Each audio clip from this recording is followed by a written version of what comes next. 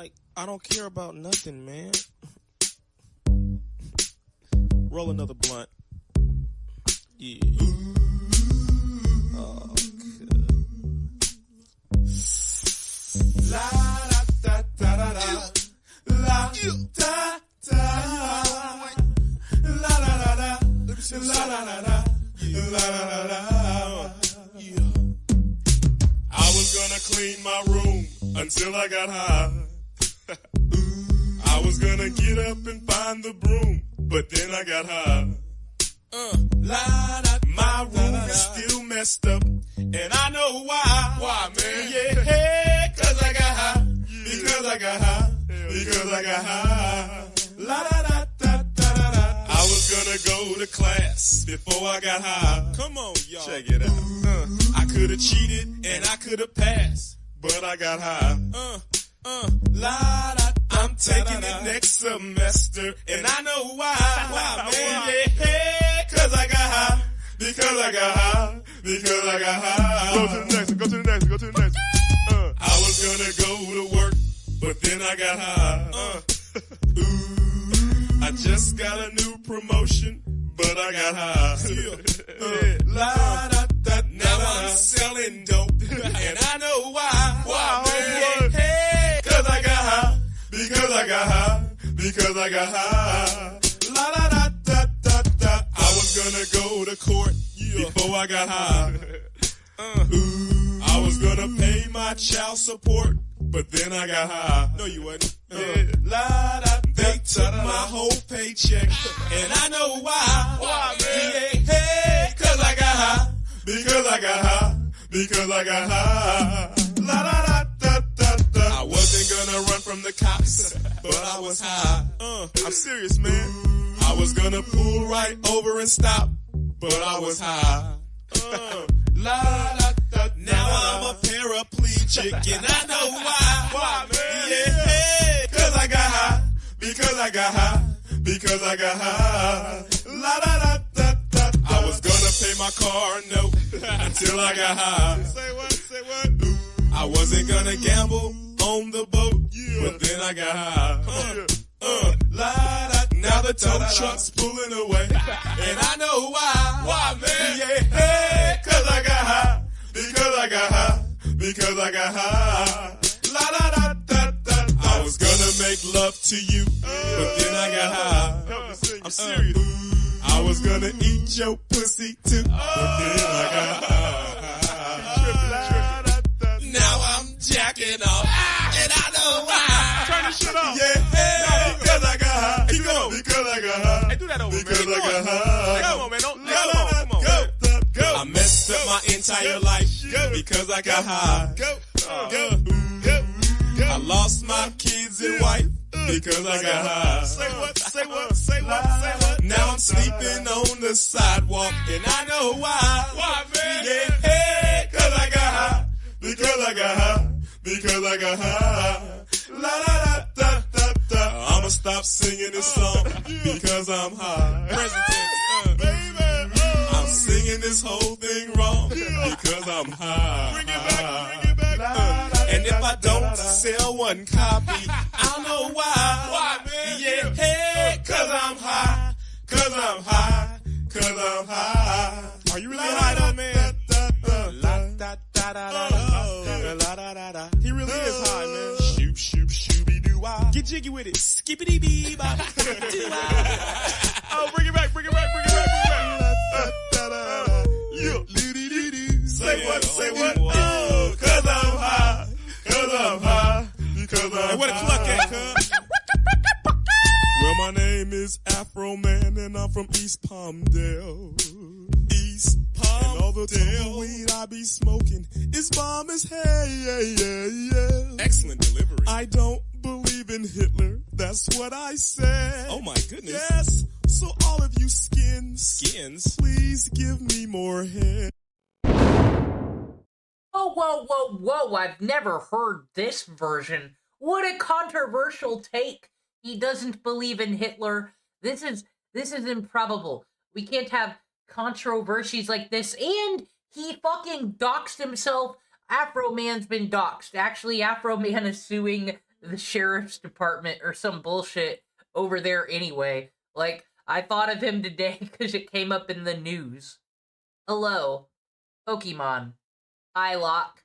And by that I mean we're not doing a Nuzlocke because it's Radical Red. That's fucking stupid. What is this? Ludwig, that loser who hangs out with Hassan Piker? What does he want the skins to get? Like, whoa, that song is a PSA, though. I do know plenty of people who were gonna clean their room, but then they got high, and next thing you know, they're in fucking prison. But they didn't stop at the weed. That's the thing that they fuck up. You gotta stop there. It's only a gateway drug if you let it be a gateway drug, you know? But guys, I conquered the dishes. They're done now. Every single one of them. Dried and put away. Oh my gosh. But I smoked weed before I did that. I'm gonna be real. But this time it wasn't the cart, because I've been coughing a lot. So I switched back to organic from the ground. And when I did that, like Popeye the fucking Sailor Man, I put all them dishes into stacks, organized them, and then went washed all them bitches. While a dishwasher was doing a whole load on its own. That's how many dishes there were, but now they're done. You did? Whoa. So some people know how to check playlist. I tried to unlist them, but I got high and didn't do it right. I tried to do the HIGHLOCKE before, where it was... I forgot what the challenge was, actually. I think it was try to get as high as possible while doing a Nuzlocke. But I've never even beat a Nuzlocke like once on my own in private. I'm not that good of it. And then I had the Radical Red thing before, but here we are again. It's different this time because we're streaming. What are you doing, Fuyin? You over here judging me?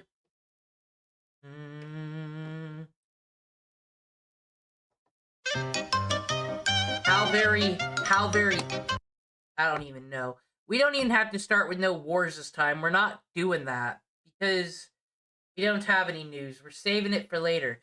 We can go, I'll put on some tunes and we can go right to the Pokemans.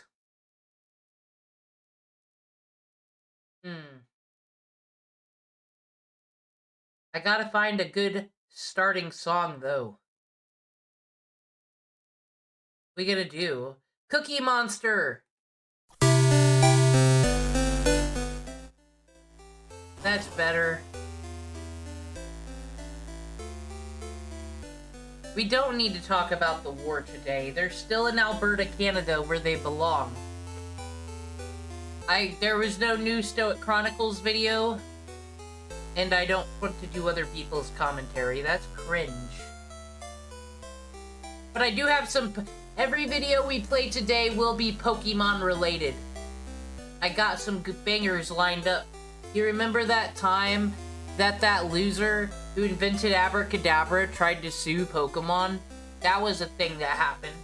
It was pretty lame. Alright. Last we left off, I beat the Team Rocket in the Mount Moon. And now we're just gonna roll. We're gonna roll on into Cerulean City.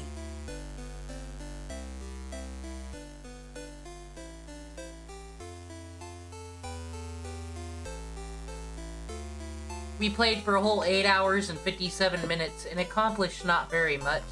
But let's look at our team here. We got Luxio, weak armor, that's pretty good because we can just raise speed and beat up asses, I guess. Blurturia, primal armor, I don't know. Still a psychic fire type. What are we gonna not have that? Got Marshtomp with its aerialate, fucking using, you know, normal type moves is a flying type, so Body Slam over here is flying. We got Ice Punch, Water, Ground. Oshawott is just multi-use. Brogan. There's gonna be drama news coming up with her, so keep on alert. Base? Base? Emergency exit switches out below half HP, so I guess we can tank a little or some shit, I don't know. Leech Seed. And then we have Saint David. Saint David has Contrary. That seems pretty cool. So he's here. And this is what we're rolling with. We need to get some new Pokeballs, though, so we can get all the new Pokemon. Oh, I forgot about Snotty Toodab. He's pretty cool. I've always been a PokeTuber. I told you, those were my first videos. Duh. He's of a serious nature. Tinted lens. That really hasn't been very helpful. I guess if we use Aqua Jets on a grass type, it'll help.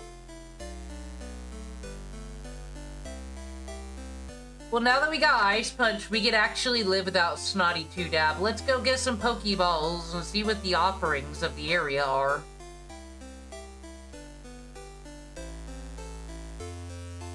Hi, ma'am. Whoa.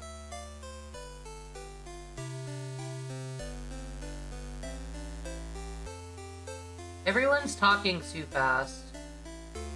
I hope my game's... Okay. I don't know what's happening. I hope my game's like not frozen on super fast mode.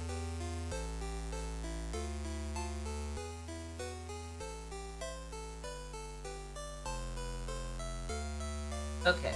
That'll be enough. What do we need potions for? Please, we have a Pokebile. Only the real fans have seen the original HIGHLOCKE. I wouldn't... Maybe I'll watch some of my own content. Because that was from like 2 years ago. Maybe I'll see if I've improved since I had 27 subscribers. Those were the days. That's when the real ones were here. Okay, what do we got? Got Zigzagoon. That's nothing special. I don't approve.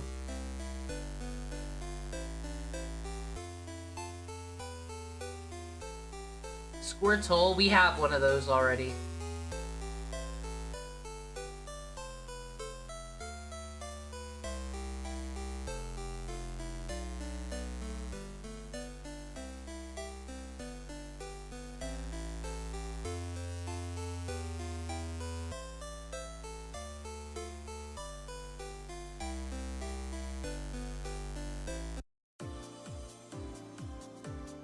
I couldn't stand the Cookie Monster music anymore. It was too much.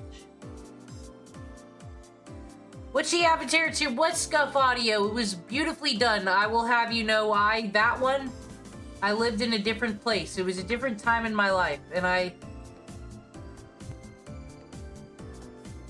also, Centrits here, I also was partaking in the green in a state where it wasn't legal. Ooh. And then I just hit record.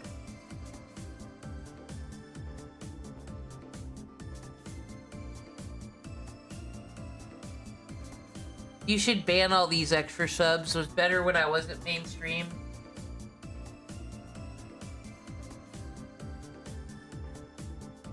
Yeah, it was when Fuyin got here that, man, shit really got sold out.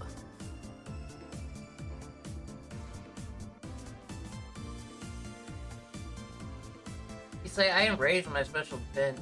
It's gonna hit me. Whoa. We can get this mushroom. Wouldn't that be cool?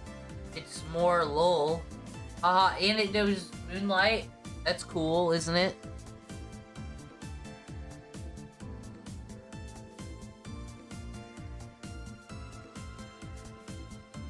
Everyone's at a scuff time in their life right now. We continuously watch iDubbbz fall from grace. Y'all remember simpler times when he first moved to Canada and thought he was hot shit and was gonna be a streamer? After he backstabbed his friend? Sane times we lived in. And this was a year after that Mama Max, like, ruined his whole life. How do these people keep doing this?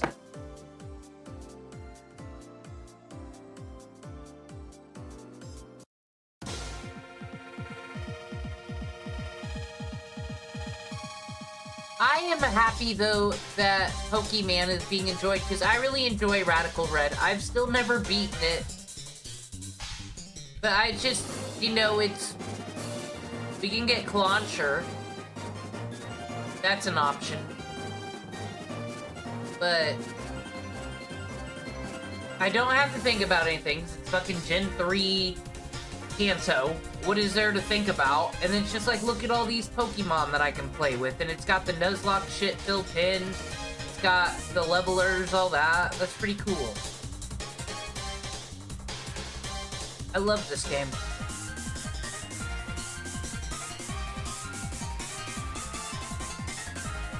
You think Clauncher? I'm considering Clauncher. You do got a lot of water types, but Spoink is fucking stupid. Spoink is really when Pokemon fell off, all things considered.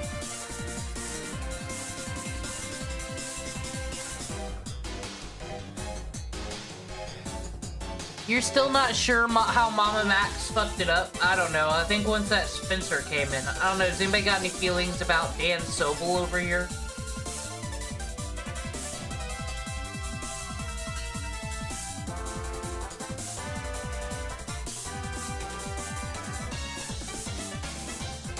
I think we'll go for Clauncher.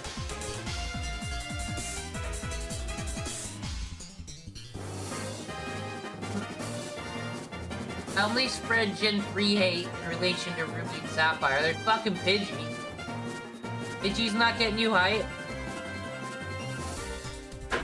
Who knows?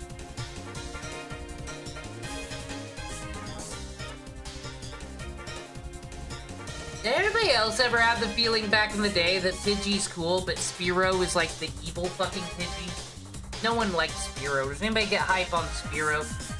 But I also did think Pharaoh was like the legendary Pokemon that you see in the first episode of the anime.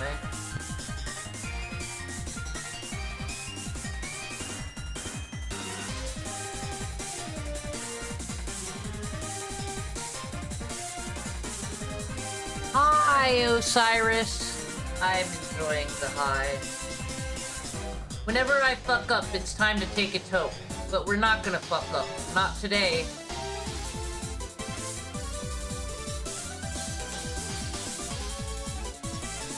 So many Spoinks. It's gonna get real on Nugget Bridge, though. Just saying, they're not gonna be very nice to me there. You're not L'Oreal. You're not worth it, bitch. Get out of here.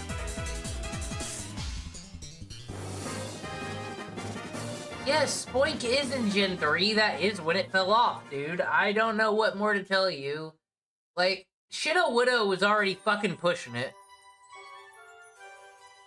Oh man, the Odin Spear music. Anyone ever play Odin Spear? It's pretty rad. I think I can get it on the PlayStation Network. I love that game.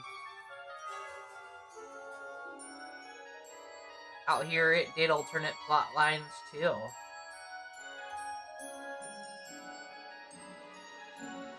I highly recommend. Get the fuck out of here, Squirtle, in your female ways.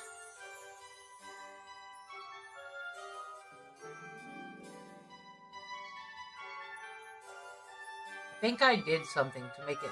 I don't know if it's super sped up or not, but whatever. Where the fuck is the... Okay.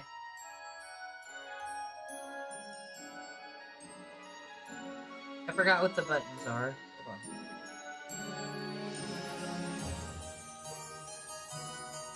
I think we can just make the bitch appear. We did get a coffin, but we're not that cool. Scan. Okay, now the way this works. Oop, there it is. That's all we have to do. There's our boy. Although there's our girl. Yes. Flipstray will kill it. We need, we'll fake out Baneri's not here. We might put Baneri back in. Baneri is always good. Come on, Snotty 2Dab. This is your time.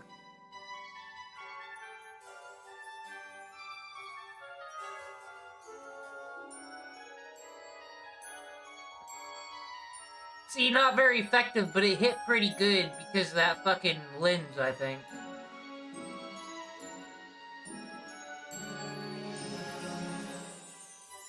Thinking of names for our best girl. We'll get her. Look at all these Pokeballs I have.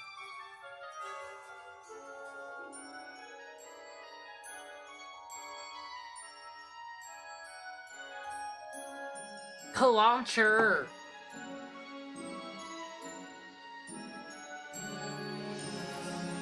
See, like, it's like stuck on fast forward mode. I'm so stupid. I don't know how to turn it off. We're stuck like this. That's fine.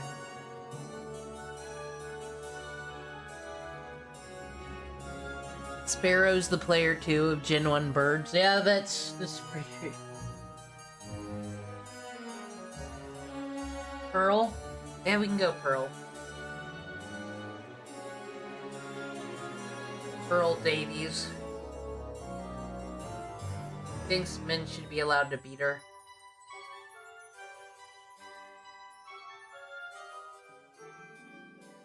Yeah. Thick Fat. Oh, that's pretty good. Against fire and ice moves.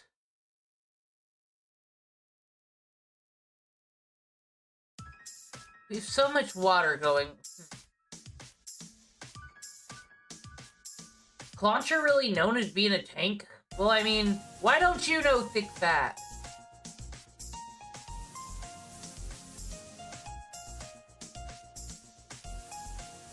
Got a Grimer. And Dan the Routes. Alright, this patch of grass. Spoken for.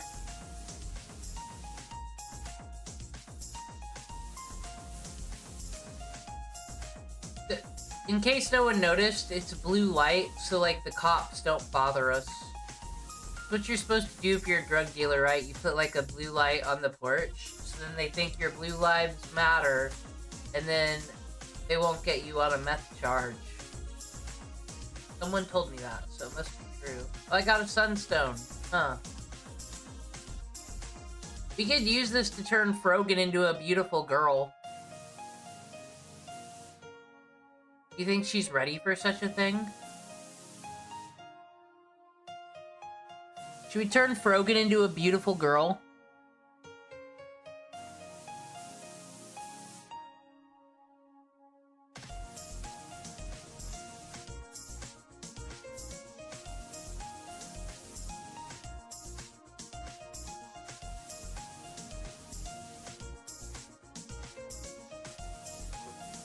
I don't know, because we lose... What ability is she rocking right now?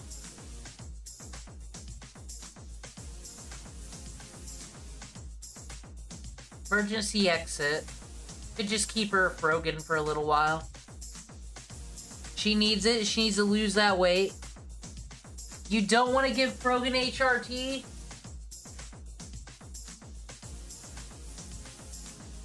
But we could save her, and then she'll go on financial audits.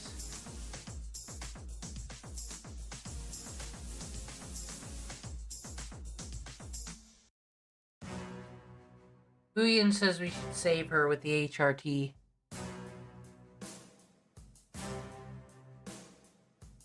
Look at it. She's taking her hijab off.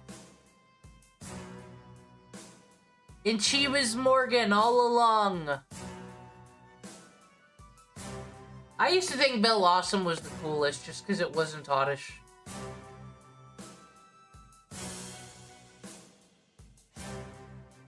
Okay, let's see. Magical Leaf is, 60.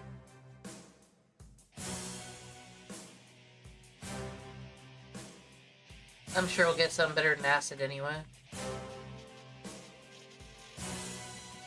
Okay, what do you got, girl? Gluttony eats berries at 50%, HP's at 25%. Do you have a berry on you? You guys! She still has fucking gluttony! We didn't fix her! Now that's a funny name. God damn it!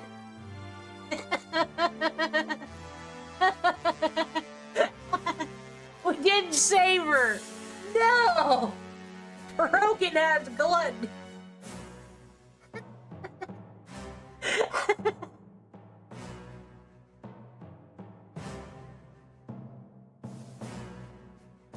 Okay, she's got an orange berry on her. Thank God. She'll be eating them all day long. I already talked to these big strapping men. Okay, we could do... Would we like to look inside? Aw, shit, there's a monkey here. But which one? Brogan, it's your time. Saint David and Ashi what? I believe in you three. Ozempic didn't work. No, it's that one! Darumanka. Melania Monka. Storm started brewing above us. Dynamax energy. Oh well, Brogan, what are we gonna do here? I don't think...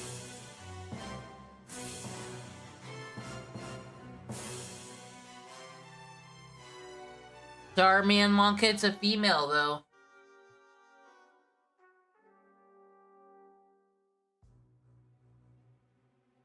Oh, my speed rose, because I got the contrary. Isn't that nice?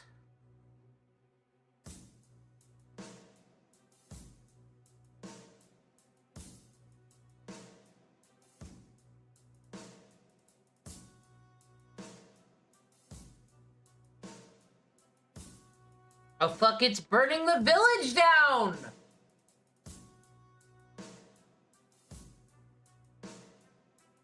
Well, the sunlight got bright. Now's the time to bring Frogan out. She can eat it.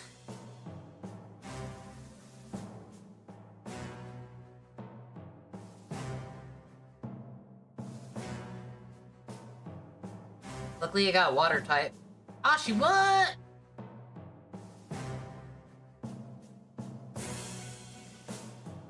And Bulldoze will slow it down and make it sad. Ruin its self-esteem.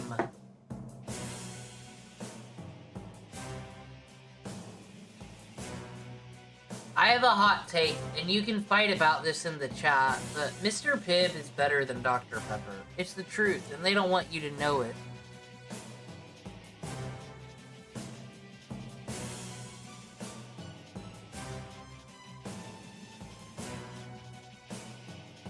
Ah, another evidence of when Pokemon fell off. Ryan should do good. Everyone's got that bric-a-brac I've heard so much about.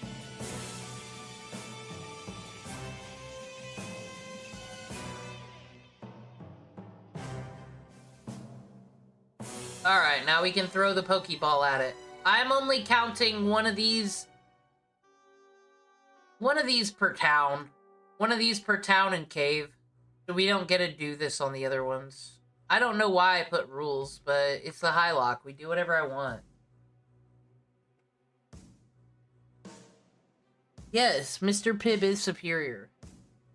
Oh no. Okay, well we don't have to get that one then. We're free. We got Stardust.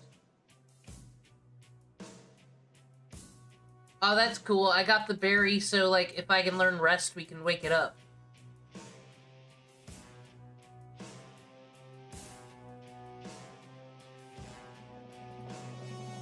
Can do a water encounter. I have an old rod. But we know how it goes here in Cerulean City. With their rules and laws. We have to go do Nugget Bridge. Lame, I know.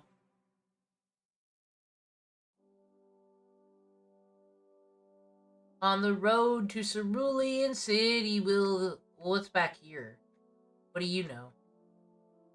Okay, this is where we groom people to make them happy. No one here deserves to be happy. Not yet. Was there anything in here? This trash can, it looks sus.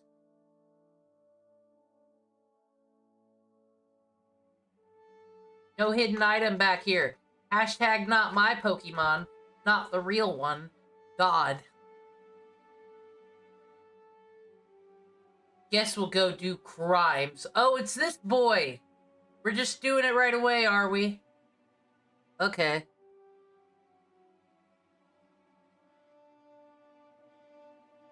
I have a Dan that looks like that. Right. What is... Psychic Fairy? What is this shit?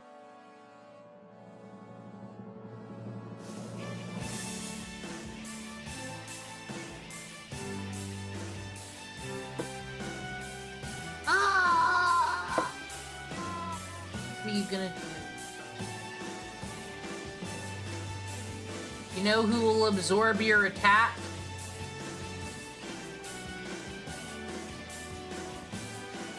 That's right, you were terrified. I can't blame you.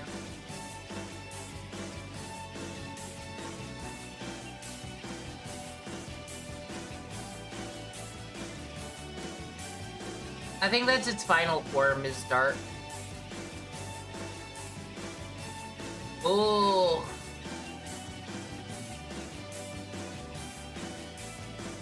Gonna use attack stats on me, motherfucker? What? What? What? Yeah, that's what. Haha. You have a berry, bitch?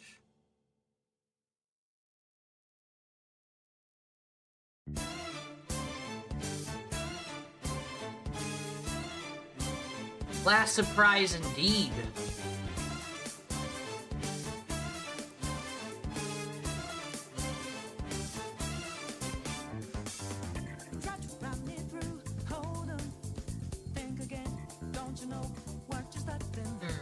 But will they be expecting a Psy Beam on a poison type?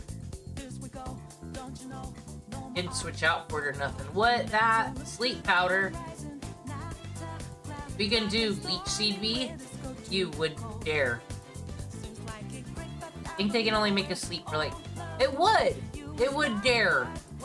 It dared to do that. Steal my HP? What are you? A Minnesotian?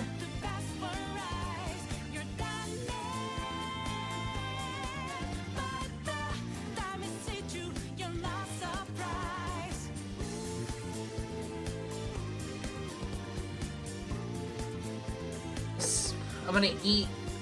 Oh, no, you're not Frogan. You can't eat that.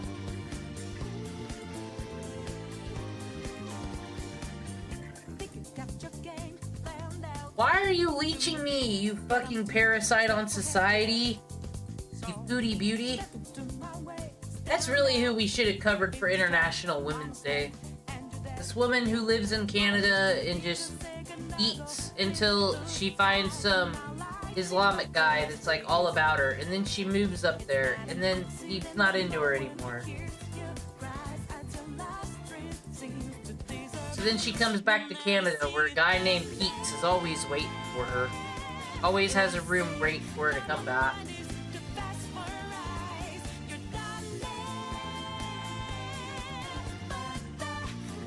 He did psychic damage that time he beat Tonto's butt for thing. I love Rockruff. I hope we get one.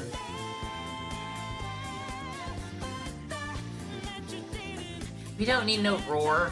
Get out of there with that shit. We beat him. Ooh. Pokey Rider.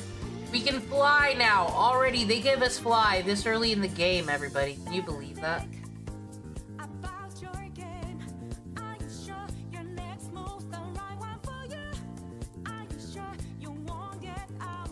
I'm just messing with things.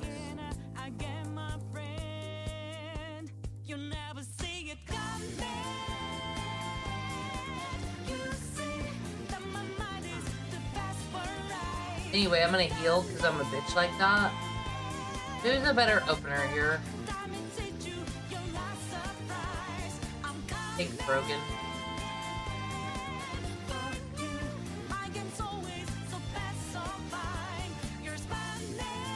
Rockruff has different evolutions. Base form's always the same. It's like a little rumple, that little Gandhi.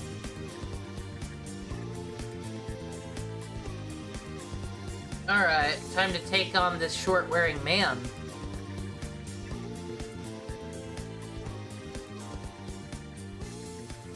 Oh fuck, everybody over here is double battles. Okay, bugs can't fuck with... Well, bug bite hurts. And I'm psychic. I don't know how this will go. I do love Bilbillion.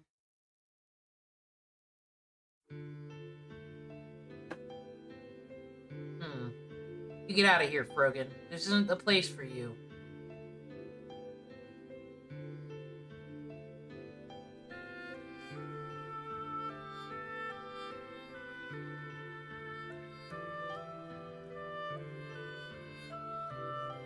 Frogan luckily won't make it to the utopia when us humans all have to eat bugs.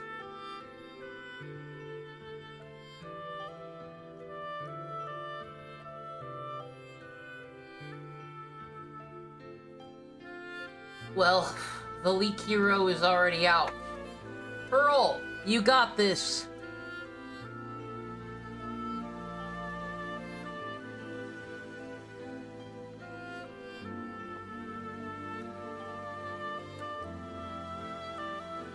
Vice grip.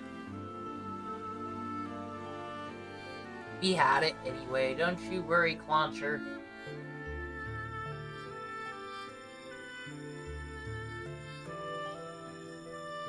Flail, who the fuck wants that? Get that shit out of here. What are we, a weak bitch?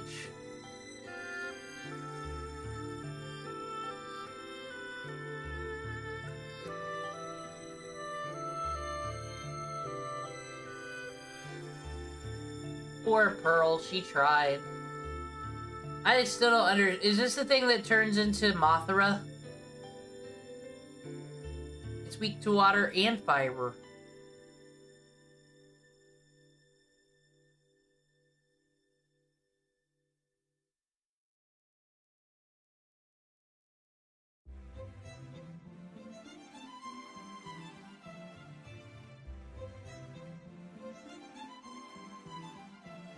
You know what, Fuyan? You might be right.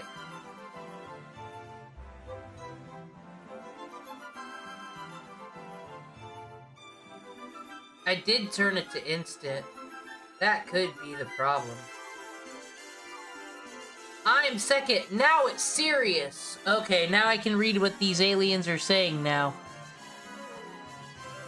Look at that genius Fuyan in chat.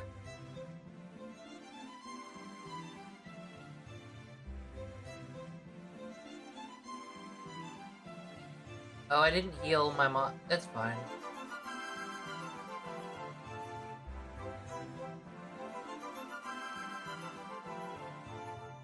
Gotta make sure they don't have no berries on them. Gotta check them. Yep, get that out of here. They all like carrying chopple berries and little things to... You think you got their super effectiveness down, but then they're like, nah. But now it's dead. We don't have to worry about it no more. And it sins. We've cleansed it. It's gone forever, Oshawott said. Join the Neo People's Temple today.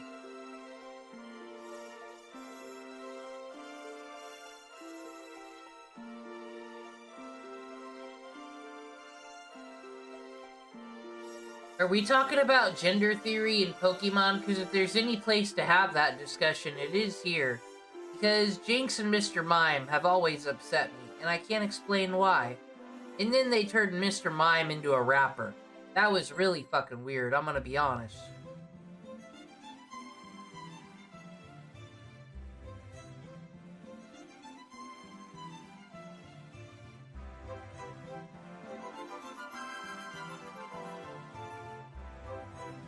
We ain't letting no one use berries today. You see, this is the perfect team. This means only Frogan gets the berries. As intended.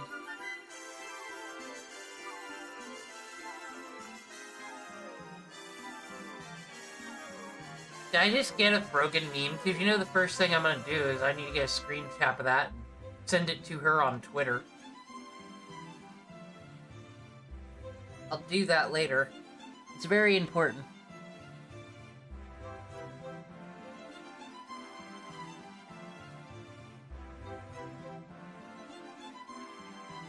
Thank goodness we have that Pokeball and don't have to go all the way to the Poke Center to heal these people. Whoa! You can't use... No. Rude. Bye with your attitude.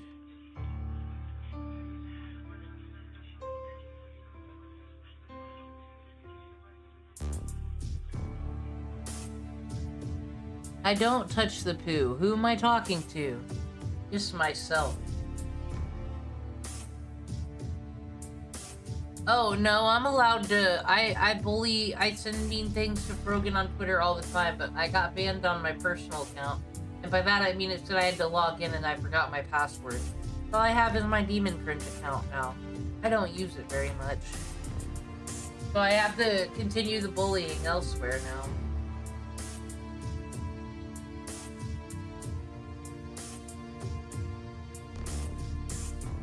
And as far as I know, White Bowser is still alive, I think. Oh, I don't have to do this.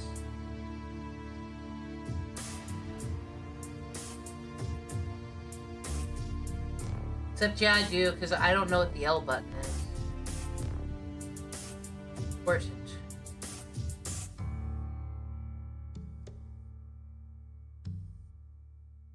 it. A button? No way.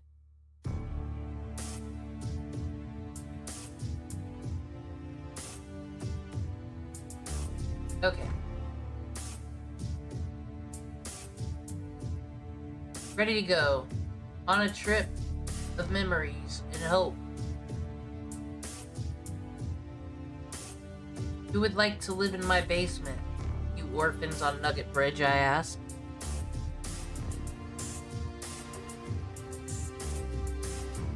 You do it all the time, that makes it okay. Brogan's Twitter banner is her with tears streaming down her face. Now, I know you're not supposed to say a woman was asking for it, but all I'm saying is sometimes she kind of does ask for it.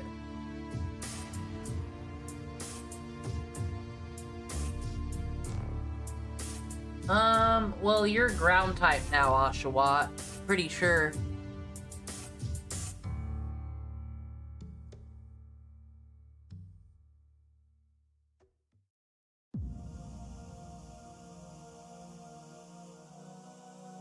Well, I hope he unmodded me, because I was very irresponsible. I left immediately.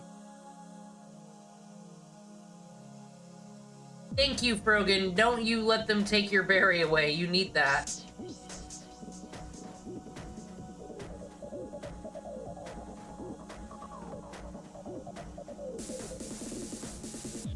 Do-do-do-do. What will Frogan do?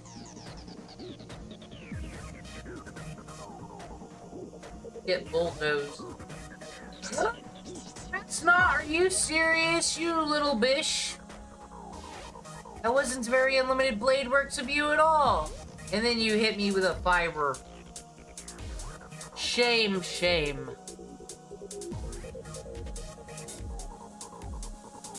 Nom nom.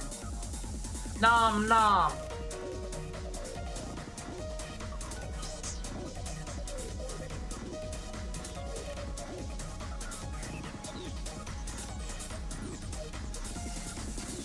No, that's... Said I rate Brogan the highest out of all the female orbiters. It's Denims I hate the most. She's an evil person. Then there's Anissa Jomha, and that's like comparing George Bush to Hitler.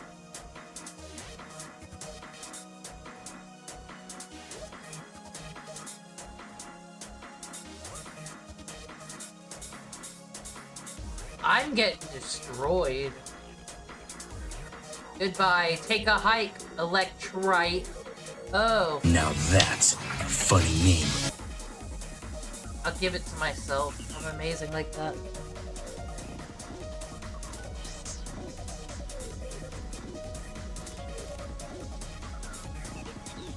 Hearing about Frogan is the price you pay. It's the price we all pay as American citizens until she's deported, quite frankly.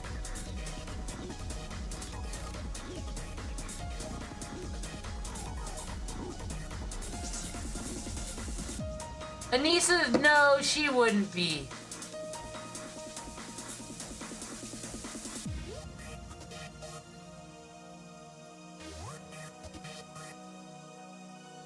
Surely after she attacked the country of Iran, she would have learned her lesson at coming at ethnic groups.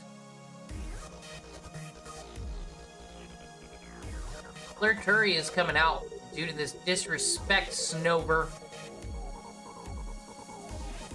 Disrespect.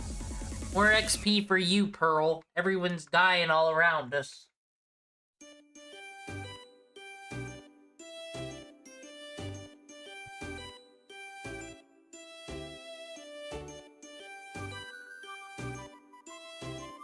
Nisa isn't anything because she already told a story about how she denounced the Islam faith way before she even knew she was Islamic, so that's kind of strange.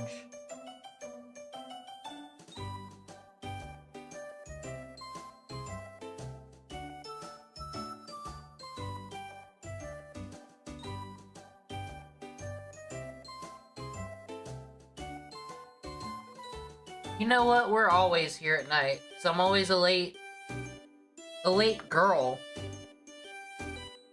Let's turn it to day. There, that's better.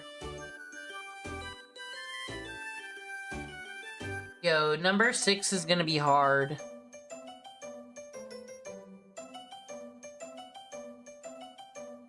Do you make the rules on my soundboard? We have a new enemy in town. It's that greed ant. What, pussy? Couldn't handle all this frog.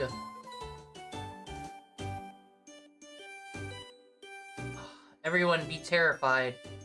The frightening ague.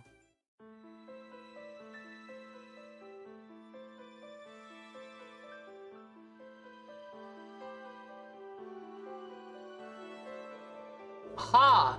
Ha ha!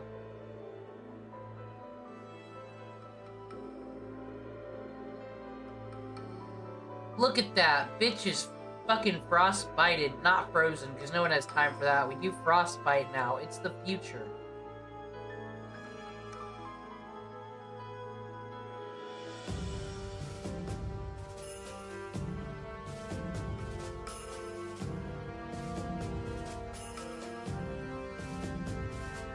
Why are you fucking around, lass? That thing again?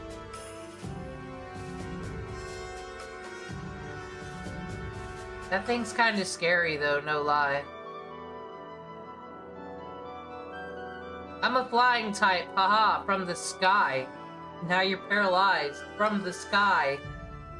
I bit your spine, lol lol lol. Okay, Oshawott not having a good time with all these grass moves coming out of fucking nowhere.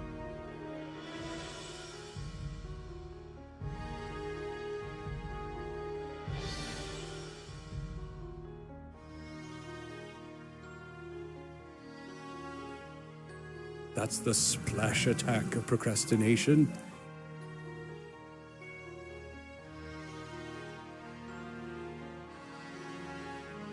Son of a bitch, it is also a Brogan.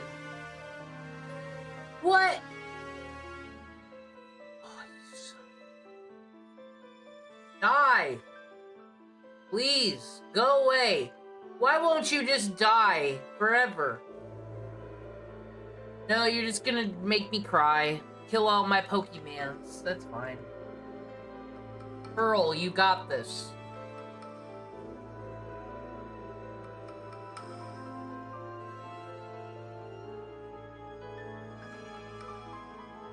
Not a chance. Now Pearl is our water Pokemon.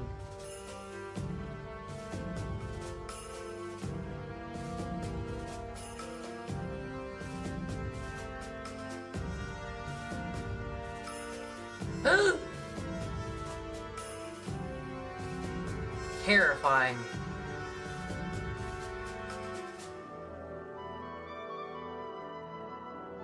You think they're cuter in 3D? Fuck no.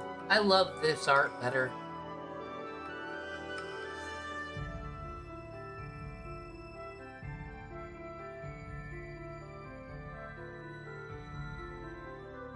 You know who loves these things? Brogan.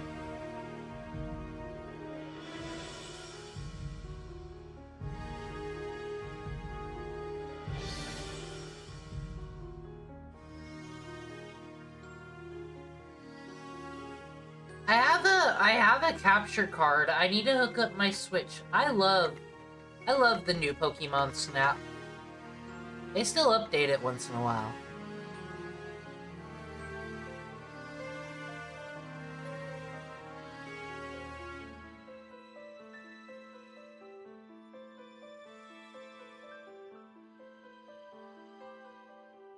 Aw, this son of a bitch. And me without my poison attack to use on a fairy. How quite disconcerting.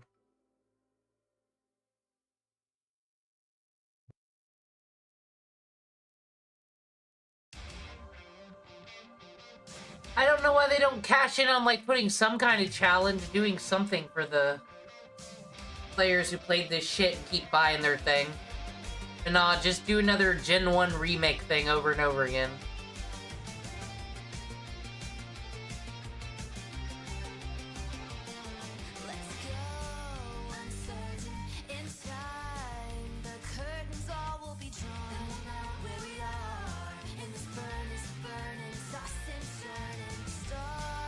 I think our level cap's 30.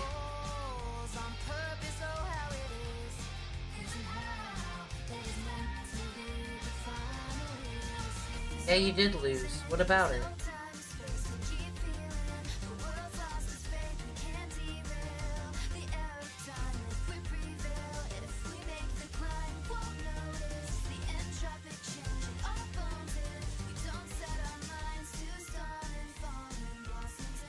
Alright. Almost through.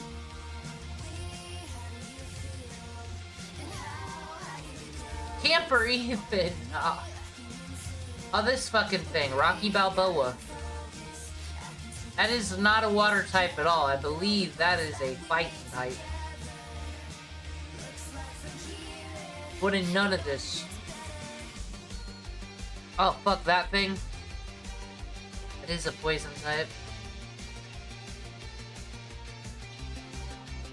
Fire can't hurts this thing. It's got thick fat. That I haven't bought. I got Pokemon Legends Z for Christmas one year. I've never opened it. I hate this black sludge, he's a motherfucker. Other than that, I haven't bought any. Oh, I did. I actually have Scarlet. I have never played it. I have never opened that app.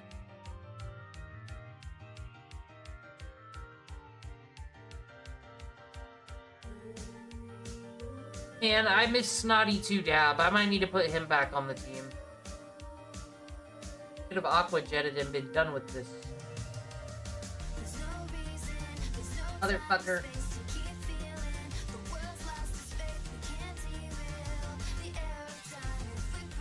Oshawott could use brine.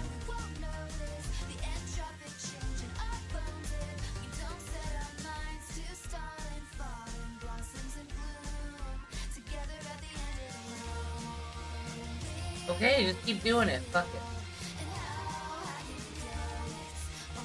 We're all just chilling with our friends in chat. How is everybody doing? What's your guys' favorite historical story? I still love that they hated Benedict Arnold so much that they talked shit about him in Monument for him. Everyone remembers that he's a piece of shit.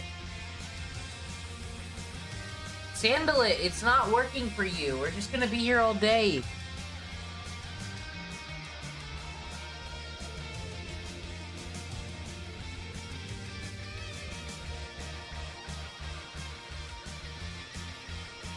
Maybe one day, chat, I'll play Pokemon Scarlet with you. I've never played Sword or Shield because they look stupid.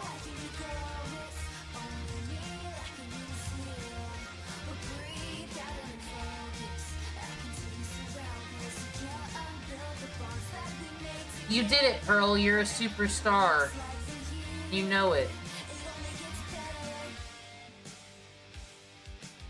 Pearl. Hurt by the red pill once more. Well, you ain't taking that.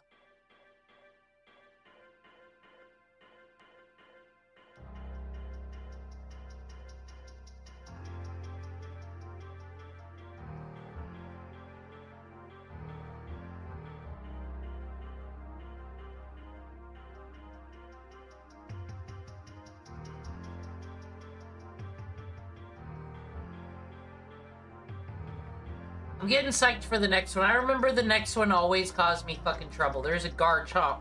Not a Garchomp, the one after Gibble. Double Beam. Pretty nice.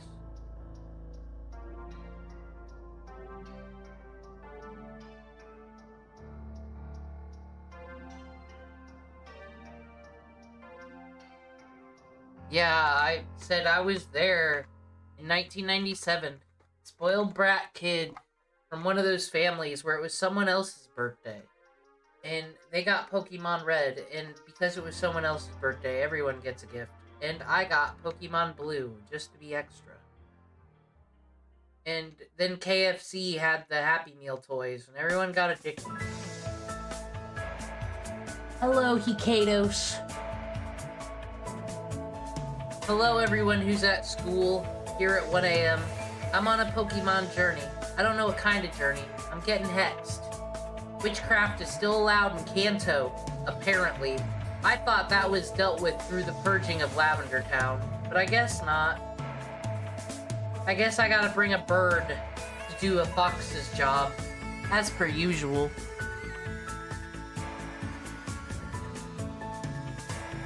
Still doing that, huh? After what you were warned about. Now, that's just rude.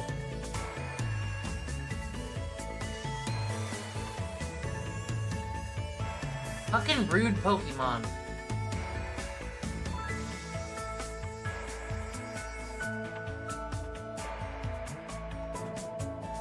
You know it's really old having people come over to play Super Smash Brothers on your N64. Being that kid in the neighborhood. Alright, we might need to bring Cupchew back in. I don't know if Pearl's gonna be helpful in this one. It's the dragon type I'm worried about.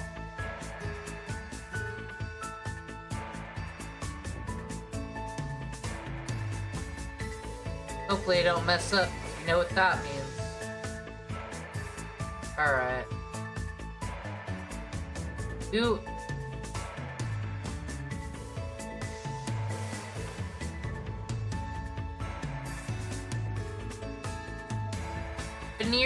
Veneeri, I kind of have faith in doing something. We'll put Veneeri in over Krogan for now.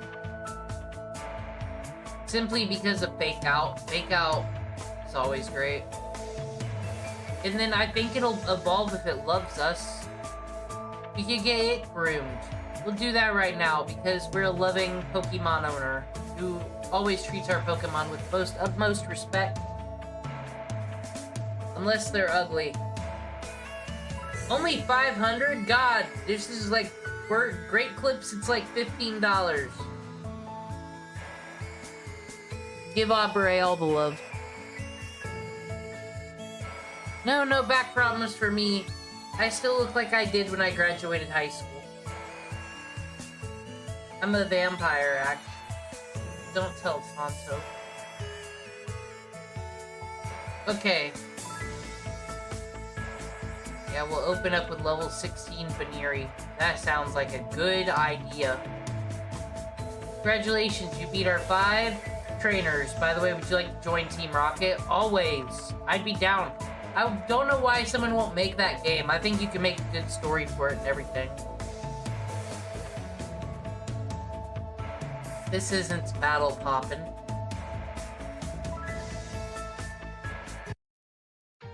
That's what we need.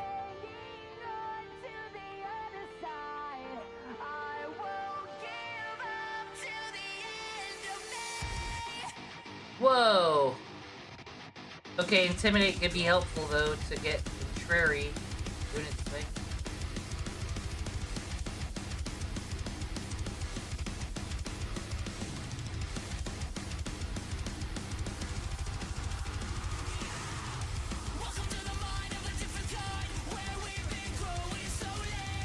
Oh, well, fuck, Dragon Rage is gonna do 44 no matter what. Yeah. 42.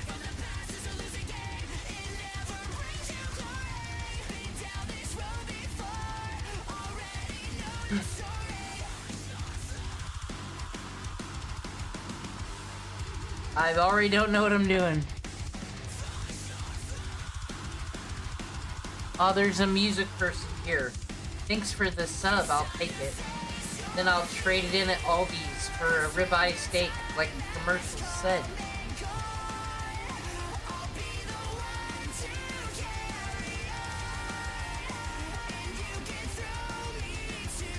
I don't know if Flirteria will be that helpful here.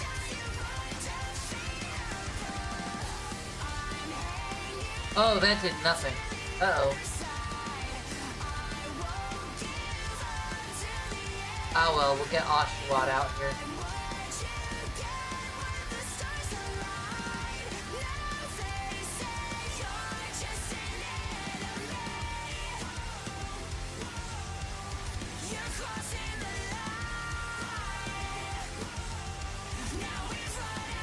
Not gonna.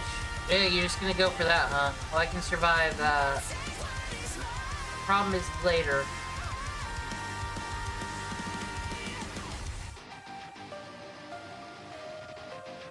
Die, please.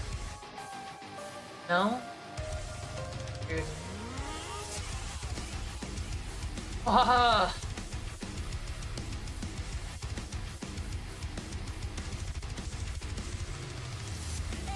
Cool, it rinsed through 1.5. Well, 2 almost.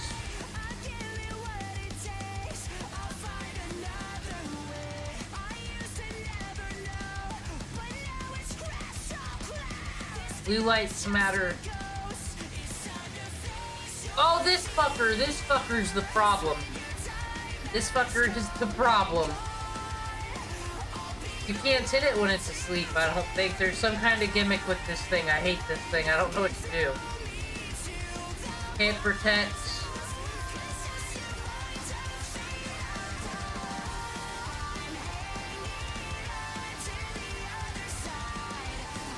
I don't know what to do about this.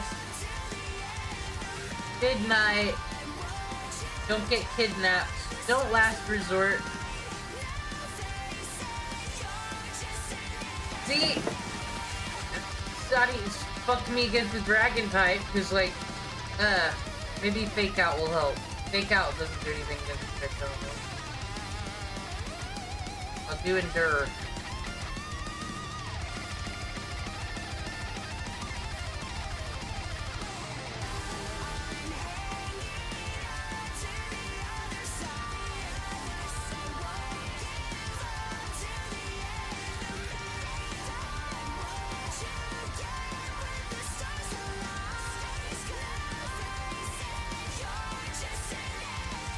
Well, maybe I lowered its attack. I don't know what I'm doing.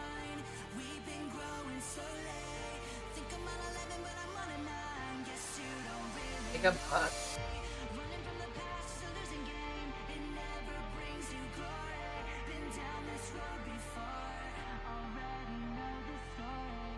Oh, maybe. I can't. He's got like a gibble, though. I lowered your attack. Did that do anything for me? No, it didn't at all.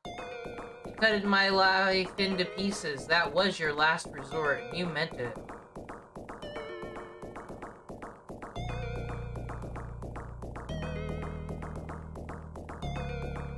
Maybe I'm faster.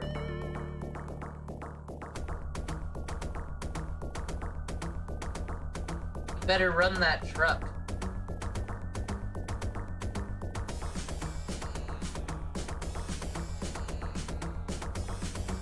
Oh god. Oh, I'm screwed.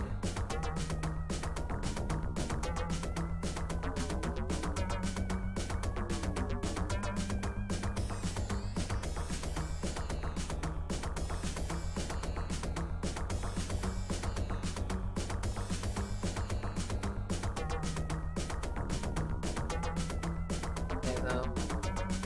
Not really. My speed's gonna go back up. Sharply rose. All I can do with it, though.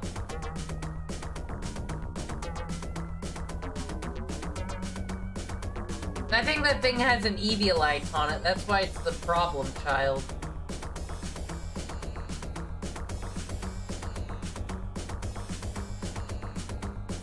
You don't think I can win?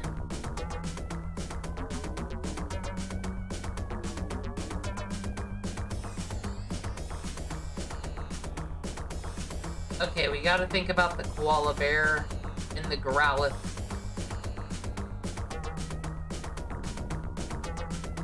I'll take the defeat so I can take my level up. Okay. What do we do when we mess up on the HIGHLOCKE? I gotta take a toke with my friends in chat. What do y'all think about that? Kamala Harris defeated me. I think if I use Baniri a bit better, maybe I should level up Baniri. Maybe that's the thing. But I also got some Pokemon related videos that we can do whilst we toke and think about a strategy here and hopefully not have to catch other mons, but I can always also grind things up.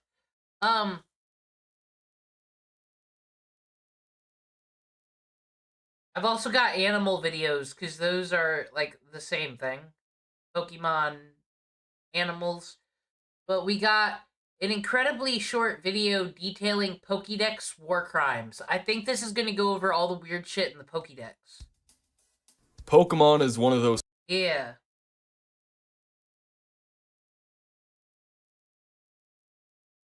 Then when I'm ready to I'll move screens when it's time to grind.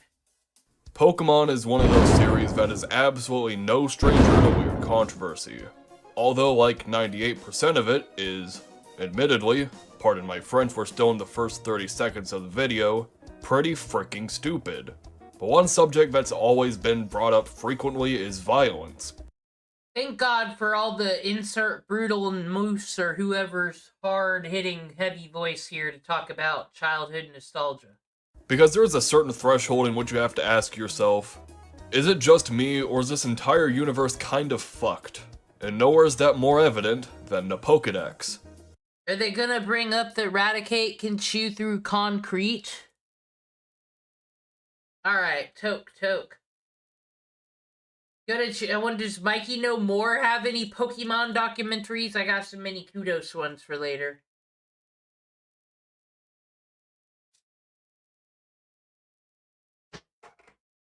Who's gonna be the biggest war criminal? I think Voltorb, because it's literally a landmine to blow up the peoples.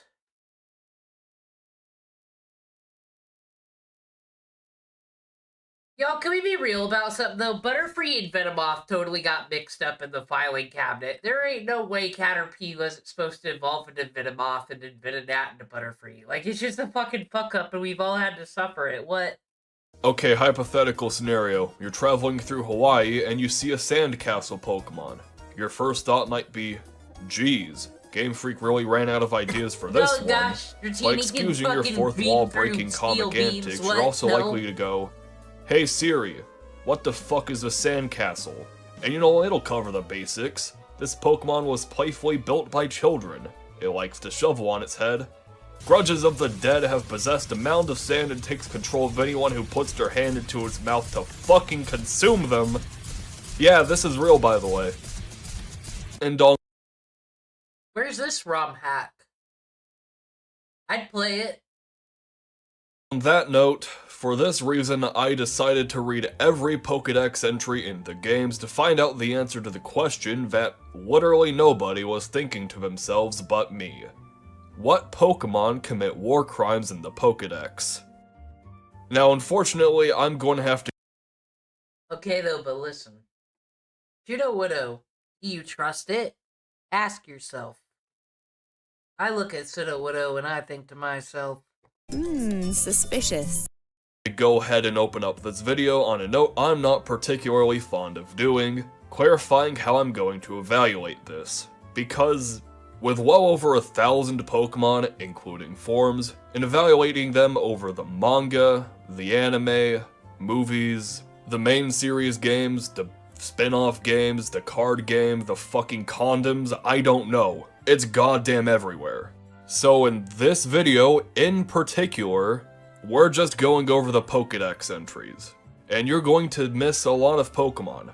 I'm sure a lot of you were expecting Giratina because it's fucking Giratina. But surprisingly, despite everything, it's not necessarily a war criminal just off of its Pokédex. Well, would it be because it lives in an alternate reality, doesn't it? I played Platinum like once. Actually, I never fucked around with Diamond and Pearl. I started on Platinum, so I know this bitch. I only played Gen 4 like twice. Once the initial time, and then the twice because I started, I'm going to start a new game for some reason and have all this organized because I was into the meta scene doing Wi-Fi battles and shit on IRC chats as God intended before all this fancy stuff came around. And let me tell you, I do not enjoy Gen 4's story at all. It's so fucking lame. Entries. So on that note, here's a few rules. 1. I'm going to rule the Pokemon as if they were human. The laws regulating animals in war range from non-existent to barely noticeable. I mean, we're not going to go full bee movie in here and sue bees for existing and being bees. As far as I'm aware, as long as you aren't using an animal for the sole purpose of being a war crime, you're pretty much entirely fair game. But these aren't regular animals. If you go outside and you see a mouse in your backyard, you might have a varying range of reactions. This isn't gonna be that Inglorious Bastard speech, is it? Either, ah, cute, a mouse, or maybe, oh, I hate mice, go away. Or you're not going to go, aw shit, I'm going to fucking die. So yeah. Number 2, the war crimes have to be depicted in the Pokédex. This one's very simple but has 2 purposes. Firstly, we're just not going to be counting game iterations, anime adaptations, or anything of that nature because really, there would be no non-war criminals. But do you just want to hear a monotone dude rap the entire Pokédex? No, that's not what you're here for. And for the second purpose, I wouldn't mind. I'm gonna evolve some of these Pokemons that could probably be evolved too, by the way. That way we can see their abilities. Like, let's go ahead and get a fucking Wartortle up in this bitch. You don't know. It could have potential. no math and no interpretation. If a Pokemon is said to have the power to destroy a mountain, that's cool, but does it actually do it? If it's said to just nuke mountains for the fuck of it, then yeah, that's not particularly good. If it's said that it has that power, who really cares? Basically everything in this universe can nuke a mountain, join the club. Also, for the math part, let me bust out one example on why that's important. Lantern. Mathematically, Lantern's impossible.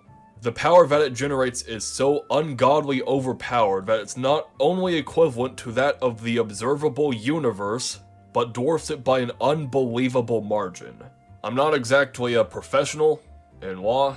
I'm not going to sit here and take fucking Lantern to court, but it's safe to say that if you're making a black hole roughly 10 to the power of 70 times the size of the observable universe, you're probably a war criminal. Anyways, with both of those out of the way, we have... Yeah, there's all that, but let's look at this Gen 5 footage while it's on the screen when it was pixel art and now it's most fucking beautiful, and then we got disgusting X and Y after. Can we please pour one out? I really like that Cassette Beast game, though. I recommend it if no one's played it, because it kind of has that Gen 5 Pokemon flair. Beautiful pixel art. What a shame. What a shame. One more thing I wanted to quickly bust out before we get into the nitty-gritty. Poison. Poison is one of those things that is especially forbidden. There's not a scenario in which using poison is allowed or legal, and with an entire poison type, that makes this by far the most common war crime out of all the entries, with about 25 to 33%. So does that make Walter White a war criminal? Of all war crimes committed being related to poison. So instead of breaking video flow over and over again, I'm just going to real quick display every Pokemon on screen that is specifically outlawed for poison. Because as cool as I think this channel can be, I don't particularly... What are we outlawing them from? Is this like when in Praise the Shadows said Wendigoon shouldn't be allowed in public spaces? Because that's just the first thing I think when we're doing Exile now. They're not allowed in public spaces. Not at the McDonald's play-in place, not at the McDonald's period, and definitely not at the Panera Bread. Really think me saying poison is illegal over 50 times is something you or I exactly want to sit through. So yeah. And with that, we can finally get into the Pokédex. Have you seen the timestamps, by the way? This video is kind of long despite what the thumbnail would tell you. Is this clickbait? Debatably. But you know what? It's about time I got myself into the metagame. So our first victim is Venusaur. Specifically, its Gigantamax form, which says that it spouts huge amounts of pollen with the force of a volcanic eruption that can cause fainting. I'm going to go ahead and list this as biological warfare as well as indiscriminate attack because volcanic.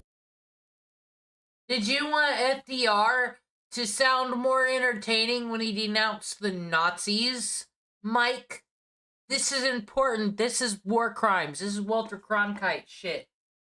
Don't exactly tend to have great precision in targets. Charmeleon and Charizard are both fairly simple. Don't cause forest fires. If you've seen my Bloons video, you may be surprised that I haven't mentioned the fire type in any real capacity. And that's because I specifically outlawed it in BTD6 because you're fighting balloons.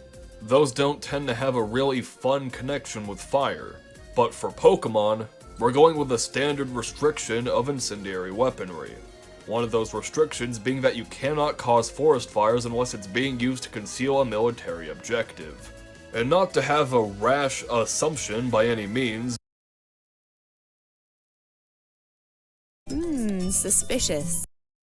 but I don't think every forest in the Pokemon world has been outfitted with a military base, so for that reason, they're both war criminals. Up next, excusing all the poison war crimes obviously, is Pidgeot. Pidgeot's wings have the power to whip up a windstorm with just a few flaps, which on its own wouldn't necessarily be a war crime. But it's the fact that these winds can bend tall trees that make me believe that this would fall under an example of weather warfare.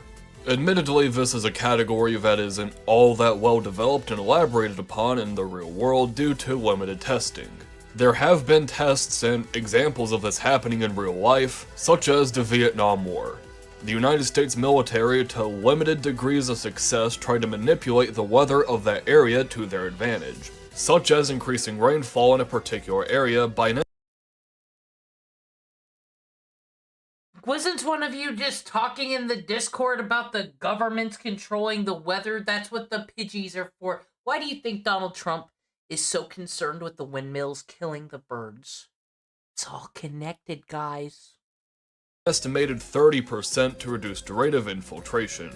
Whether or not this proved to be effective is hard to speculate, but either way, by 1977 it was outlawed to use any environmental modification techniques. Although there is still debate as to how this is regulated or how well it's enforced, such as whether or not the weather is permanent or has permanent changes, or if it's okay to do it on a smaller local scale.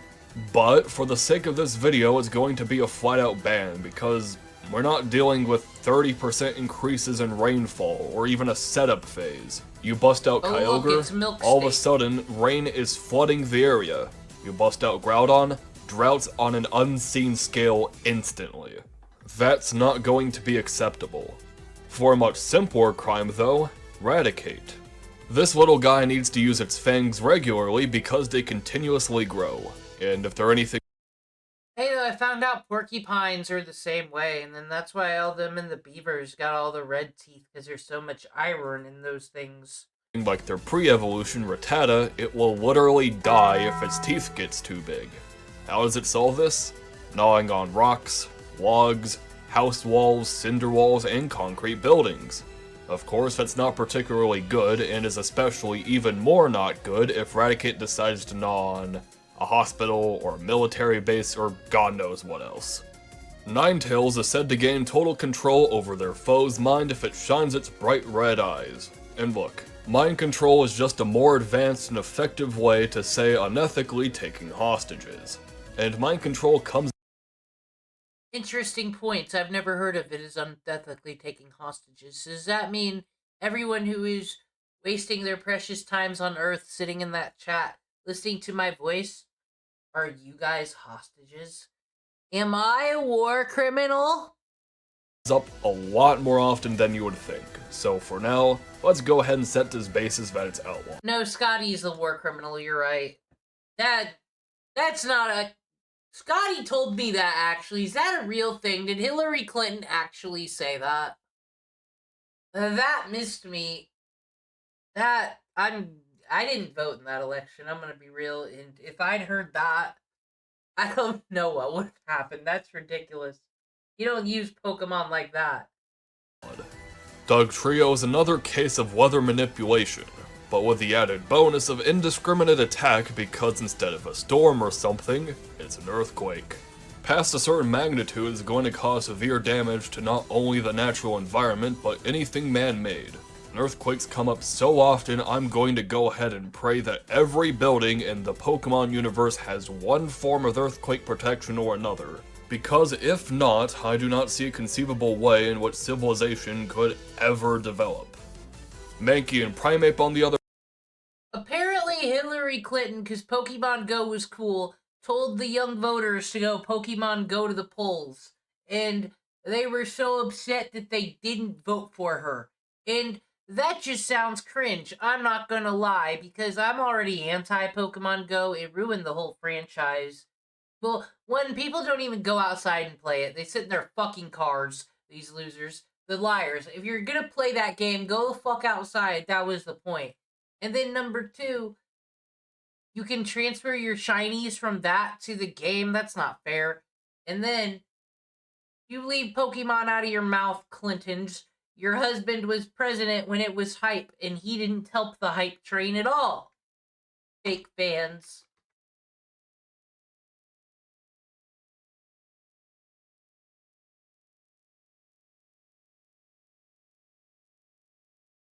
Why'd you do what Leafy told you to do? Why weren't you listening to Pyrocynical instead? So you could learn all about inflation. Y'all, I'm in the To Be Honest podcast Discord. Pyro needs canceled. I can't deal no more. It needs to stop. All these things all these other YouTubers get accused of, but like, Pyro's just doing them out in the open. What? Other hand, are just guilty of indiscriminate attack.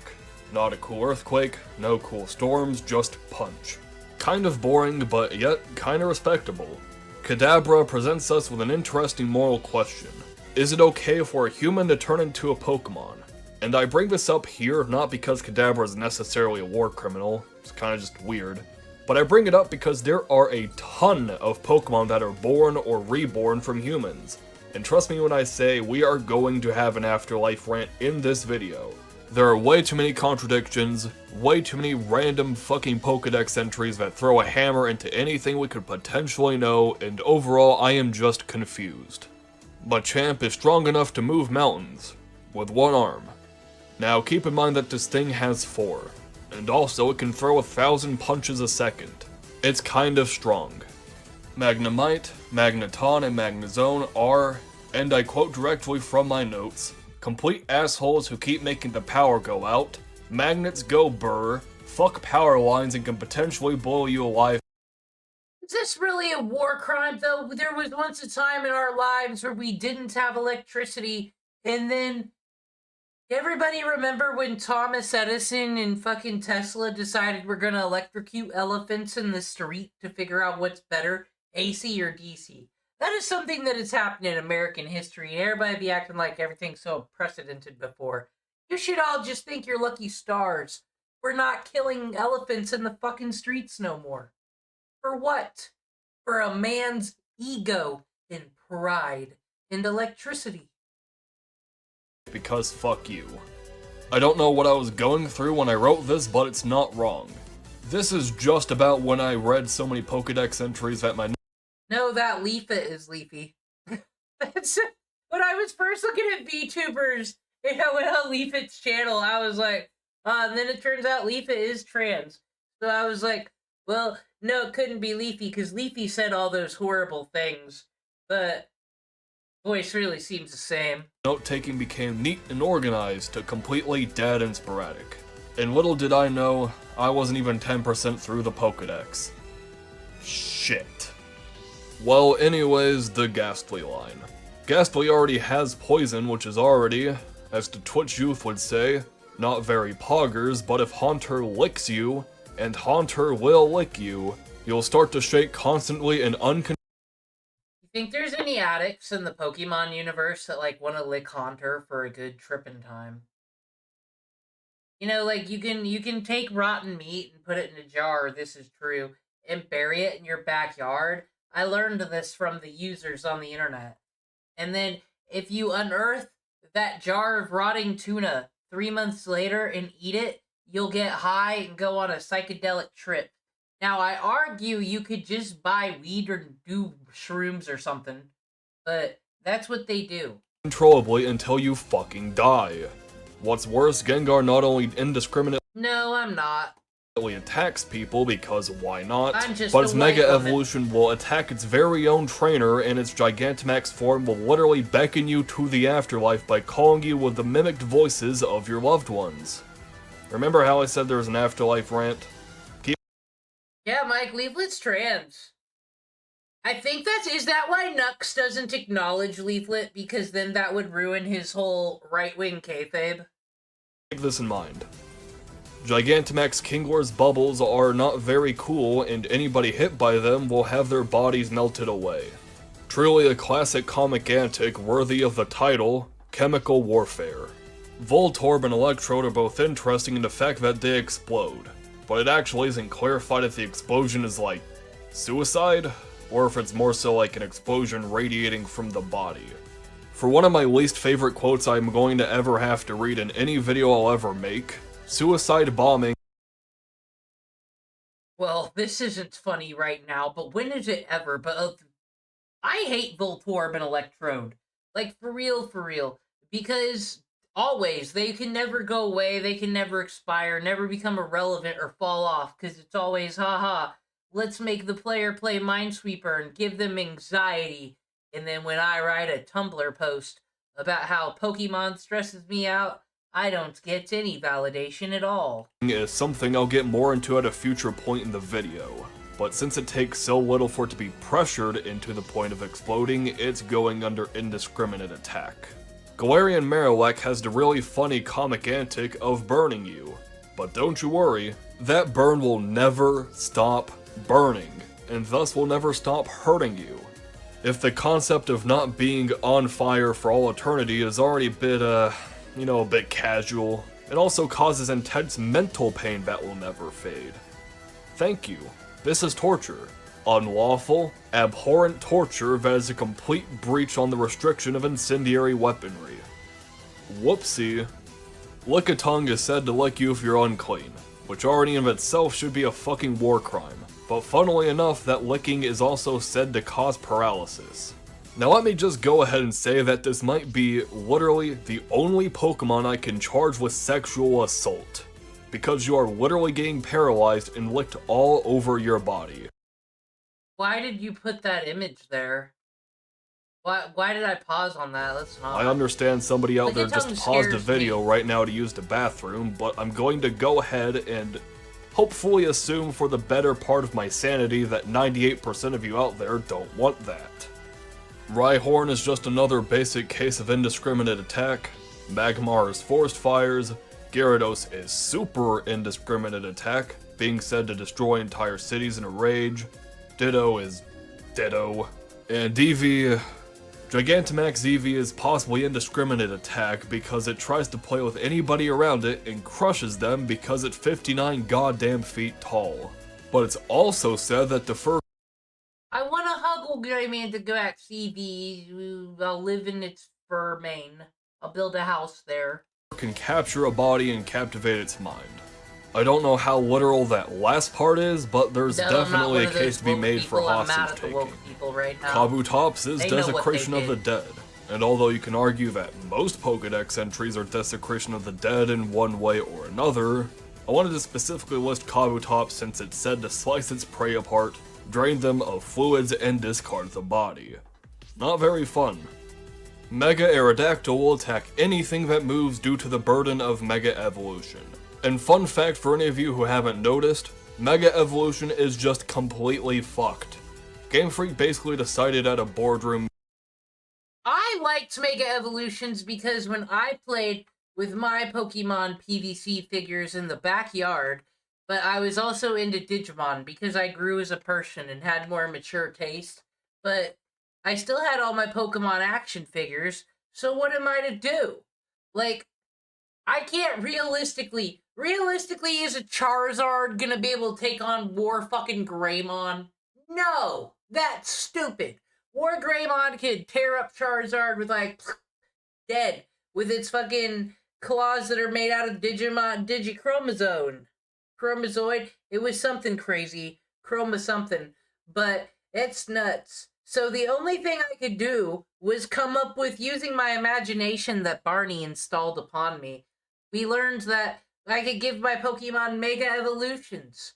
Charizard turned into something that was kind of like Skull Greymon. It had like a skeleton armor thing going on, but it only existed in my head, so I really can't share it. But it was pretty cool. And then Game Freak stole my idea. But then, like all their other ideas, they were over it by the next game. And when something's cool, God forbid you keep it around. No. But then when you remake the game, you'll fucking throw it all down our throats again. And it's like, you're not gonna keep this, so shut the fuck up, Game Freak, but they don't listen. Waiting for Gen 7. Well, crap. We never did write any Pokedex entries for the Mega Evolutions. Let's just go ahead and guilt trip trainers into knowing that the thing they were forced to do for an entire generation and the rest of this generation causes them immense pain, and that even being alive in this form is a constant burden. Although I can sympathize with it, it's still indiscriminate attack.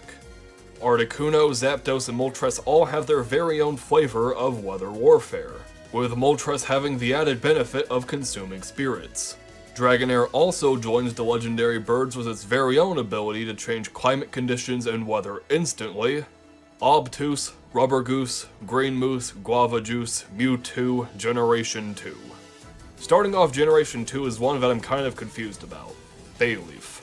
Bayleaf is stated in the Pokedex to have an aroma that makes people happy, peppy, energetic, and restores health. All Aw, we happy fuel, motherfucker. It's got you thinking you're on high, living in the clouds, but really you're eating rat poop. and all pretty cool, except for Gold, Stadium 2, Heart Gold, and Leaf Green in particular, which all say, yeah, this shit makes you want to fight. Go punch everything. Grrr. Biological warfare.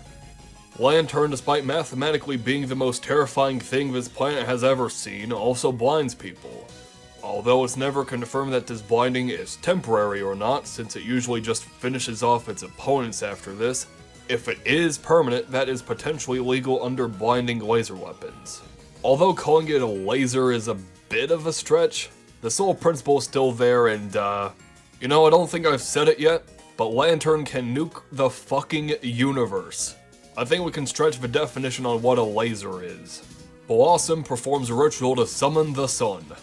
Although, just like the last entry, I'm unsure if this actually works or not, but I'll go ahead and give it a solid maybe under weather warfare. Umbreon surprisingly not only secretes a poisonous sweat, which, okay, sure I guess, but it also sprays it into your opponent's eyes, which again could potentially be labeled under a blinding weapon. Is this a laser? No. Is it chemical warfare? More than likely. Pineco. Just like Voltorb, this could potentially be labeled under suicide bombing. But this is where I have to go on that rant I mentioned earlier. Suicide bombing isn't exactly a war crime. It's the fact that they're usually incorporated under multiple war crimes. I mean, obviously nobody's gonna pick you up after you're a fucking smoldering pile of guts and cinder and be like, you're going to jail. But the point is, since they're usually indiscriminate attacks, you're usually pretending to be a civilian in one way or another, targeting citizens, and obviously if you're being ordered to be a suicide bomber, that's a crime against humanity. Now, am I saying that Giovanni has a bunch of Pinecos ready to release upon the world at any given moment? It's true, flashbangs are legal. I remember when that Ian Miles Chong, here's a deep cut. Ian Miles Chong, back before he was a Donald Trump Twitter reply guy or some bullshit on Twitter. Back when he did the internet blood sports like a real Chad, and was fighting for actually team woke on Gamergate. He got someone doxxed, and it was his parents' house that got doxxed, this guy, Wild Goose or something, and apparently a flashbang went off in the pool in the back and exploded a dog. And then Ian Miles Chung was confronted on call, and he said, well, you suck, and I had to tell your parents that you suck and have bad opinions on video games. And that one guy had a voice like this, and he was like, I'm 28. I don't live with my parents, and they don't need to know what I do all day. I'm an adult, unlike you. And it was a burn. Well, anyways, fortunately or unfortunately, depending on how optimistic you are, all it takes for it to blow up is to drop on the ground. No warning, no provoking, nothing. Fuck you. War criminal. Up next is Mad Cargo, in which I'm going to be fucking blunt. The amount of people I see go online and go, Mad Cargo hotter than sun. It kill people. Bye bye planet, boom. Is this what Pokemon Twitter's all about? These are the hot conversations we have. This whole thing seems very Reddit. You're fucking stupid. Yeah, it's hotter than the surface of the sun, but you know what it isn't?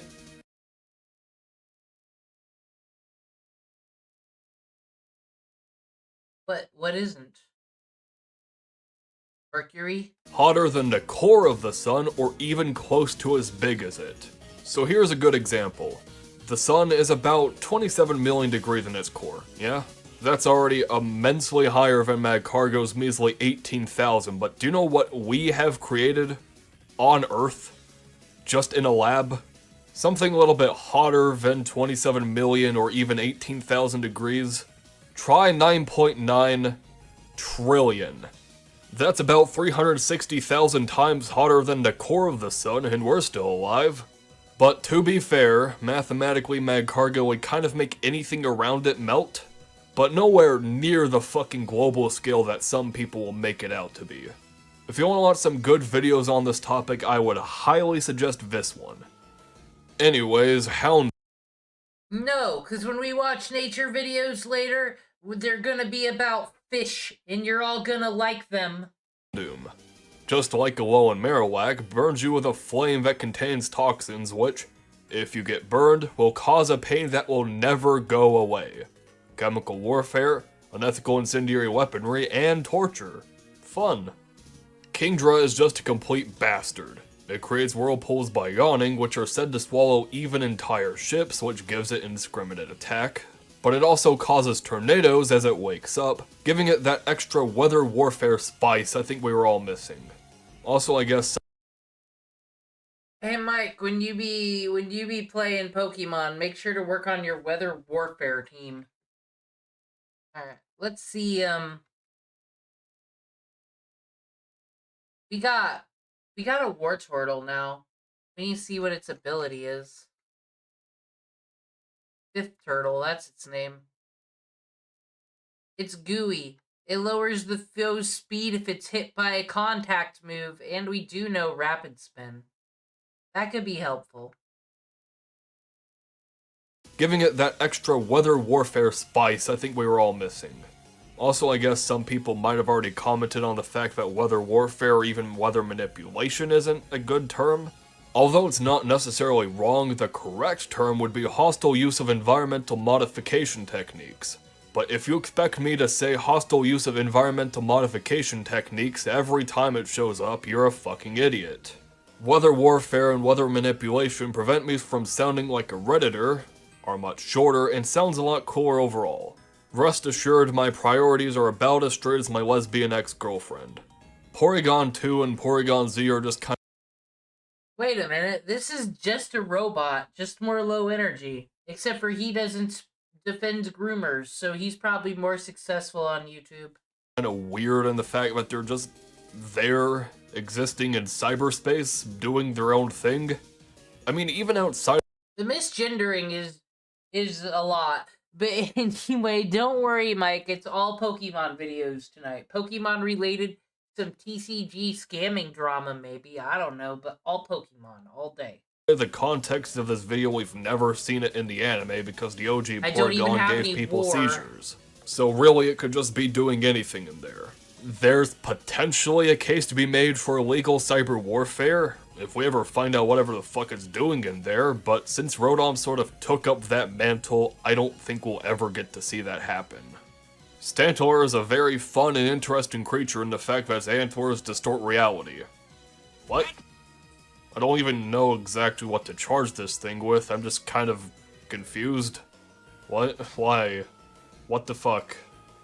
Anyways, I guess Magby is indiscriminate burning, since every breath in and out dribbles smoldering hot embers out of its mouth and nostrils. And I don't know about you, but I'm kind of fond of breathing, so I don't think it can really control that. Whenever Entei barks, a volcano erupts. Basically, if you finally catch that Entei you are chasing down all over Johto and suddenly you wake up one day to see the mailman approaching your house, though in the last fleeting moments of all humanity as we know it, you were the one who caused that destruction. Larvitar, Pupitar, Tyranitar, and Mega Tyranitar... I'm not even gonna fucking record that again, try saying that 5 times fast. Anyways, they all either eat or destroy mountains. And yes, I did say Larvitar. This thing has to eat a mountain to grow. A large mountain. And since the most common definition of a mountain right now is anything that rises at least 1,000 feet above its surrounding area, this is one of the many Pokemon that contribute to my classic, how the fuck do mountains still exist in Pokemon? Because seriously, mountains are the prey of Reminder though, Nintendo thinks it has the right to sue the US government because of tariffs, and I'm gonna take the US government's side on this because I feel like Nintendo should be told, okay, then don't sell your stuff here. Shut up. It only costs you like 30 cents each Switch. Don't you be acting like you're suffering over here. I need to get to water so we can go fishing. attack and Pokedex entries on a regular basis. With there only being 1.1 million mountains in the real world, I don't see how any could exist in Pokemon land without Groudon going completely ballistic and raising them up on a 24/7 basis. And lastly, for Generation 2, Lugia. It's kind of depressing in the fact that if it flaps its wings it causes a 40-day storm. And although it has the power to calm those raging storms and actively appears to prevent them from hurting people, it still hides deep under the sea to prevent itself from hurting others. Honestly, I don't know if I can get myself to call it a war criminal. If it's this withdrawn and reluctant about its godly powers, then I'm going to go ahead and assume it's more of a net gain than a net loss. Anyways, with that, Generation 2 is done and we can move on to Generation 3. I mean, I think we're making good progress. I get spoink on those war crimes, please. 40-year storm's kind of ridiculous. I don't think the video's been going on that long. Fuck. Yeah, I knew this was going to be a long one. Alright, let's go ahead and jump straight into Generation 3. Leading off Generation 3 isn't actually a starter this time, but Poochyena with indiscriminate attack. Then, War crime, Tonto. It's finally gonna get us into jail where it belongs. Zigzagoon. Sorry about that, I had a bit of a crisis there. Yeah, this is the sole Pokemon to get charged with feigning death, which although is technically under perfidy, and there are cases of that later, this is the only Pokemon known to feign death. Fucking Zigzagoon. But I guess on a less tangent-y note, if you're curious as to why feigning death is a war crime, basically in war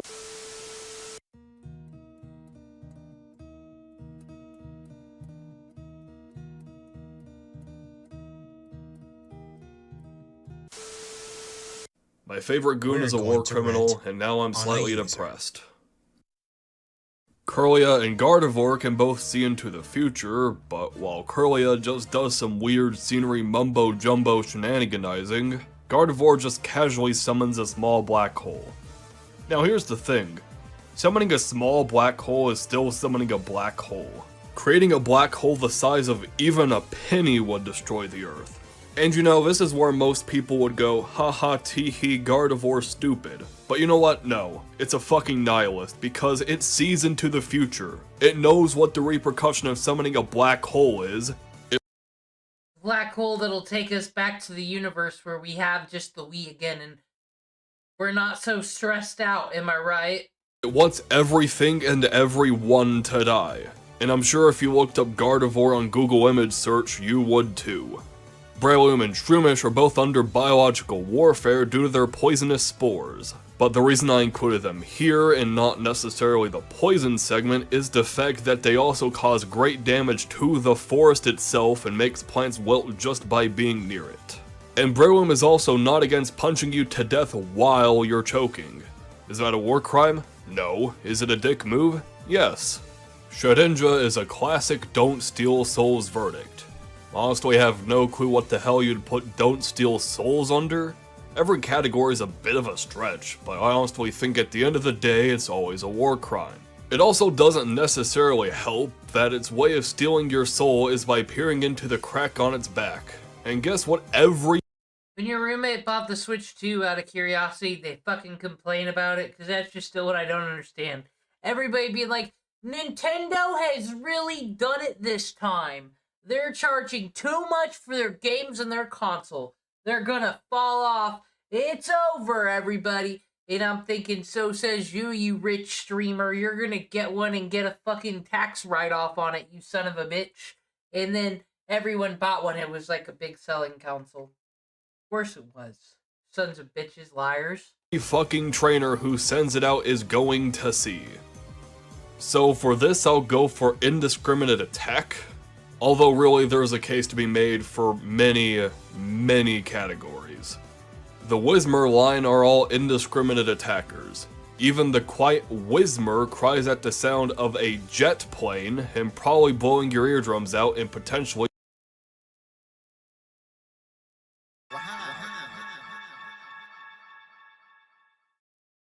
Let's get retarded in here.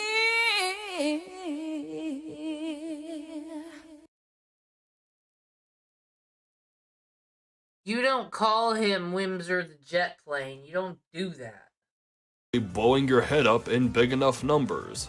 But it ramps up to Loudred, which is loud enough to cause earthquakes, which goes under weather manipulation, or whatever the hell we're calling it at this point. And Exploud is Exploud.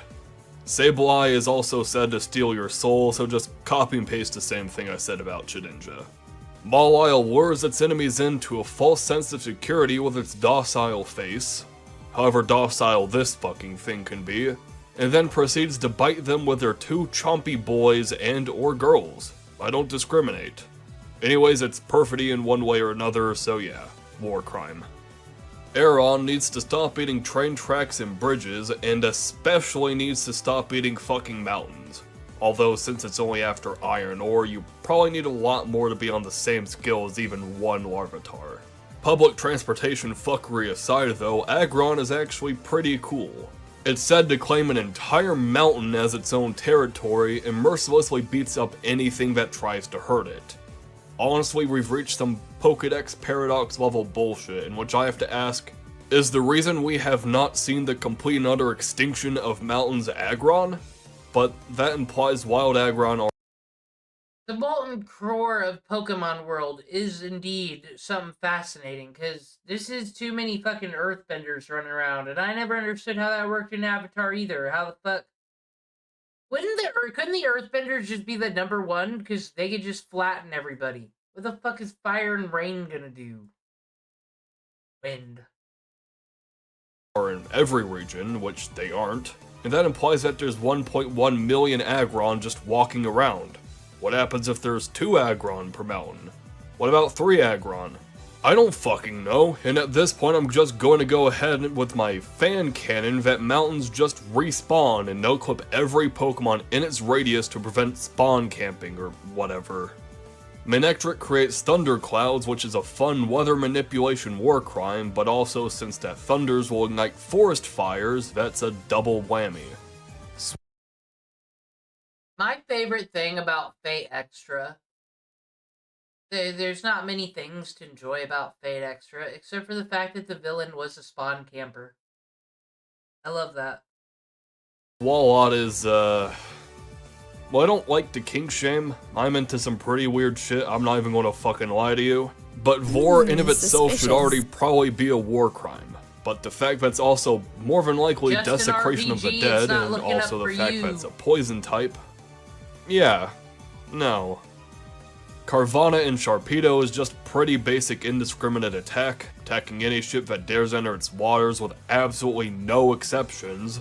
Camerupt is indiscriminate incendiary bullshittery because who would have guessed it's a walking volcano, and Grumpig's, well, is yet another mind control Pokemon, because by doing this dumbass little dance with these black pearls on its body, it gains the power to control their opponent's minds.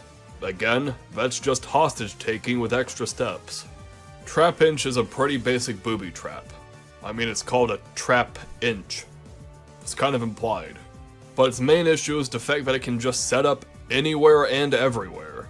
The thing with traps is that they have to be extremely regulated, because as it turns out, just leaving a bunch of traps behind after a war, or even during a war, for young kids to just skedaddle into casually isn't exactly an ideal time for the whole family.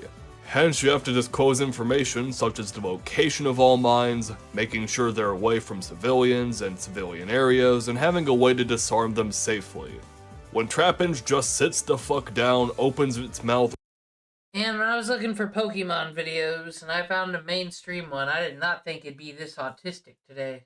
Real big and just munches whatever comes its way, it just kind of ignores all that and is honestly just a bit of a dick. Its evolutions aren't too much better either, with Vibrava? Vibrator spewing acid capable of melting prey, and Flygon whipping up sandstorm with just its wings. So yeah. Also, fun fact, Trapinch has the same base attack stat as Flygon. This has absolutely no importance, but it's one of those things I just think is incredibly fun. Cacturn is pretty straightforward. If you're walking through the desert, at night, and aren't currently getting consumed by a Trapinch, it will stalk you, and prey. What awful game is this? Oh, this might be the mystery dungeons. Until you're exhausted and slaughter you. It stalks in groups too, so make sure you have a pretty strong Pokemon because, Wurmple ain't gonna cut it for this one. Solrock can blind its foes. Again, its permanence or extent of blinding isn't clarified, but still, have to bring it up, possibly a no-no. If Whiscash can tell a foe is approaching, it will trigger a massive earthquake. Yet another point for Team Indiscriminate Nature Manipulation Gang. Or Indmaga. We're not going with that one, actually. Lilleep is a classic booby trap, but it does come with a brand new, fun twist that it looks like flowers. Or at least that's what the Pokedex entry tells us, because, these aren't flowers, Game Freak. This can be interpreted as many things. Flowers are not one of those things. Cradily 2 is very not good. It'll grab you with its tentacles and then proceed to melt you alive before eating you. Not only is this chemical warfare, but also extremely fucking backwards. But at the same time, I'm not a 4'11" dick monster, so what do I know? Bayonet is, well, firstly, it's a toy, so there's a case to be made for it being a booby trap, inherently, since it's one of the things you cannot design a trap around. And although that claims a little bit of a stretch, one thing I can say for certain is stop fucking killing kids, Game Freak. Even Call of Duty is outclassing you in this one. And that's fucking Call of Duty.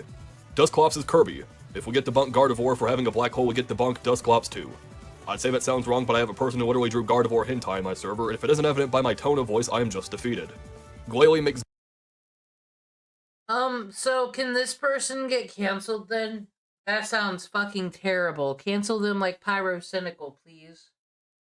Big Snow Go Burr. Weather bad. I don't even know if Gorbis is a war criminal, I just know that it likes drinking body fluids, and at this point I'm powerless to stop it. How do you scorch a mountain? I don't know, but Salaman's found a way. It also just kills its trainers sometimes. It has the nickname the Blood-Soaked Crescent for a reason, which despite sounding like an edgy OC that a middle school Carl Weezer would make, it's just not particularly good. Take a wild fucking guess on what Kyogre and Groudon got in trouble for. It's a real doozy, I'll tell you that one. If you need help, let's make it a multiple choice question. I'll give you 10 seconds to review it, and hopefully you can either comment it below or do absolutely nothing.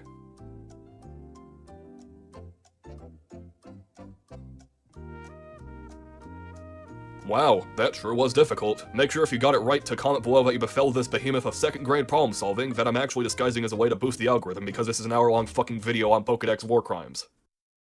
Anyways, I guess for once a Pokedex entry that actually has interpretation, Jirachi. Now I know that using my brain power for more than anything beyond basic survival functions is not good, but Jirachi grants any wish for 1 week every 1,000 years. Primarily the ones that you write on the notes on its head. Or write on a note on its head?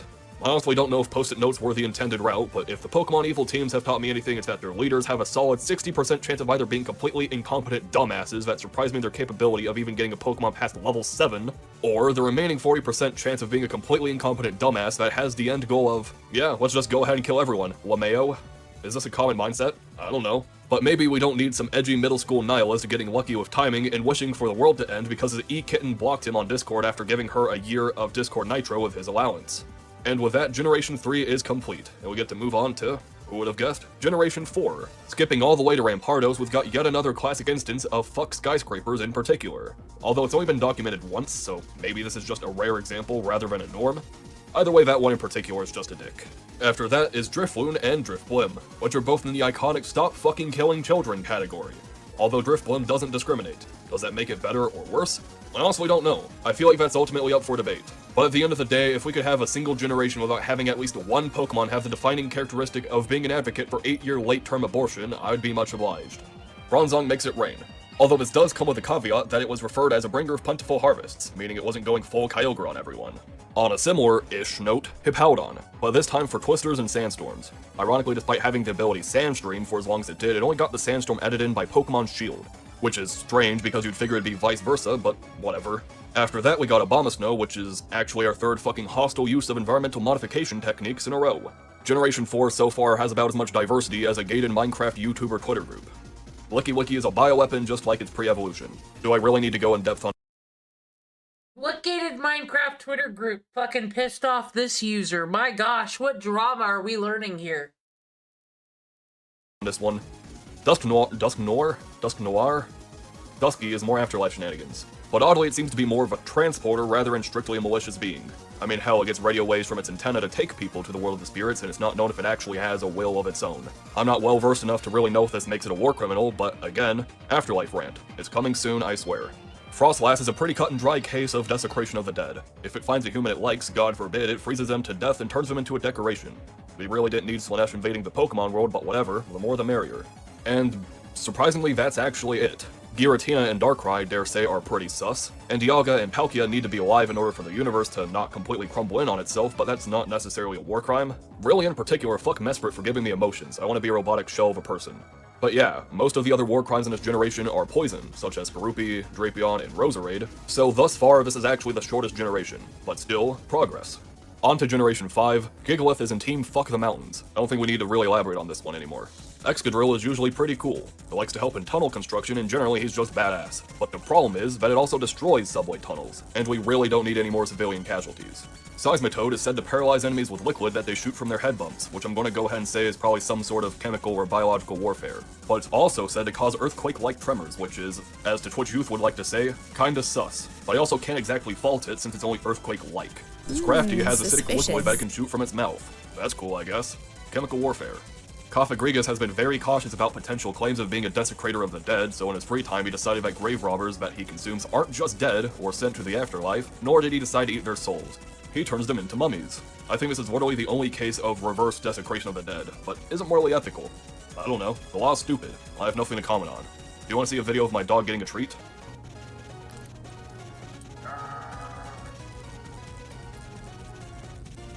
Wow, that sure is a video of my dog getting a treat. Anyways, Gothorita. At night they use their cosmic power of the stars to control sleeping children and befriend them. Huh. You know, I have to say it, I'm actually on team kill the kids for this one, because at least when you're dead you don't have to worry about dying anymore. Instead, I have to worry about my potential children having an edgy goth teenager mind control them into a field and trying to befriend their practically lifeless body.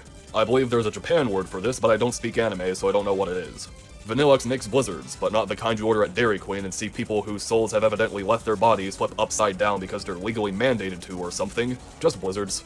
Also Oreo Blizzard gang for life. Imagine getting a fucking Heath Bar Blizzard. What the hell is wrong with you? Carabine. All the blizzards are good, but that's a bad opinion. Heath Bar is a good one. You stop. You get off the internet. This is not allowed. Can spit out acidic liquid because he's just a little dude with angry eyes and angry teeth. Still acid though. Amoongus, despite being a hit game amongst a youth that never fails to make me feel like a boomer when I hear my 5-year-old niece describe something as sus, is actually the most insidious booby trap we've discussed thus far. This entire video has just been this comic right here. As humans, we aren't naturally incentivized to delve our head into a Venus flytrap, or think a bear trap is something we should shove our hands into. Unless you're into some weird niche gay community, but I don't judge. Pokeballs though? Shit dude, that's like 200 fun bucks. I'd love to get my hands on that. And then bam. Amogus. Bad. Frillish and Jellicent just kind of drown people because LMAO. Jellicent in particular sinks entire ships just to drown their crew. That's always a fun time for the whole family. But at least they got a literal fucking castle of ships. How do you make a castle of ships? I don't know, but they sure as hell found a way. BEM rewriting memories and controlling minds isn't exactly ideal, but the fact that they made sure to include "you too may have already had your memories rewritten" at the end of its Pokedex entry for Ultra Sun wasn't required either. But either way, this is yet another "let's not mind control hostages, please." But guess what, boys, it's Whitlick time, and this is where I can finally devolve. I've been hinting at it for a long time, but it's time for what fucking afterlife is there in Pokemon? Because at this point we've had Pokedex entries hinting at multiple afterlives, but it's always described as the afterlife. And some of you at home might be thinking, well, obviously this is reflective of the real world, and this is Game Freak intentionally including multiple conflicting afterlives as a neat little speculatory thing. And firstly, who in their right fucking mind would read every Pokedex entry willingly? And secondly, this is coming from the company that thinks making an anglerfish that is so bright that it can nuke the universe multiple times over by existing is subtle, so I don't want to hear that shit. Okay, so we have the afterlife, and this is the easiest to identify because it's always labeled as the afterlife. Problem though, Pokemon have the power to absorb, eat, or otherwise destroy souls and spirits, and in some cases they either strengthen the Pokemon, forces that soul to walk the world forever, and or that soul or souls become a Pokemon. So we have a centralized afterlife where most people go to, and possibly Pokemon, but there's also the potential to be incinerated and be denied access to that afterlife and be tormented forever. Being a ghost already isn't too ideal, but in some cases like Yamask, they retain the memories of their former lives and begin to cry. In which I have to ask, is Yamask the exception or a secret norm we don't know about? Of course, there's theories about the distortion world, but as of current, we have at least 4 confirmed afterlives. The afterlife, which is never elaborated upon but has guides and entrances, becoming a spirit to walk the land, reincarnating or assimilating into a Pokemon, and just non-existence. Blackness forever, presumably. And I fucking refuse to accept the fact that if there is a scientifically proven and accepted afterlife, we aren't just exterminating some Pokemon en masse. Imagine if, in real life, right now, we found out that the afterlife exists, everybody is happy, woohoo. But PokeTuber, then what do they eat in the Pokemon world? What are those fish they catch? We did it, but we found out that jellyfish would actually deny you access to that irrefutable proven afterlife. Everybody would be pissed. Jellyfish would not only be hunted to extinction, but forever be reveled as the worst creature on the planet. And it's not even the fact that it's guilt for the future, but if you had a close family member die to a jellyfish, you're probably even more enraged. I refuse to believe that any of these fucking Pokemon are not only allowed, but are still alive. I would not put it past people to hunt Chandelure to extinction and revel in their fucking eternal torment. But at this point, you don't need a what, you don't need a why, you don't even need a when. All you need is the motivation for people to justifiably commit mass genocide on an unseen scale, and it's going to happen.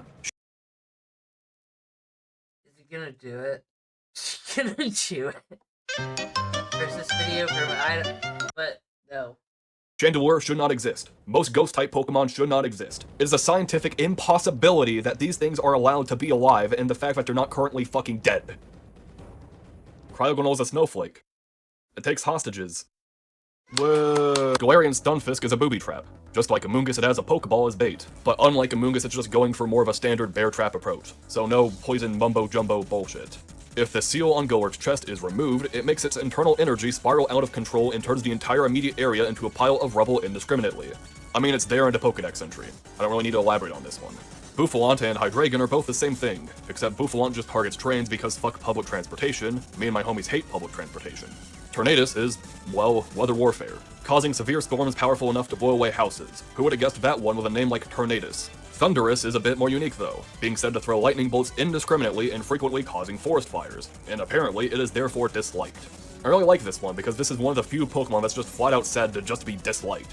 Apparently denying you access to the afterlife, torturing your soul for all eternity, and otherwise causing immense pain on an apocalyptic scale is just not good enough. This one is just a particularly dense dickhead and therefore we hate it. What the actual fuck is the Pokemon universe? And also, on a similar note, Reshiram and Zekrom both have the same charge. They're both said to be able to scorch the entire world, Zekrom with lightning and Reshiram with fire, of course. Gotta make sure we sell 2 copies of every game. After that is Generation 6. We have Fletchinder, which is said to set tall grass on fire to bewilder their prey. Do you know what usually happens after you set fire to tall grass? Yeah. Honedge is by far the most interesting case of a booby trap we have thus far. Firstly, it's inhabited by a dead spirit, because of course it is, but also if any person tries to grab its hilt, it wraps its blue cloth around their arm and drains their life force completely. Although I'm not going to make the bombastic claim that a sword is a children's toy or a food, the typical response to grabbing a sword isn't fucking dying, so I'll go ahead and consider it an unethical breach of booby trap regulations. Aegislash is actually a bit more malicious, being able to tell who has qualities. But here's the question, who's getting sent to the UN to answer for all these crimes? He's never laid this out. Of becoming a king and manipulating them to control people and Pokemon. And after that person becomes a king, don't you worry, just like Honedge, it'll still drain your life force. One incident being so devastating that the entire kingdom fell shortly after the king's death. Although it is only said to manipulate, with a ghost type's history of being hostage-taking bastards and the fact that Aegislash can't exactly talk and gaslight you or whatever, I'll put this under hostage-taking and causing extreme terror amongst citizens. Malamar's the same thing, as it's said to have the most compelling hypnotic powers of any Pokemon and forcing others to do whatever it wants. No. Dragalge is already a no-no on the fact that it's poisonous, but the fact that it spits it indiscriminately at anything that enters its territory, especially ships, and the fact that its poison is strong enough to melt through steel, it's kind of not a good thing. We got poison, we got chemical warfare, we got indiscriminate attacks, but sadly, unlike Jellicent, it doesn't even make a cool castle out of ships. It just does it because Wamal. Tyrant is a chompy boy who runs wild, chews up automobiles because again, fuck transportation, has a violent disposition, and tears apart anything that can get in between its hefty jaws. Bad. Does the Aurora Borealis count as a storm? What the hell is an Aurora anyways?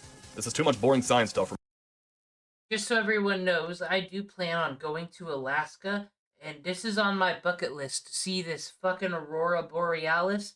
I want to go one of those nice resorts where you get to drink cocoa while you see it. Because, god damn it, living in Indiana in the Midwest all the fucking time, I go to work or school and there would be a buzz.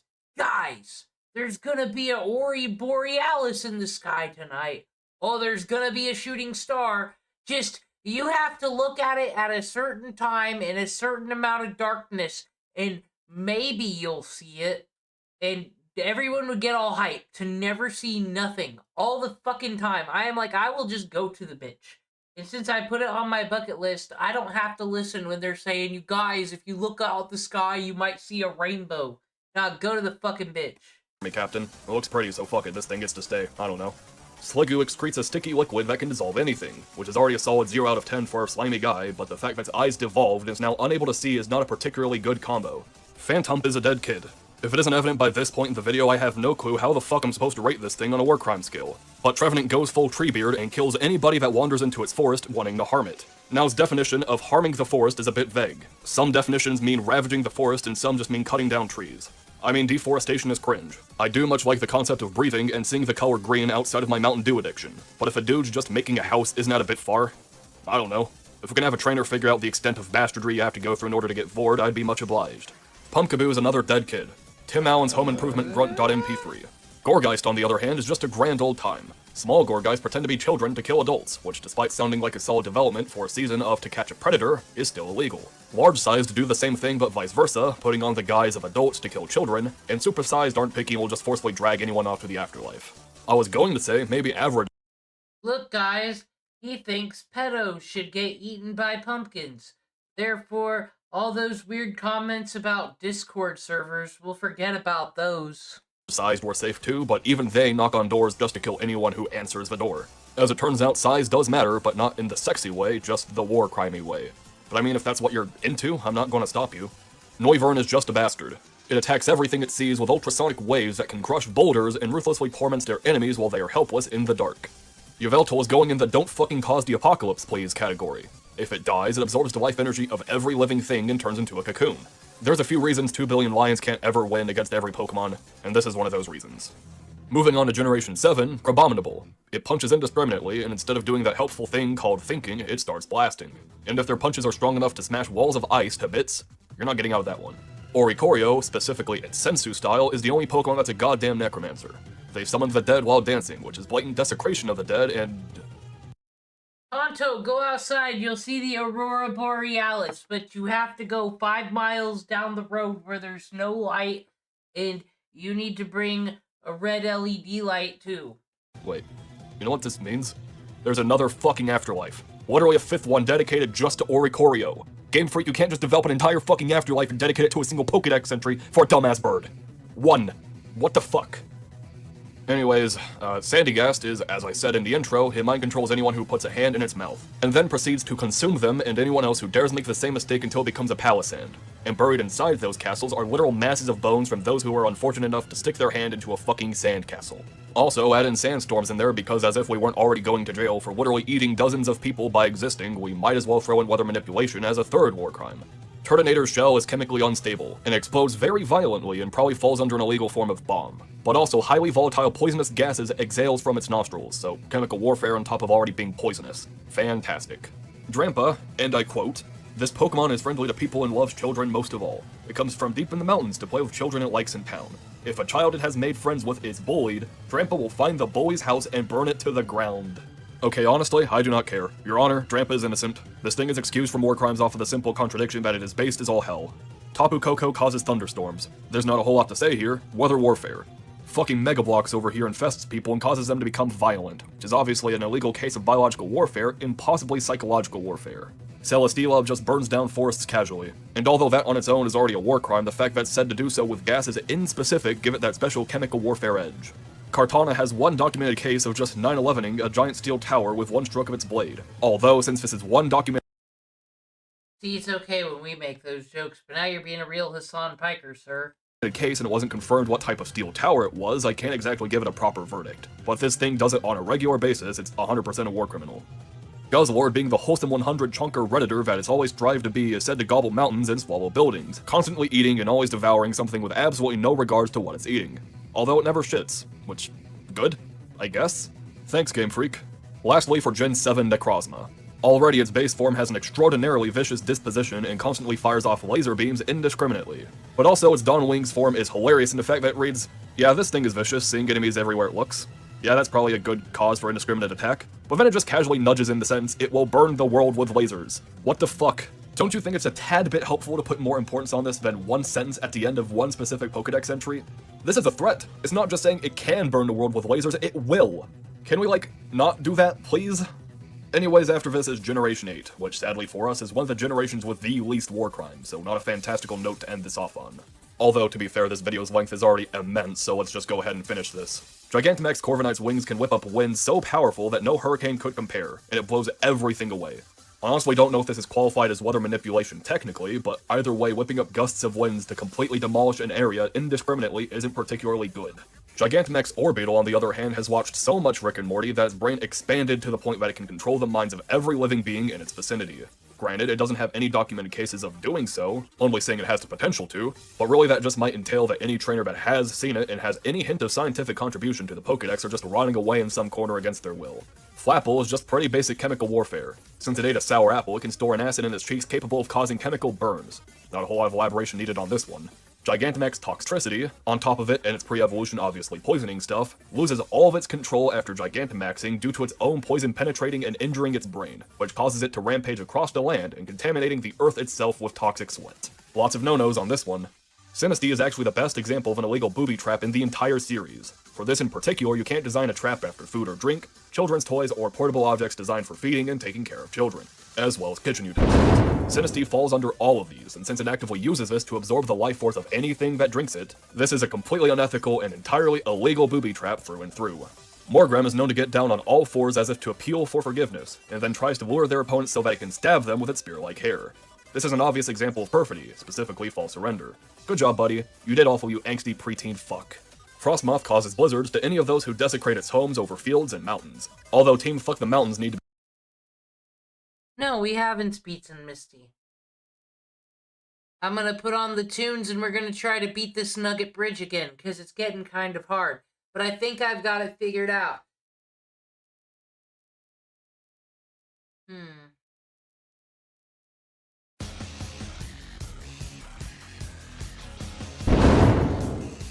Let's go. We won't have to take a toke this time. I'm ready.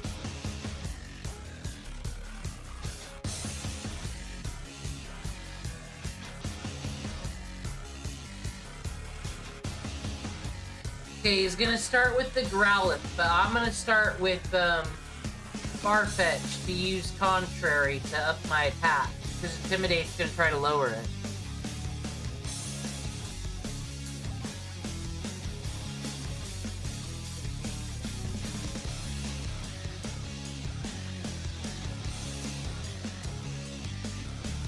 What? My attack is up.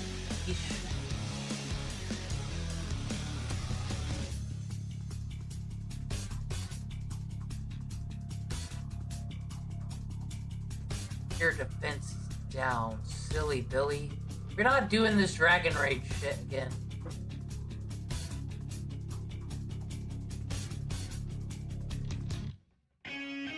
Okay, that's dealt with. It didn't wipe 2 of my Pokemon this time.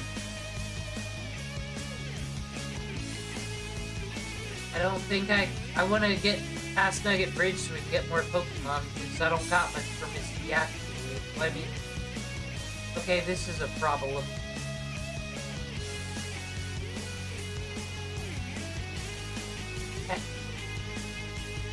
Aha.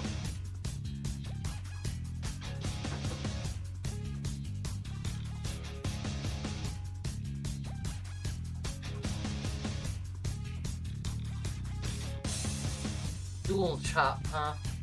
And I know it's got Eviol life on it.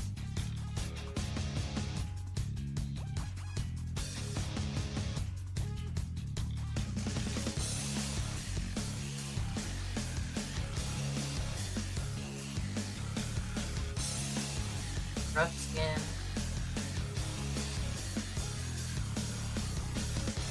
Lower its attack.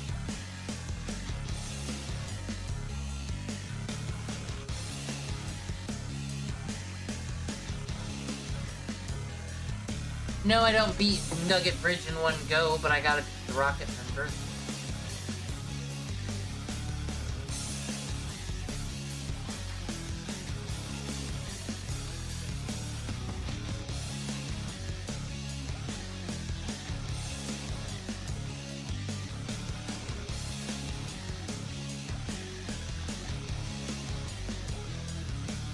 Okay, you've done your purpose, Aubrey. It would have been nice to have you against the koala.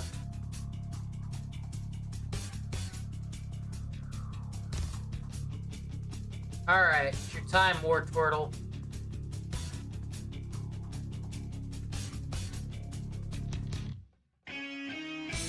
Full shot might activate Dewey. Yeah! Slow you down. Slow down, speeds down, and attacks down.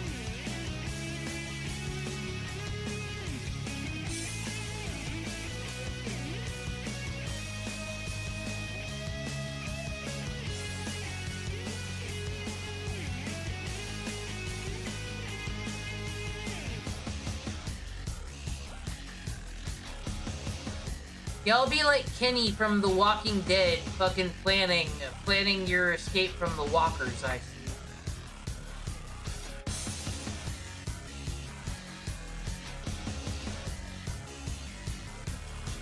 Alright. Threat's getting deposed.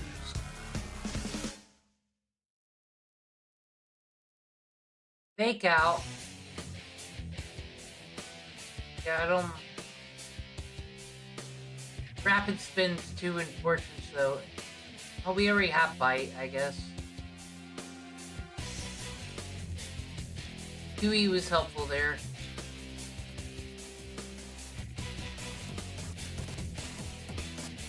Oh, it's the true threat. The true threat. Okay, you're gonna fucking protect anyway, so I will...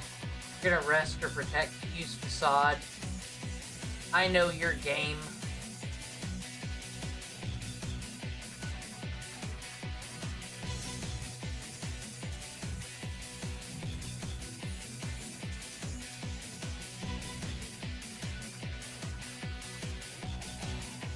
No! Motherfucker.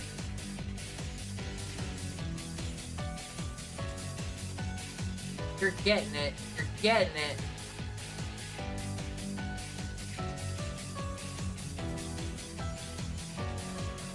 Take that. Haha.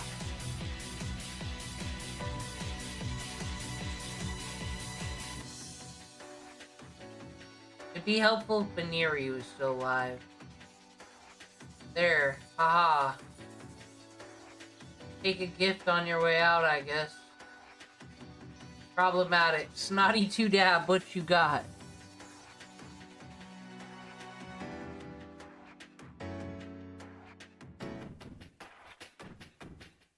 Dab, sure. The priority's always cool.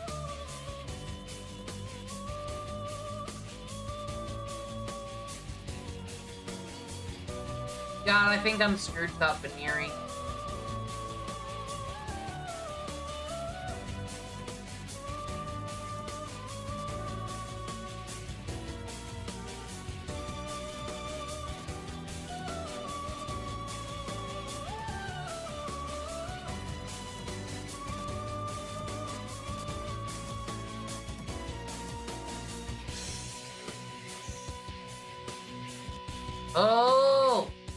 Saved by the berry? Question mark. Brine. We done? Is it drowned to death? It's drowned to death? Did we do it?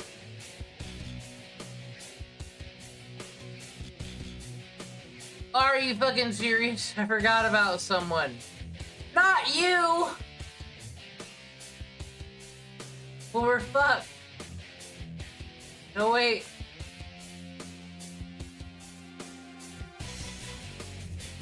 God, thank goodness. Thank you.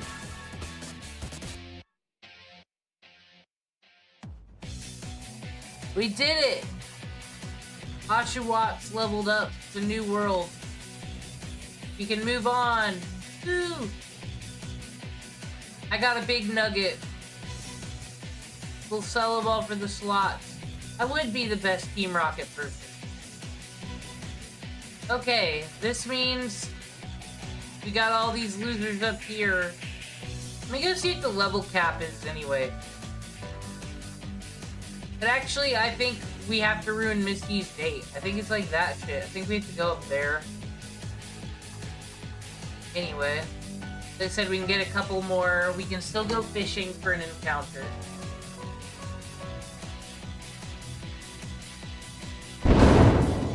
That was a hard one. That was one with luck. Is the ice caps not melted yet?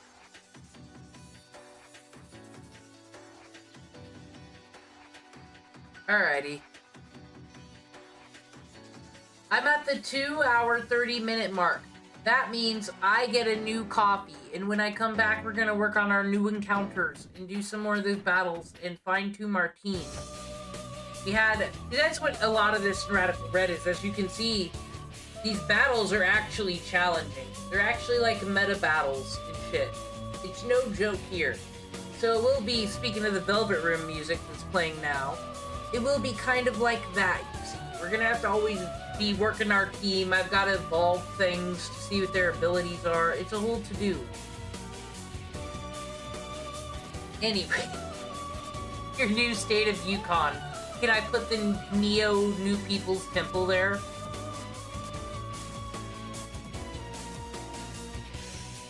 People in your fucking man-bear pig conspiracy theories. Alright, it's coffee break time. Get the good music out. Get the trivium out. Becoming Dragon, let's go.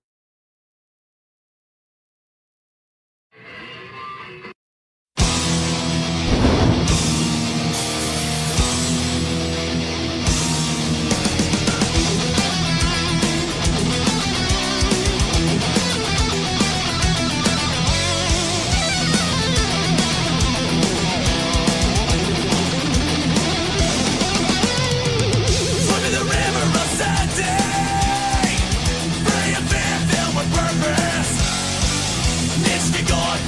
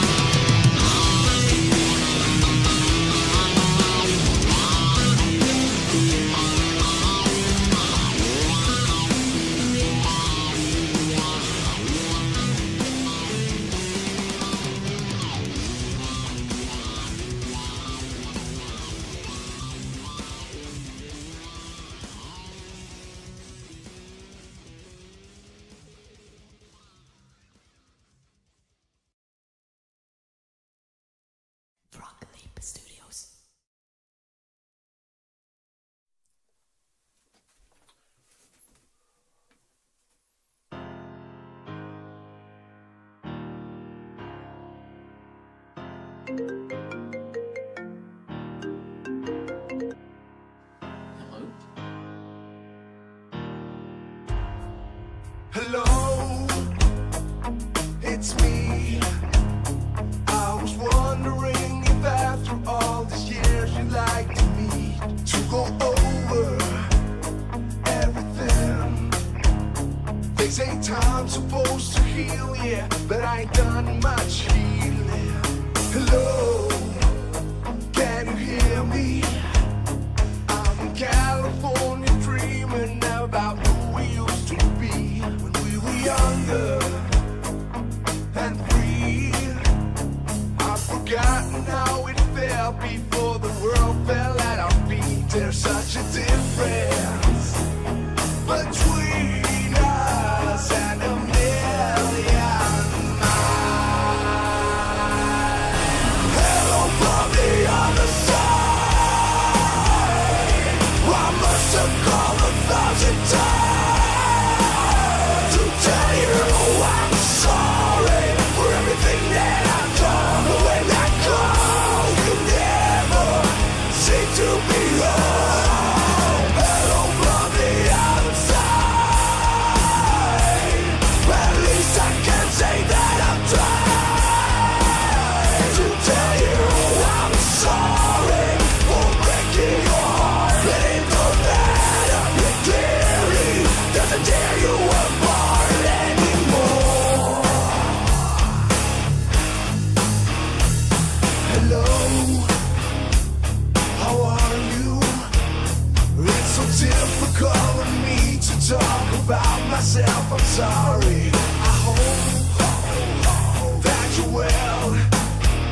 Did you ever make it out of that town when nothing ever happened? It's no secret that the both of us are running out of time. Hello from the other side. I must have called 1,000 times to tell you I'm sorry for everything that I've done. But when I call, you never seem to be home. Hello from the other side. At least I can say that I've tried to tell you I'm sorry for breaking your heart. But it don't matter, it clearly doesn't tear you apart anymore.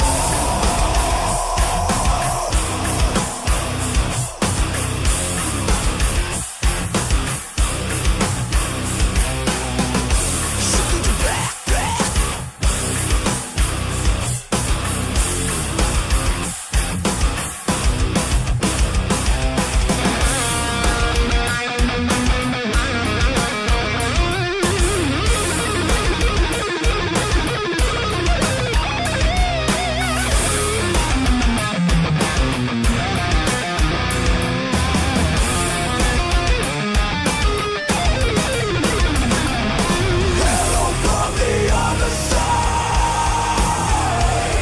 I must have called 1,000 times to tell you I'm sorry for everything that I've done. But when I call, you never seem to be home. Hello from the other side.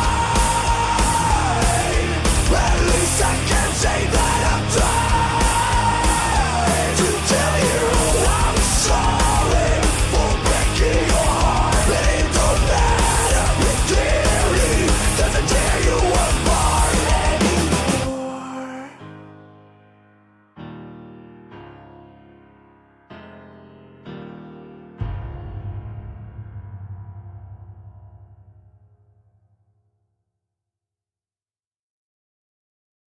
Hi there, folks. I just want to give a big shout out to Pete Cottrell, who joined me on this song. He's a crazy good guitar player. He's got his own YouTube channel.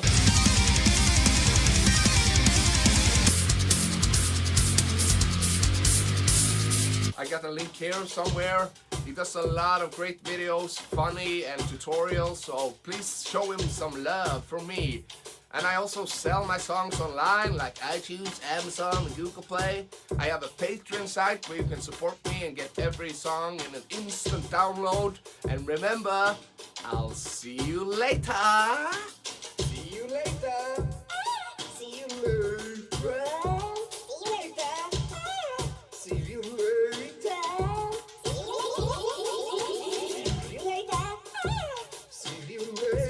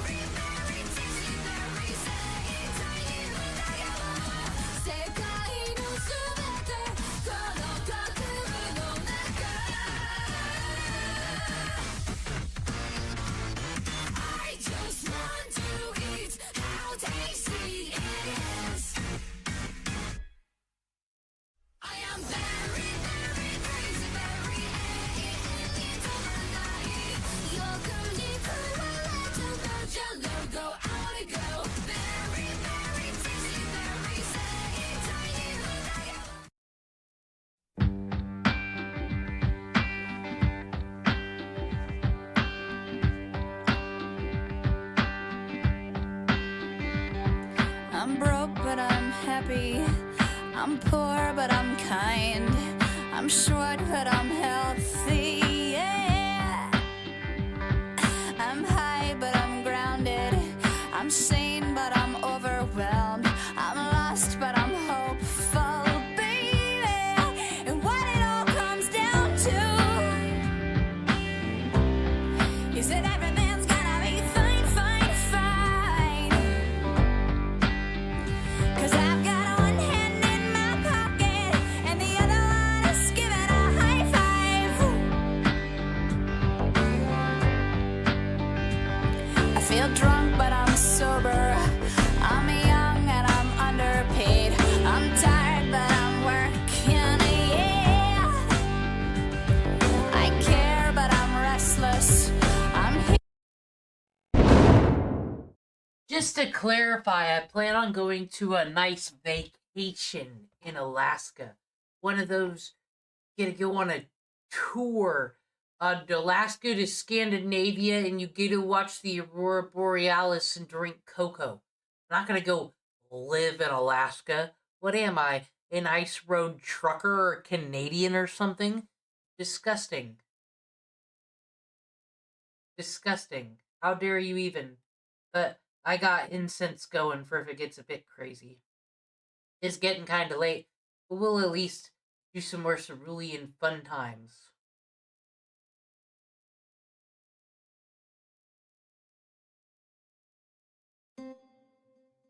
Alrighty. Got a save file, but let's get back to it. Haven't even smoked anything yet in a minute, and I'm coughing. What?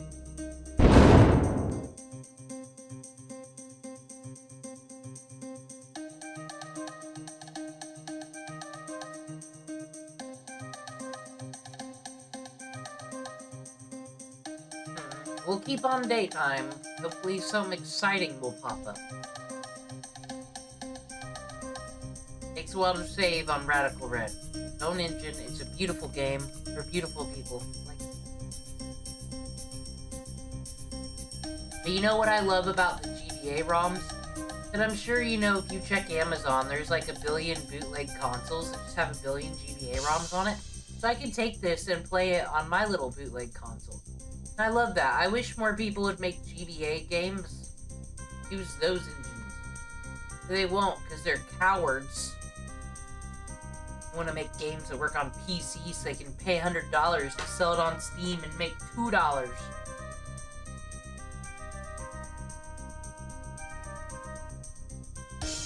Michigan's got cougars. What?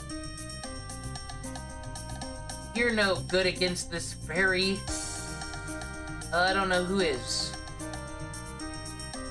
Naughty 2-Dab.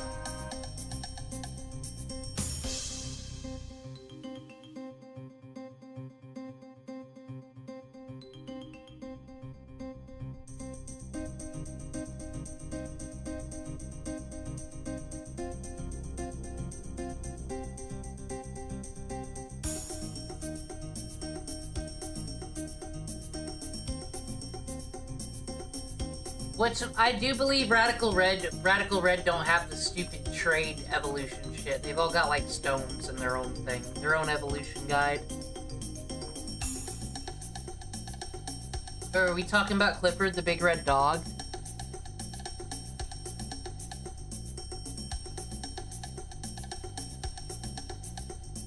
See, this guy, that guy's video, that was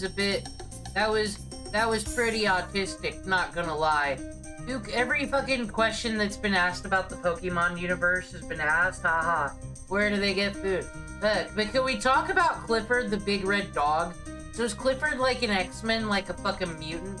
Because I watched a TV show where he hung out with the other dogs, and they weren't so big. He was just him who was the freak.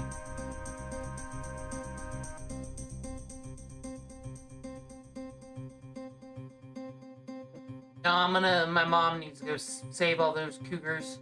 She's already got one of those northern highland cats. That's pretty much a saber-toothed tiger. She can take it.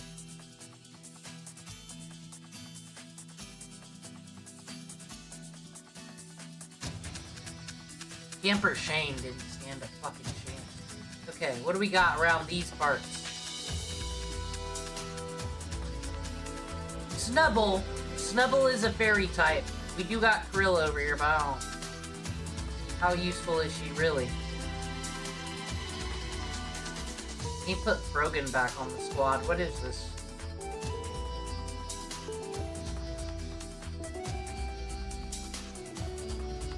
Don't you covet your neighbor. You can't do that.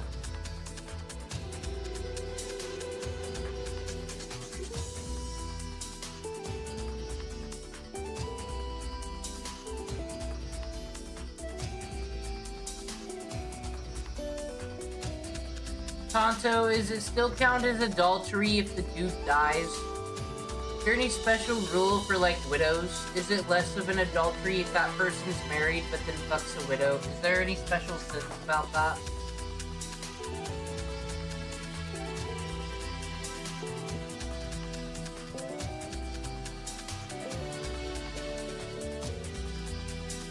It does have Thunderfang. That could be useful against Misty if anyone takes Snubble.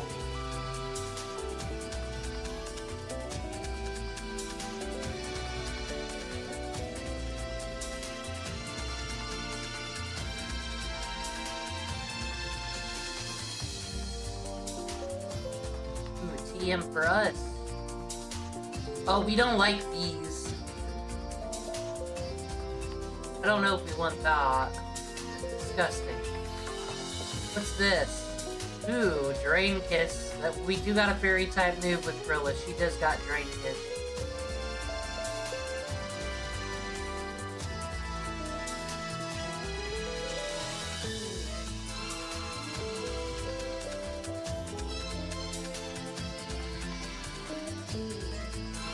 Oshawa! I accidentally made a half coffee. That's disgusting. Aha, now you're gooed. Take that gooing and you enjoy it.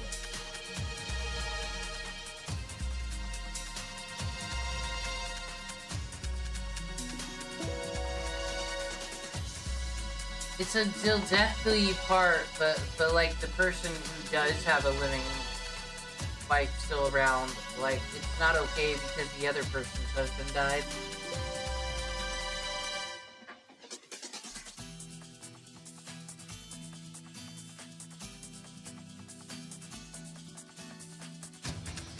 But then I feel like there's different sins of adultery, because like in the King Henry VIII drama, it was like a big deal that he fucked Anne Boleyn's sister before he fucked her.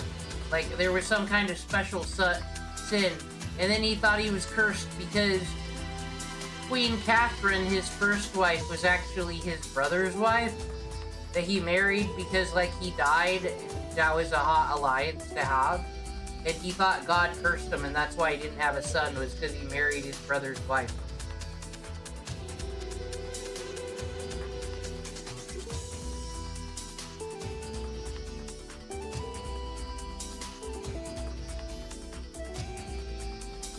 But okay, if you're a widow, do you have to follow the whole save virginity until marriage rules then still? Going to hell for that? Well, Catholic, you can just, like, anything forgiven.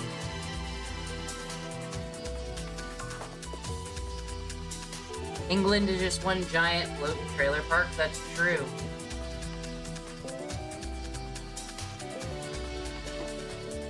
I mean, in all honesty, if a huge storm came to an Aracuda, a huge storm came and, like, England just went underwater, that would suck, but, like, disappeared. It was gone, and then everything France onward is the way it was. But the world really changed that much. England just became Atlantis.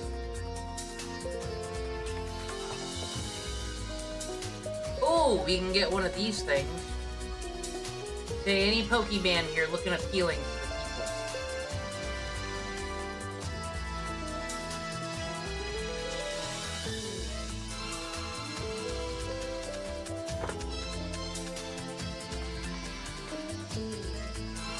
My war turtle is really coming up.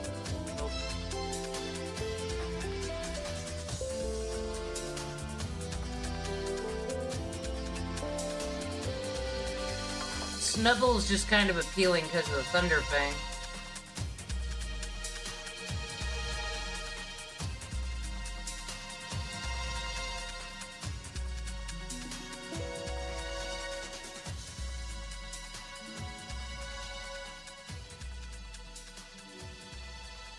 I'm a flying type, you silly, silly poo.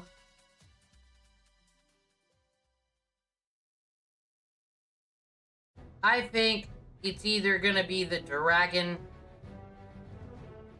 I think it's gotta be the dragon. Not this one.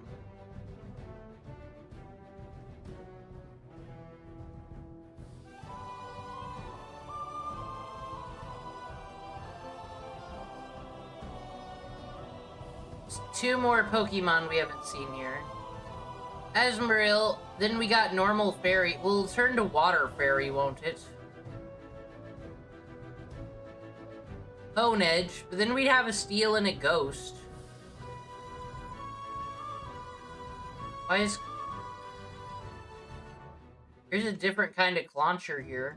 A bug dark Clauncher.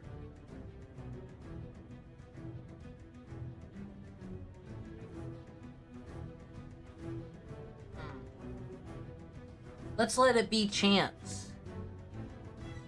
I think we should go for Honedge, actually, because Ghost Steel. Spade is spoken. It's kind of got a little demonic eye. Not you.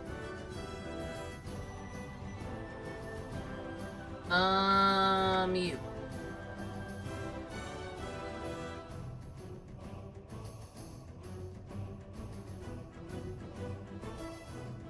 We only time change once a day, sir. What are we? Cheating at a non-real Pokemon challenge? My god.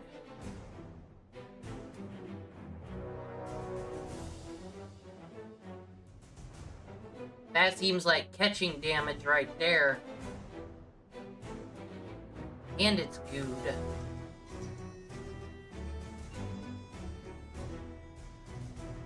You're not worth a premiere, though.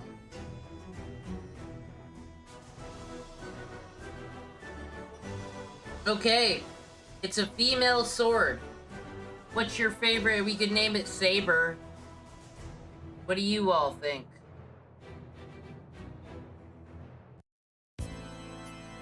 Shout out to Oshawott for getting us through that last hard Excalibur.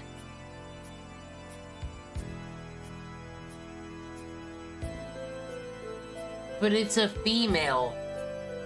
That won't fit in the characters, you silly tonto.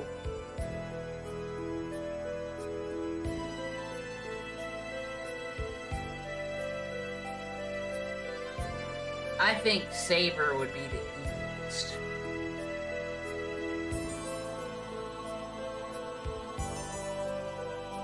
You all fighting, boys? Midwest beat.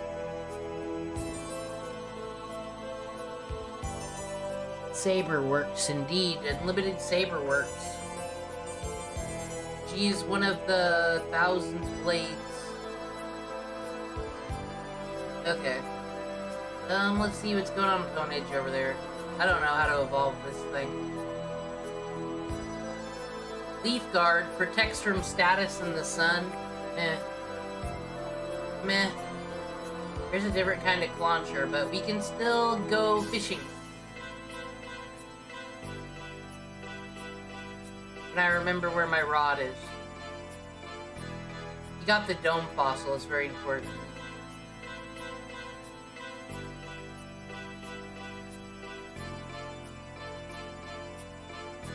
Oh, fuck yes, we need that. It's very important.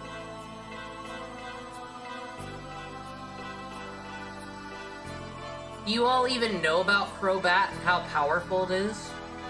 Ridiculous. Put U-turn on that bitch for killing.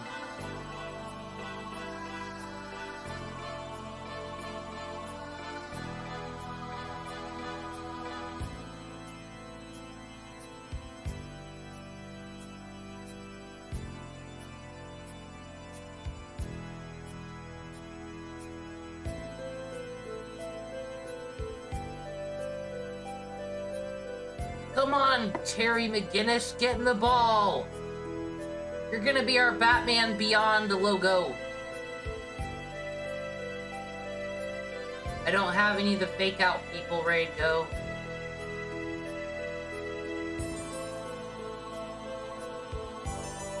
Yes! We've got a Zubat, finally.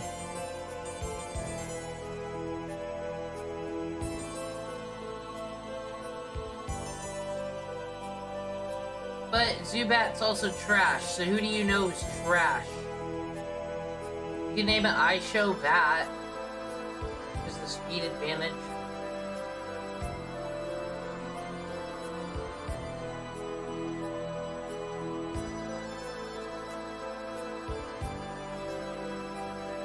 We're our favorite Batmans.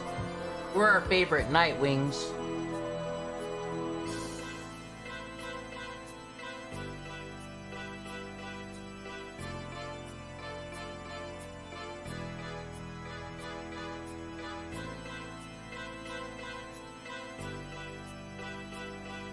Bat show speed. Let's try this. Instead of I am the Batman, I bat speed. I bat speed show.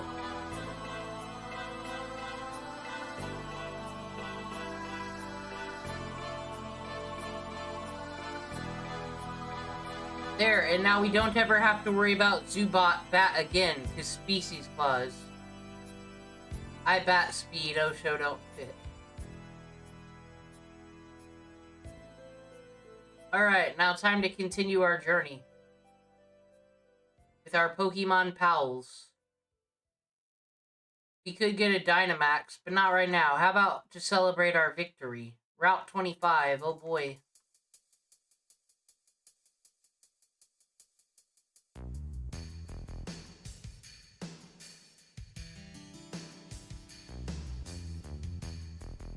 Ah, the true terror of the deep. Almighty Shelter.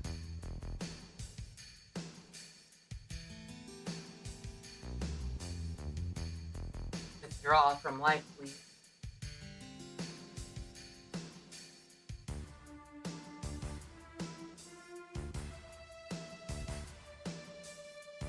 Don't got no amazing water skills to use in the rain? Oh, you just want to confuse me. Look at St. David. Does he look confused to you? I guess he is. You've hurt his feelings. He doesn't want to be here anymore.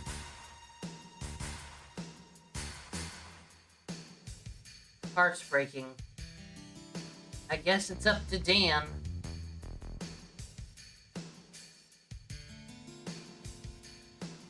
Got one of those lovely thermoglass cups. Beautiful. My coffee is hot and popping.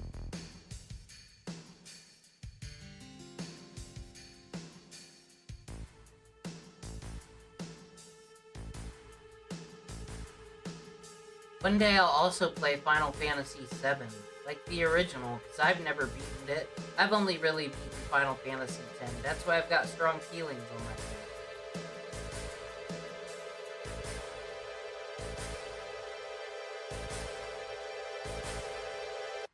Grimer. Not even the cool one. The ugly one.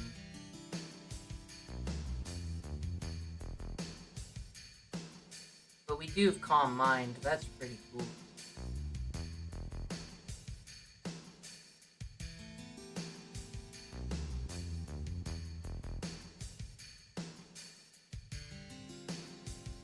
Wonder if Zubat would be worth leveling up. Probably.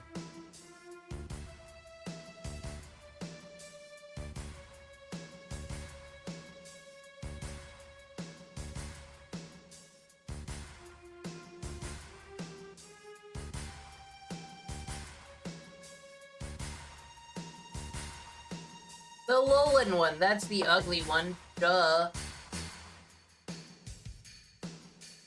I forgot, is he like Darkin Poison?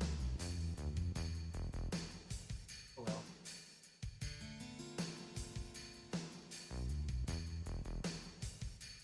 Aubree's got this, as per usual.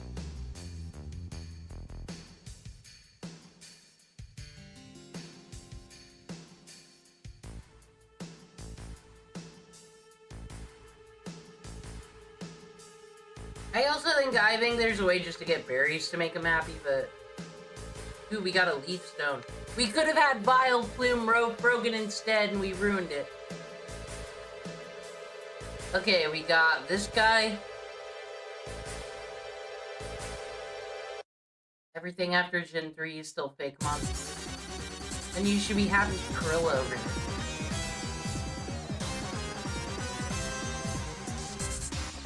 Turtwig wouldn't be a bad choice. Turtwig is grass and ground.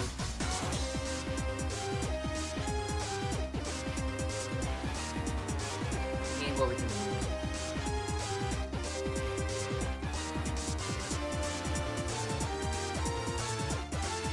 Turtwig might be helpful against Misty. If it's a bitch to catch or not, though. I can always use Heal Pulse if I need to. Don't you make me do it.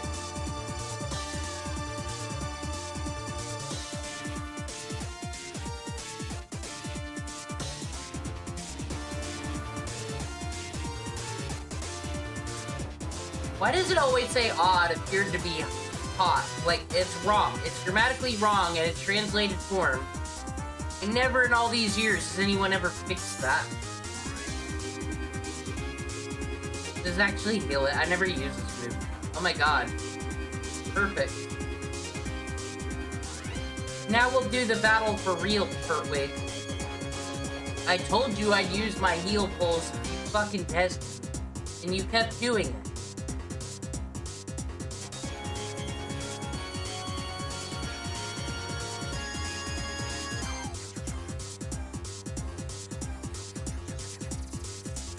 still at test me, this Turtwig.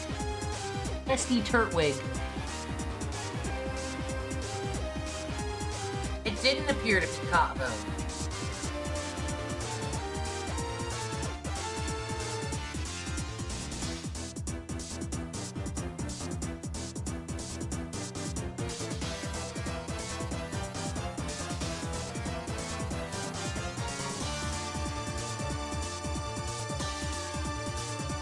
This is the most difficulty we've had. Get in the ball. Get in the flask. We watched Little Nicky in the Discord, and we are convinced that whole movie, forget the fucking premise about devils and angels, heaven and hell. Forget it, and the fact that it is a Popeyes commercial, that is true. I think what happened was that Adam Sandler and co, Rob Schneider and all them got drunk somewhere one night, and Adam put on the voice he used for Little Nicky, I'm just a little boy, I don't know, I might be disabled, this might be ableist, who knows? But it was just get in the flask, or like that whole joke. His delivery on that is just the whole premise of the whole fucking movie.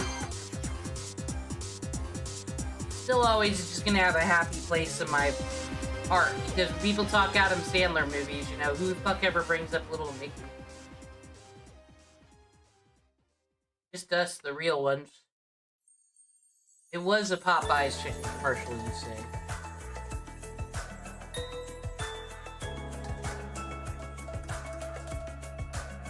You didn't get in the flask, you turtle. Oh, you got cursed too? You don't show speed at all, you show slower speed.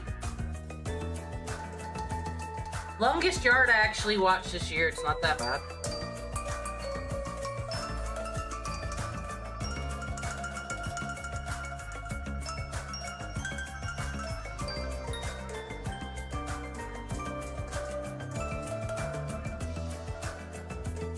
I kind of want it to kill me, then I can use Fake Out. Didn't kill me, though. So I guess I'll toss another ball at it. That'll show it.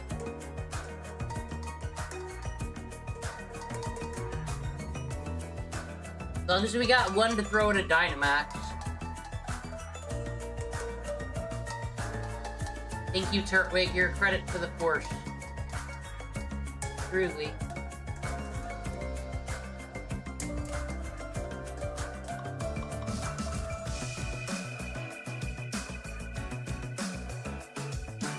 Where you catch demons in a blast, the Little Nicky game. Well, Shin Megami Tensei like has like its own kids version that's like the Pokemon version of SMT. Oh, it's got weak armor. It won't matter. It's gonna evolve soon. What the fuck are you gonna do with Sharp Speed, Turtwig? You're a fucking turtle. As a tree.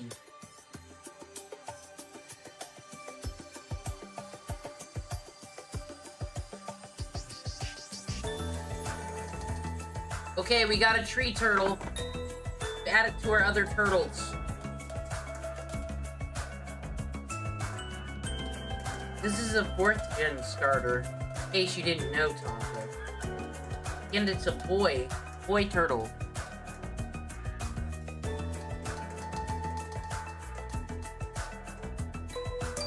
Hello, Bloodstain and Cubis. We caught a turtle with a turt on it. It's a turt's wig. It's kind of like one of those earwigs, but not fake. Turtle Run. Kind of like Temple Run.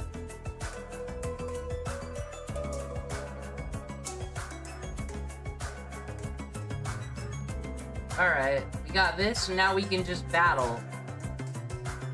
Well, I might put this guy in the crew, because he'll evolve, and maybe second form will have something cool and useful against Misty. I'm sure there's someone not pulling their weight around here. Gorilla. Get out. This is a Turtwig type of party now. Hey, you know what? Blue light was actually helpful. Veneery, not so much. But that's what Zubat's for. I'll have Zubat just gathering some XP or something. Alright. To the fighting.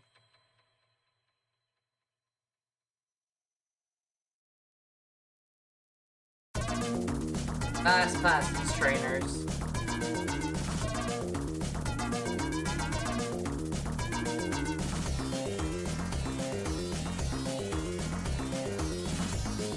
Hi, I'm Slowpoke. You know, when I think about political commentator, Sandstream, political commentator Bosch, I should think about horses, right? But actually, I think about Slowpoke. Like, Destiny and Hassan be out here being the Lugia and Ho-Oh, but then they're just Slowpoke over here.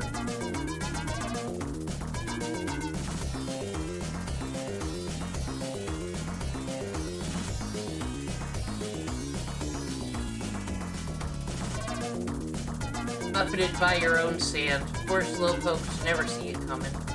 I'll just wait you out.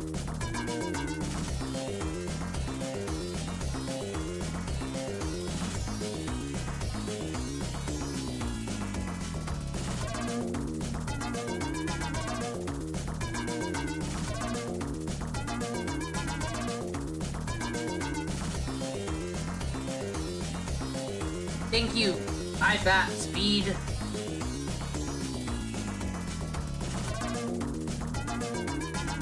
I think Golbat's like level 24 or something, or level 18. Ah! This asshole! This one.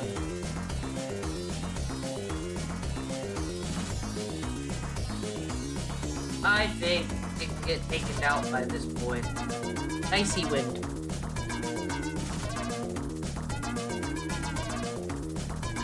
What's this? Oh, I hope you're good.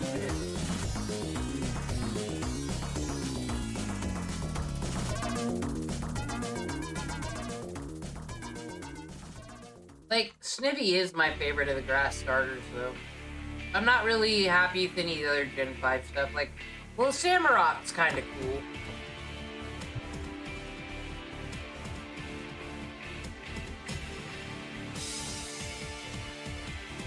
But then Superior is really not that cool. Whoa.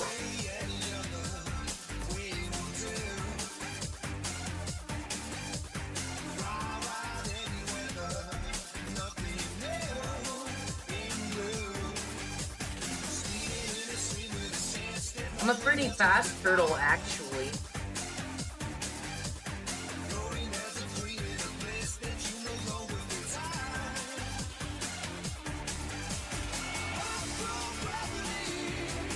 Why are we the 5th turtle again? Is it because we're the 5th element of turtles?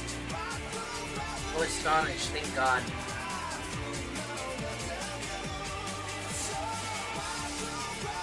Our Zubat's really coming up in the world.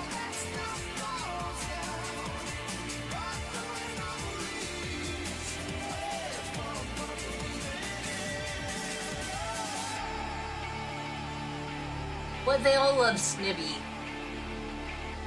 I don't remember if these are randomized or not.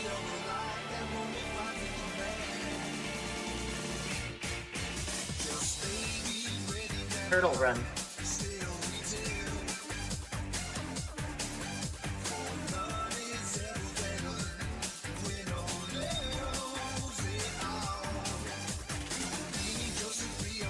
Snivy is Gen 5. Turtwig is Gen 4.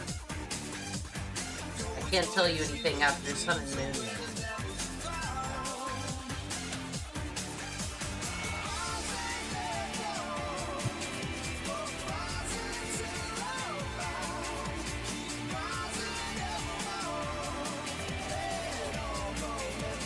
This Snivy's over here acting like it's gonna do something. Well, Turtwig doesn't have anything really useful, really.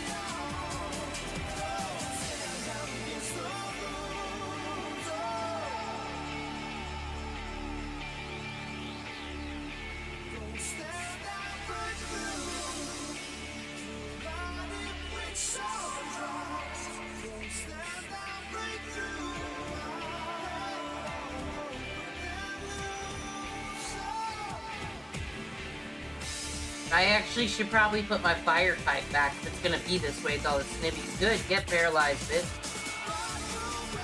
No!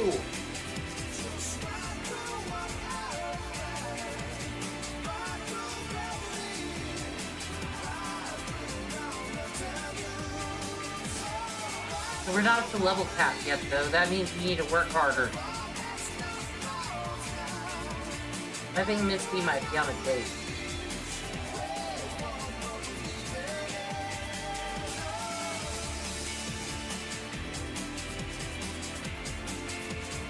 There's also, remember, there's also 2 gym leaders, so there's gonna be Bugsy. Bugsy, we gotta fight Bugsy before Misty, actually. And that's not an easy fight either, because Bugsy has a Scizor. And a Scizor that Mega Evolved. Alright. Evolution time for our boy. It wasn't very long we had him.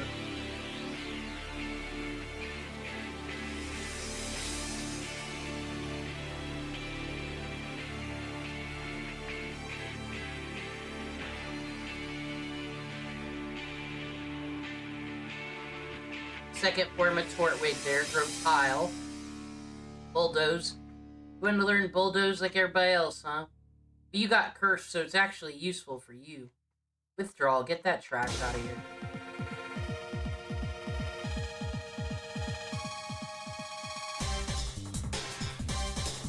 Alright.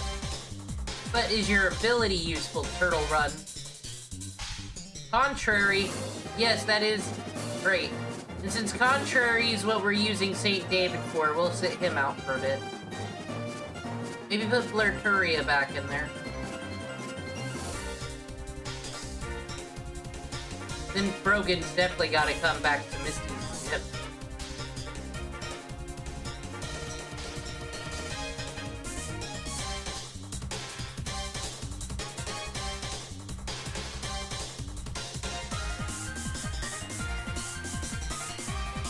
Against Canada would be a good bug-type gym. Dude, those blue bugs, those were insane, though. They literally look like the things from Jet Force Gemini. That is, like, my #1 in 64 game. Dare I say, out of all of them.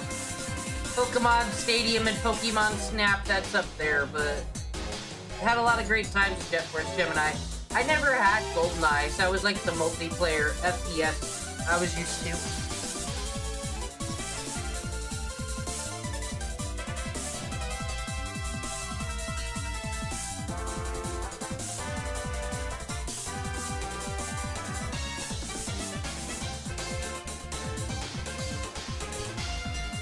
They really don't want my turtle to be successful.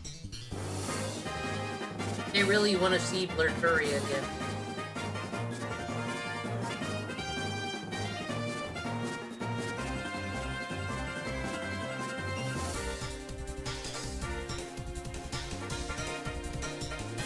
I think I'm gonna watch more of that one guy's fish videos too.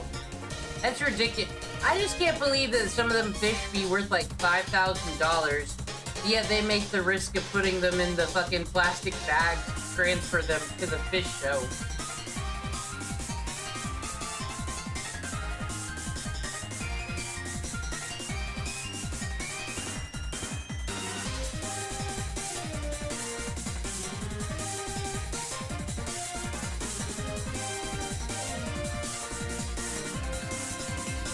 Do you think getting out? Maybe, like I said, I will get myself as a gift one day.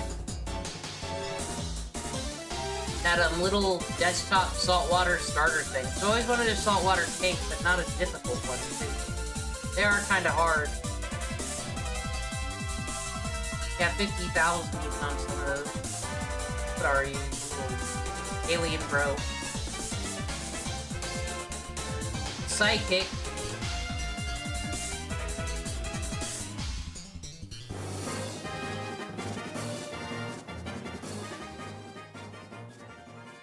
I don't know what I'm doing anymore. I'm buzzed. I'm having a good time.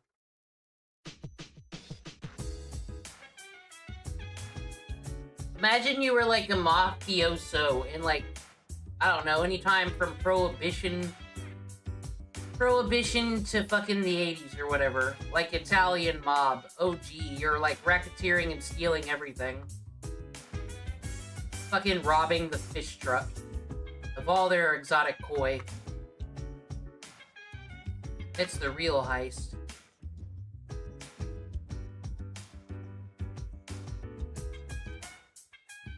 Oh, dude, Zubat's really coming up there in the world.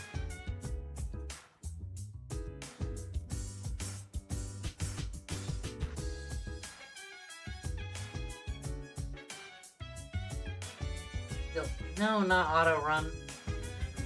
We love auto run. Turn that back on.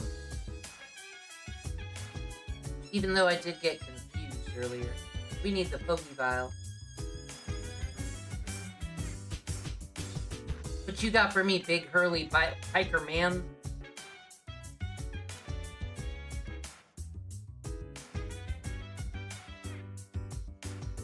Hiker Knob? What's a knob? Shelter user, that's what a knob is. Ooh, thank you for getting rid of that rain, Shelter. That's helpful.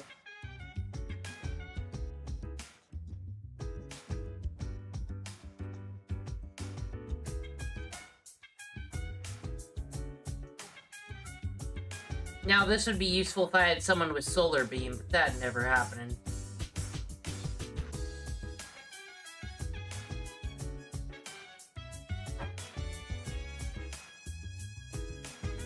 Can't believe we have a contrary fucking Turtwig creature.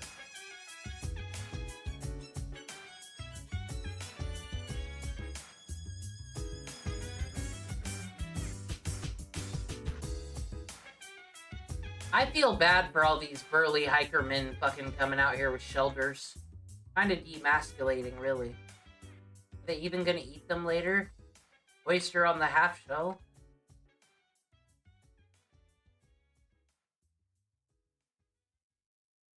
Ah, a Alolan Diglett with Turbo Blaze? That just won't do.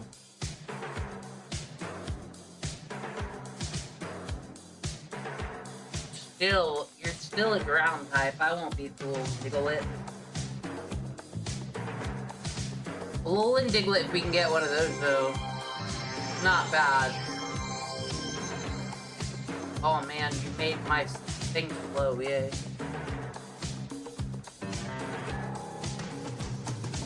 I'll bulldoze you! And then what? We'll have a bulldoze contest.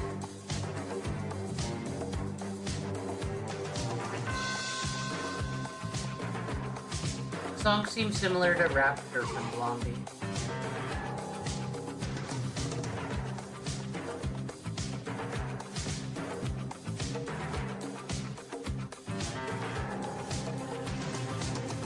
Ooh. Cut my life into pieces. My Pokemon team is leveling up. Oh, the little Totodile with its little face and its little eyes and its little jaw with its little Totodile.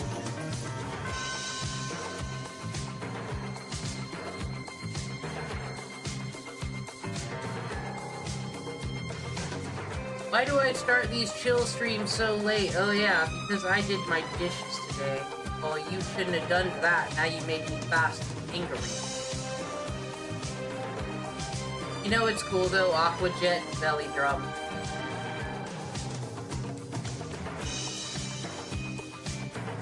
I think I'll get that Wild Charge TM not long from now, and then that's pretty cool because some of these are at their Oshawott at the level cap.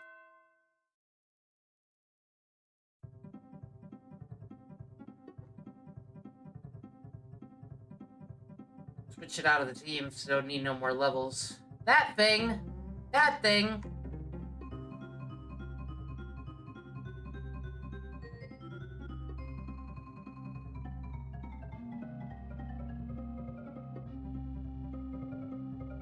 I don't remember his name, but his stuff shows up all over my dashboard now. It's like this exotic fish show, this place, this place. Alright. So the level cap is level 27. So all 27 levels get out. Put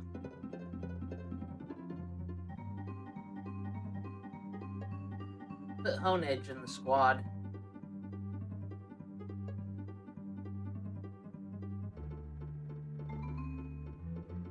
Yeah, I want to see what that Pokeball is up there, sir. Yeah, that wasn't a Pokemon. That was some kind of, like, Discord sticker or something.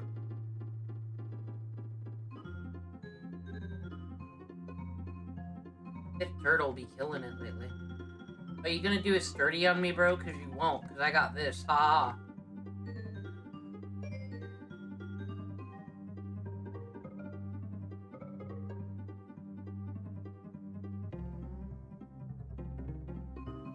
My Wartortle's so fast.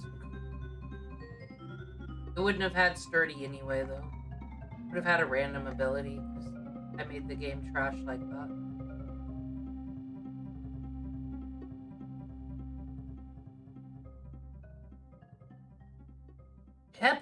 Tile. Rude.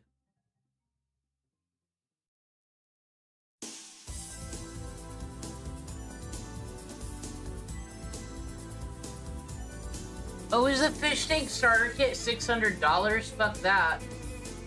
I'll get a fish tank for $3 at a rummage sale. That's the thing they never count on in those personal finances. It said that the fucking people who are like, I had to get a $600 laptop. No, you didn't.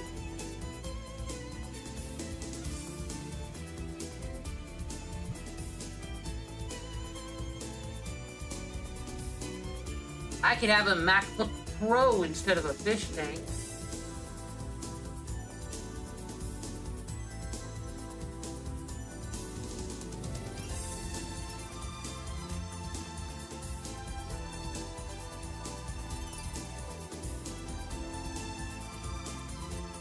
I could just get one of those really pretty beta fish. They don't require much.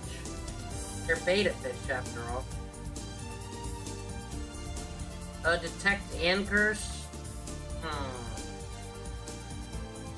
Oh, for you, you're good the way you are, Wartortle. You don't need to change nothing. I can also just relearn all these moves, too. That's a cool thing I can do. I can change a lot of shit before a battle if I'm not doing well.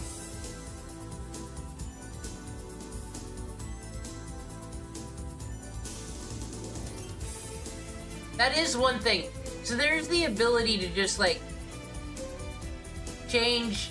relearn all your moves and shit, but if you do it on one of the emulators, like bootleg emulators, so you could play your Pokemon ROM hacks on the go, it would always freeze when I would have to do that, so I'd have to put it on the computer. That's just a little note there. Hey, we got Defog. Who gives a shit? It's Defog.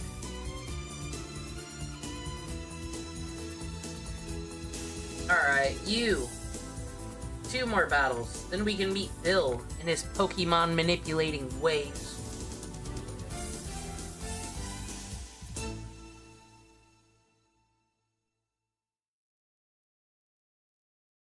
Look at you looking stuff up instead of just impulse buying willy-nilly. I have... What do I own? I have a Magnavox Odyssey. I have it in the box as well. I have another one of those old school Palm consoles in the box. I found those at garage sales. I got Rob the Robot at a garage sale. I paid $25 for it, which is high price for a rummage sale, I'll have you know, but I got Rob the Robot. I don't have an NES because I never had one as a child, so I don't feel any special kind of way about it. But I do have my Super Nintendo from when I was a child. That's still here. And then the Nintendo 64, I got one of those. GameCube, Wii U, got all that stuff. No Switch 2, though.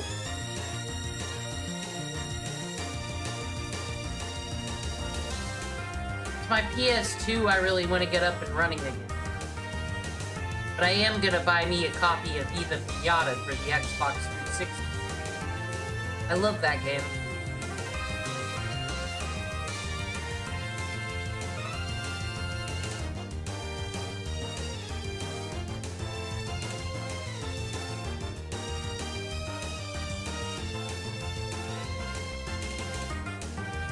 Got him.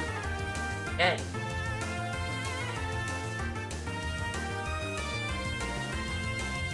Chad has been destroyed. I hope this next girl's name is Stacy. Is your name Stacy, lass?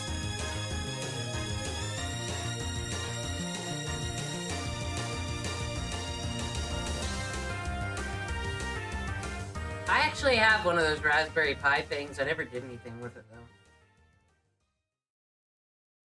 If there isn't a YouTube tutorial video telling me exactly every step to take, I won't figure it out. I'll just cry and don't even...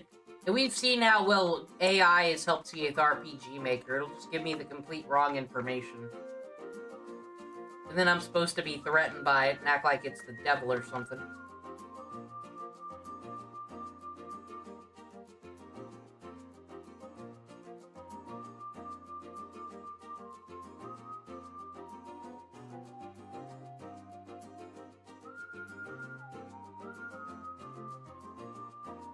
Got the PS2, PS3, PS4, so don't have the regular PlayStation, and then the Xbox 360's here, hanging out.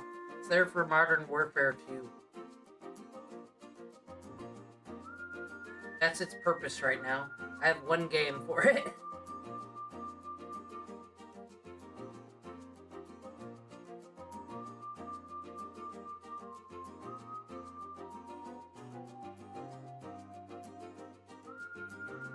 Butterpulse can cause confusion, but not today. Not when this man's face is so scary. Terrifying.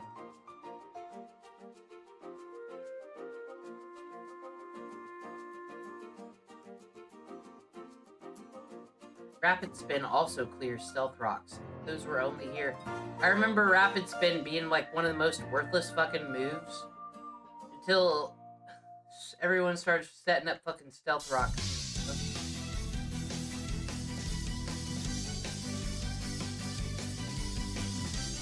Granados, my boy from Jurassic Park Lost World 2. The one where the woman gymnastic kicks a velociraptor out of here. It was a pretty cool scene. I actually did like the scene though of like the tall grass and how they would just make motherfuckers disappear. And I like the T-Rex in San Diego or San Francisco. That was pretty cool. I like the Lost World Jurassic Park. I've never seen those Jurassic World movies though. Those look fake.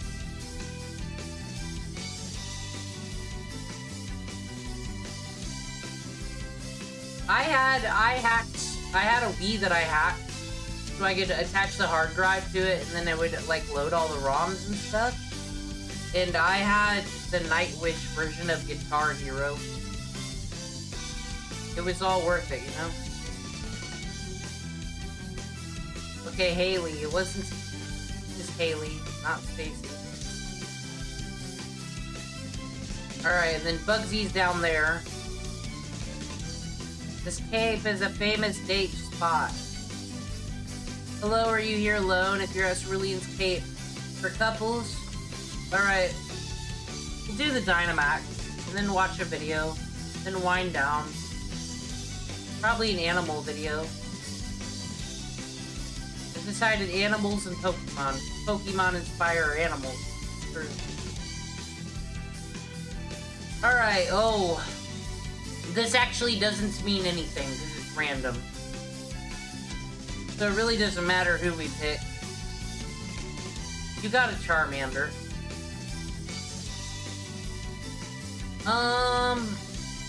You three are fine. Someone here should be able to do something. Powerful wild Pokemon.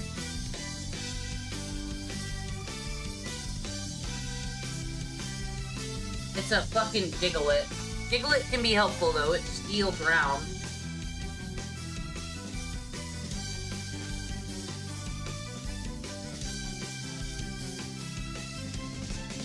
And it's massive, a massive mole creature.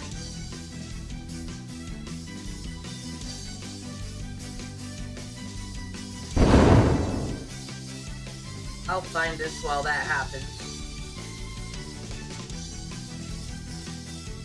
See, I don't know why. For many people, Are you guys ready to learn the truth? truth. The fucking Sonic music? Why did it actually sound good? And Sonic music's always great. For many people, it's their first pet, the humble goldfish swimming in a tank in your house. It's hard to imagine it's much of a threat, but... What? We can't. This is PBS NewsHour. We need to slow it down. We need to understand this information before we take on Misty. It's very important to know the current status on the goldfish. This is my political influencer, by the way, the host of PBS NewsHour. Only him do I accept information from. But when released into a Great Lake, a goldfish can imperil the fragile ecosystem of the largest freshwater system in the world. Christopher Booker has the story. Yeah, you can pull the bottom board. Ecologist Andrea Court is beginning another day at the Coots Paradise Fishway in Hamilton, Ontario. Sitting between Lake Ontario and the Coots Paradise Marsh, this fishway acts as a border wall for fish. The goal? To keep invasive species out of this marsh, an important spawning and nursery area for native fish. We have a series of baskets or cages that are underwater. So we have a crane, it lifts the basket, dumps them into a container, and then we sort the fish. At that point, I can decide which way the fish are going to go. With the flick of a wrist, Court sends native fish, like this channel catfish, into the marsh to spawn. Invasives, like this common carp, aren't so lucky. We turn away anywhere from about... Okay, the common carp? Fuck that. That's a Magikarp. That's trash. Who cares? I could see 1,000 of those at Indiana Beach. I guess there are people in Lake Michigan that just wait for these bitches to, like, fucking get on the rock beach and then they collect them all and eat them or some shit. Fuck them. They deserve to get invased by the goldfish. 2,000, in recent years to 9,000 carp. And when you say turn away, you send them back? Yeah, I send them back to the harbor, yes. They get denied entry into the marsh. When the fishway began operation in 1997, the main concern was invasive carp, which exploded in population in the marsh, displacing native fish They're dancing! That's cool. and depleting aquatic plants. But in the past decade, as carp populations have declined, a gilded icon of childhood pets has been making a splash. So here we go. Here's a goldfish. It seemed like we moved the carp out and the goldfish kind of moved in. So starting in 2013 was really when we started seeing more numbers, higher numbers of them. But these goldfish... Oh, okay. So when it comes to animals, we're allowed to be racist, are we? Those carps gotta go. They've been ruining this native land that they all spawned in. Get out of here. Mass deportations, but the goldfish, we like their society better. Fish don't look like the friendly little guys swimming in tanks at your local pet shop. Even their trademark Well, when we get a blue fish Pokemon, we'll name it Democarp. color, bred into them in captivity, can disappear in the wild. This is a goldfish, but it's not gold. Well, it's not very advantageous to be bright orange in the wild. And so this is more of its natural color. It can obviously be much more camouflaged. Kept in a bowl and fed a controlled diet, goldfish are small, unassuming pets. But when they're released into lakes and ponds like this one, they gain access to an endless supply of food, and they can grow into large PBS NewsHour is, like I said, the true news, because they get sent out to look at fish. None of this fucking war stuff. destructive pests. They do grow quite large. I think the world record is 9 pounds, but 9 pounds. 9 pounds. But the biggest one that we've seen here is around 40 centimeters, so about half that size. John Midwood is a research scientist with the Great Lakes Laboratory for Fisheries and Aquatic Sciences.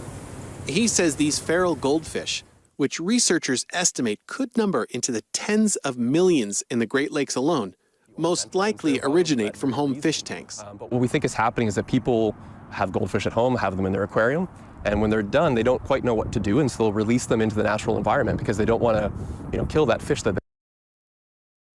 How many of these goldfish are people throwing in there? Is this a common occurrence? Do you all just get goldfish from the fair and then are like, I don't want this anymore, and throw it in the lake?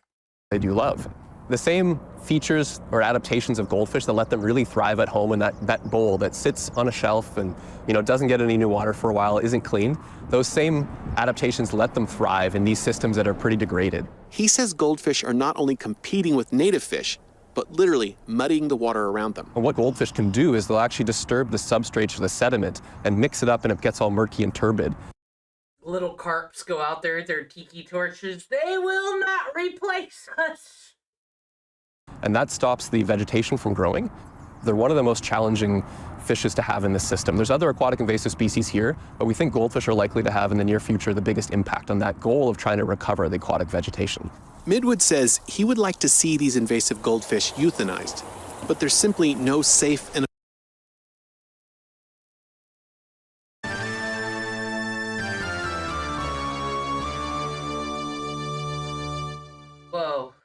affordable way to do so because of the contaminants they carry as bottom feeders in an industrial waterway.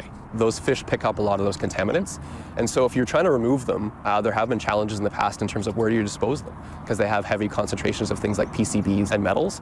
Once an aquatic invasive species is in your system, you can't do much other than try to, keep its numbers down.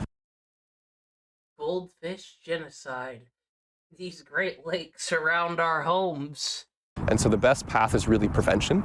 But pet owners grappling with unwanted fish are often faced with a dilemma. I had asked a few people that had ponds if they wanted them, but nobody wanted them, so I really didn't know what I was going to do. Why would people with ponds not let you drop their fish off? Is it because they got poison in them? Drop them off in the river.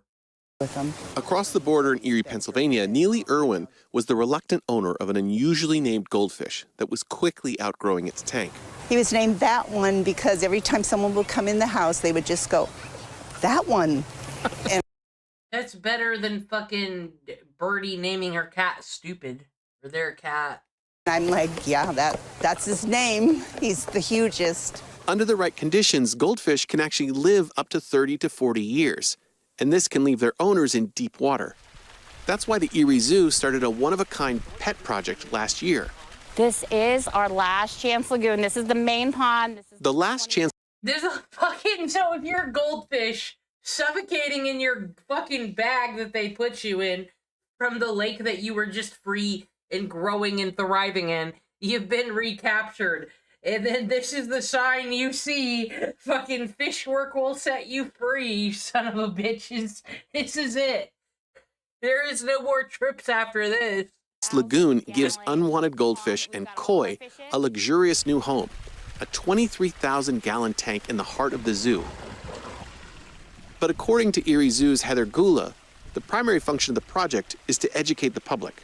We want to teach them about invasives because that is a big problem on the Great Lakes. We also want to teach them about proper pet care and expectations. That is something that a lot of zoos work on educating the public about because you have a lot of people that want exotic pets or bring in some of those that they just don't know how to care for. The Last Chance Lagoon intake forms tell the story of floundering fish owners.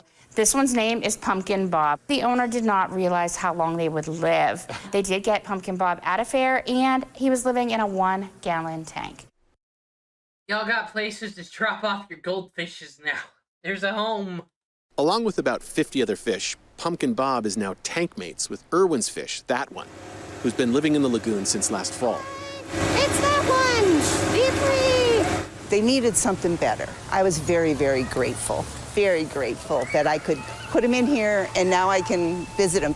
One less goldfish to wreak havoc in the wild. For the PBS NewsHour, I'm Christopher Booker at the Last Chance Lagoon in Thank God these ravenous monsters have been stopped. Thank goodness. I was worried. We have a new enemy in town. I caught the Diglett. Alright. 6 months ago. This is way more... Okay, this I also got for the animal segment. Have you all seen these people that just put live things in jars and then things just come to life in them? Ecosystem jars? I want to see an ecosystem jar.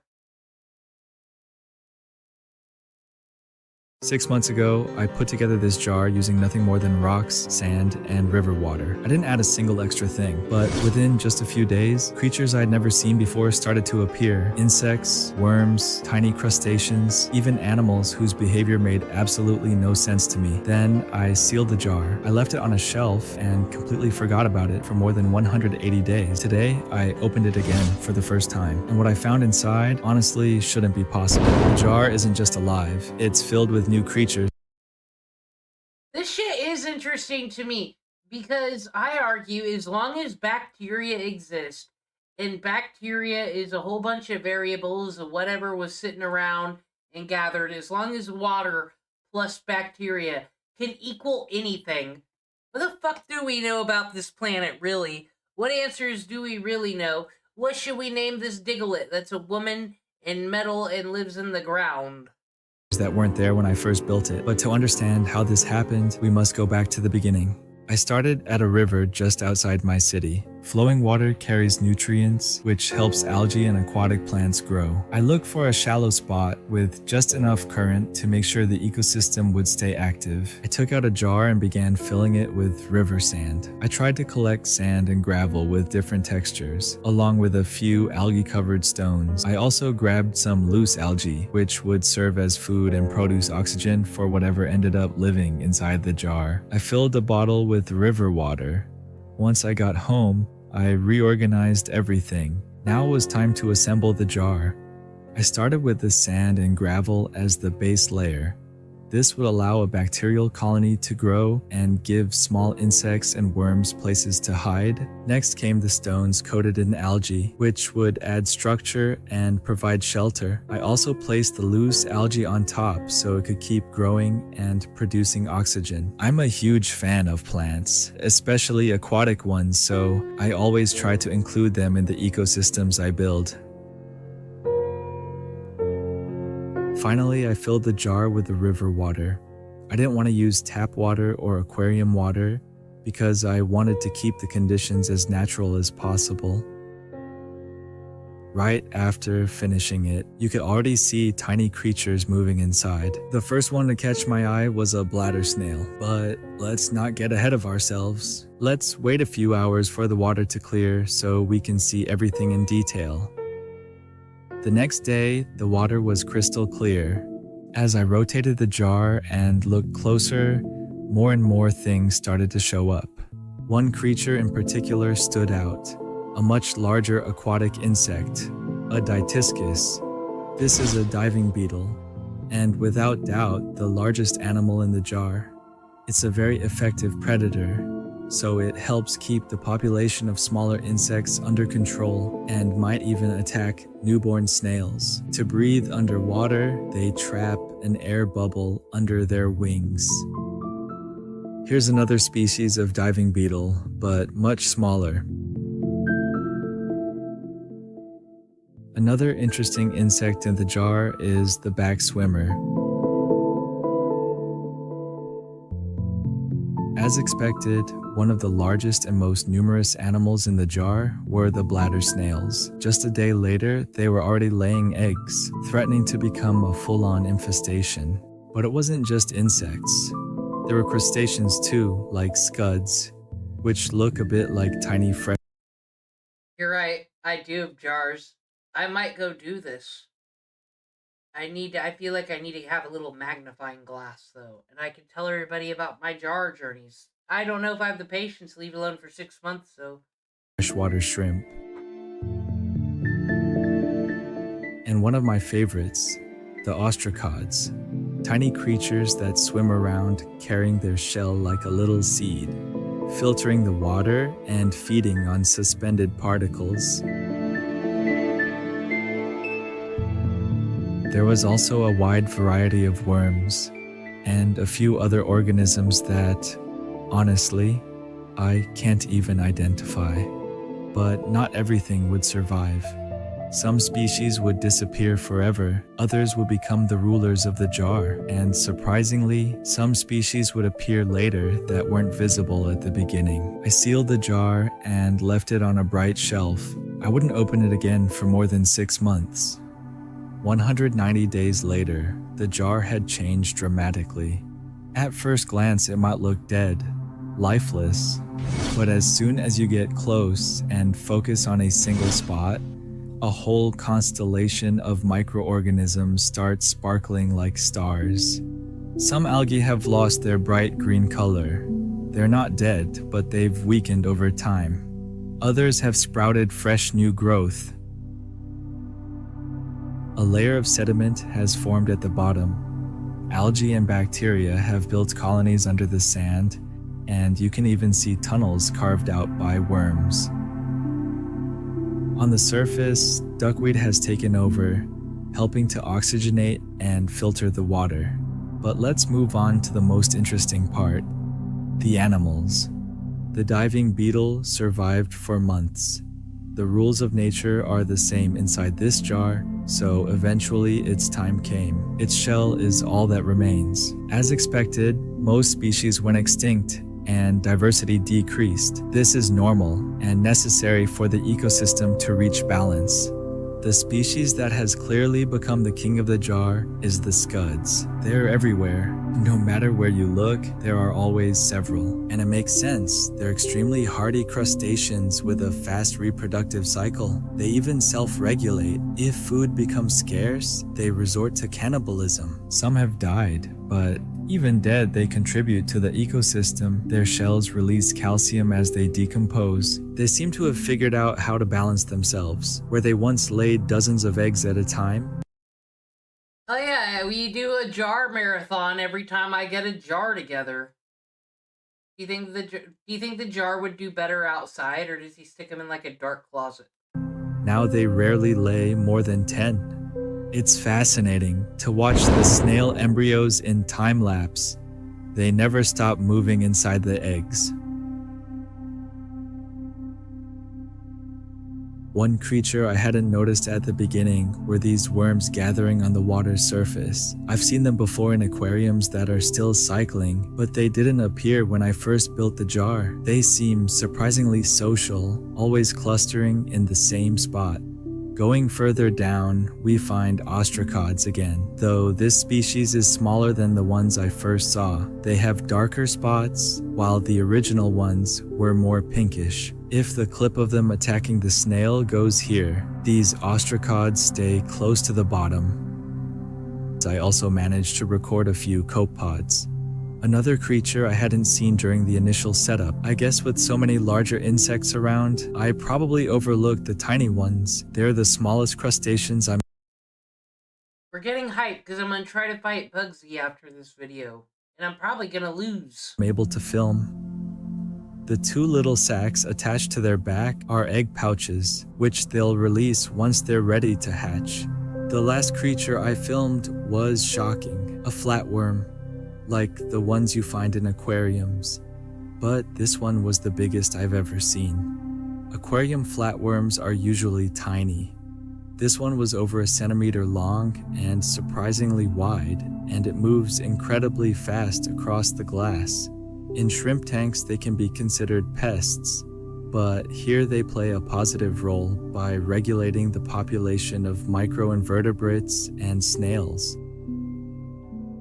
To be honest, when I first built this jar, I wasn't entirely sure it would succeed. I've seen it many times in videos, but whenever I tried it myself, it never worked. And yet, more than half a year later, it's still alive. It has turned into a self-sustaining ecosystem, one that regulates itself in perfect balance. If you enjoyed the video, leave a like and subscribe so you don't. Here's what this person's thing is. They put the things in the jars.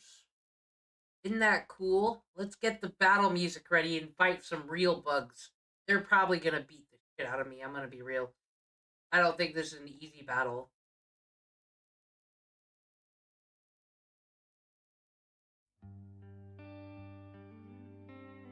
Ah, there we go.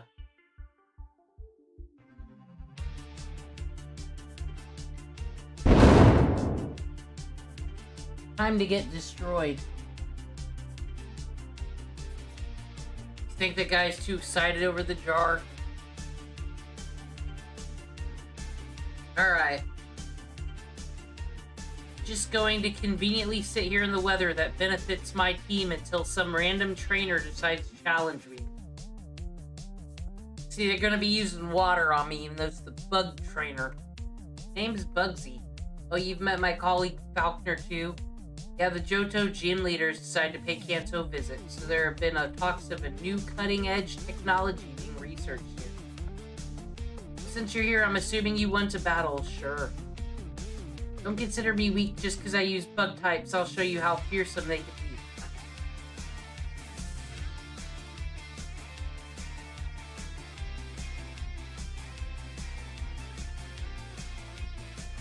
God, Ariados?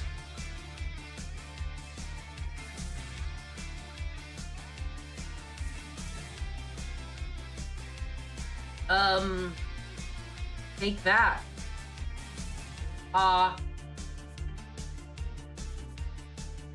I'm a water type.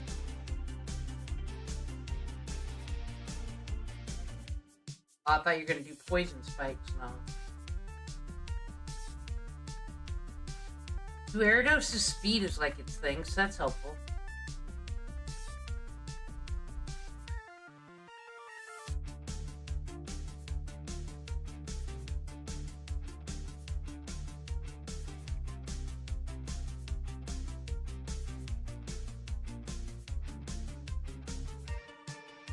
Confusion? Yes.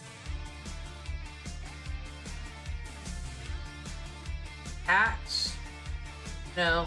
Oh fuck, that's like the one-hit KO one.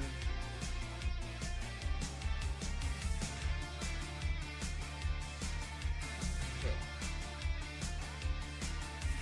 Oh, fuck you and your attack. Still slow bit. Who's got a priority here?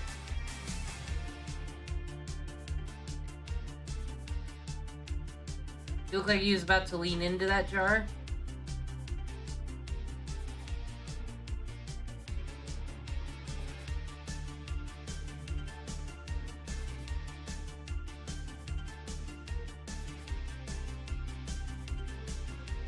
Okay, we got one down.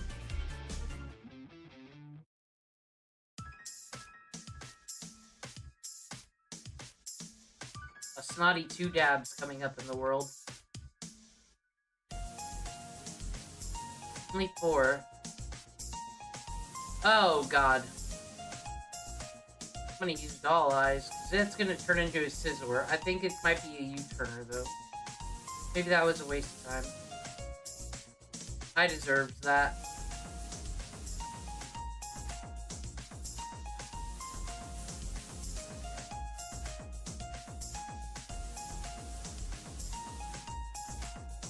Your Psychic Fire, you won't care.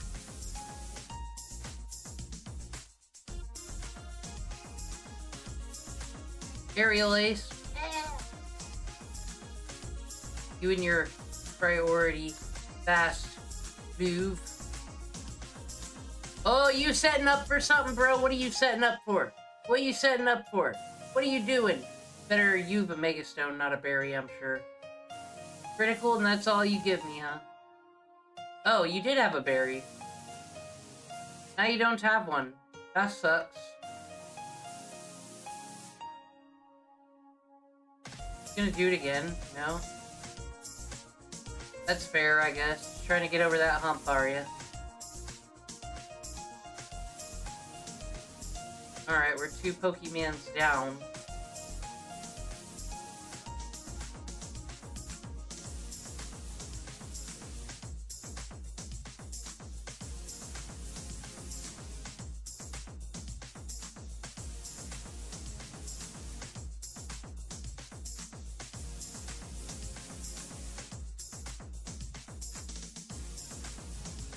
I'm concentrating. I don't want to redo this battle.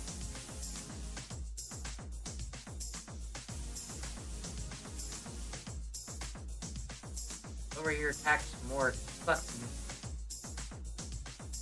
Take that. It's gonna turn out.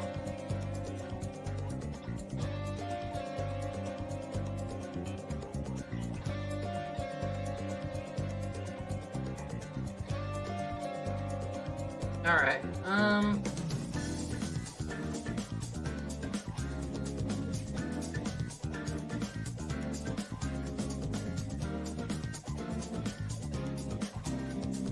Icy Wind would be... I don't want to go priority, though. Oh, that doesn't... Bric-a-brac against an ice.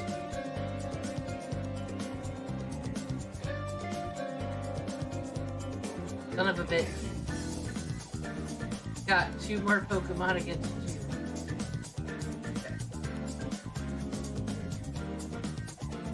Faster? No, okay. Fuck you.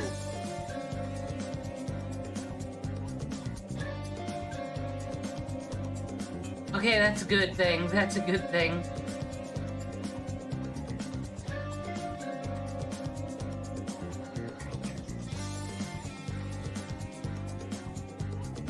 Oh, fuck you. I can do that, though. That's still cool to do.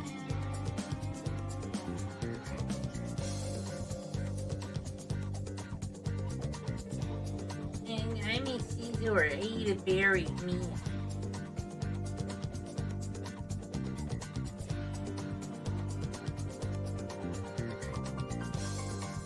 How is ice not super I didn't use an ice attack, I used a water attack.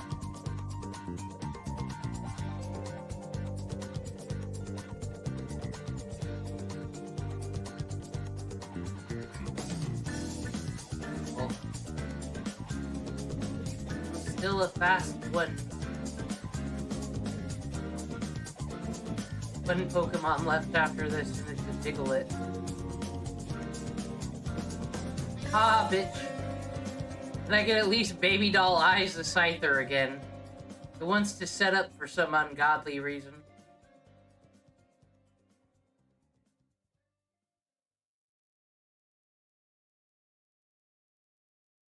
If you can beat this, then we'll just go to Misty. Oh, there's still 2 left.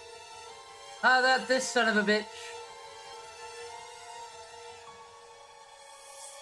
You're gonna bullet punch me.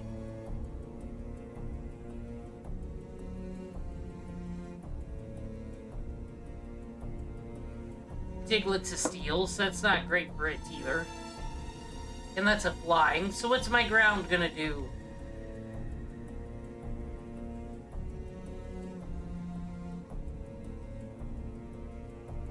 Guess I can use Sucker Punch. Hey, no Diglett here. We know that. I can level up Zubat, I guess. Well...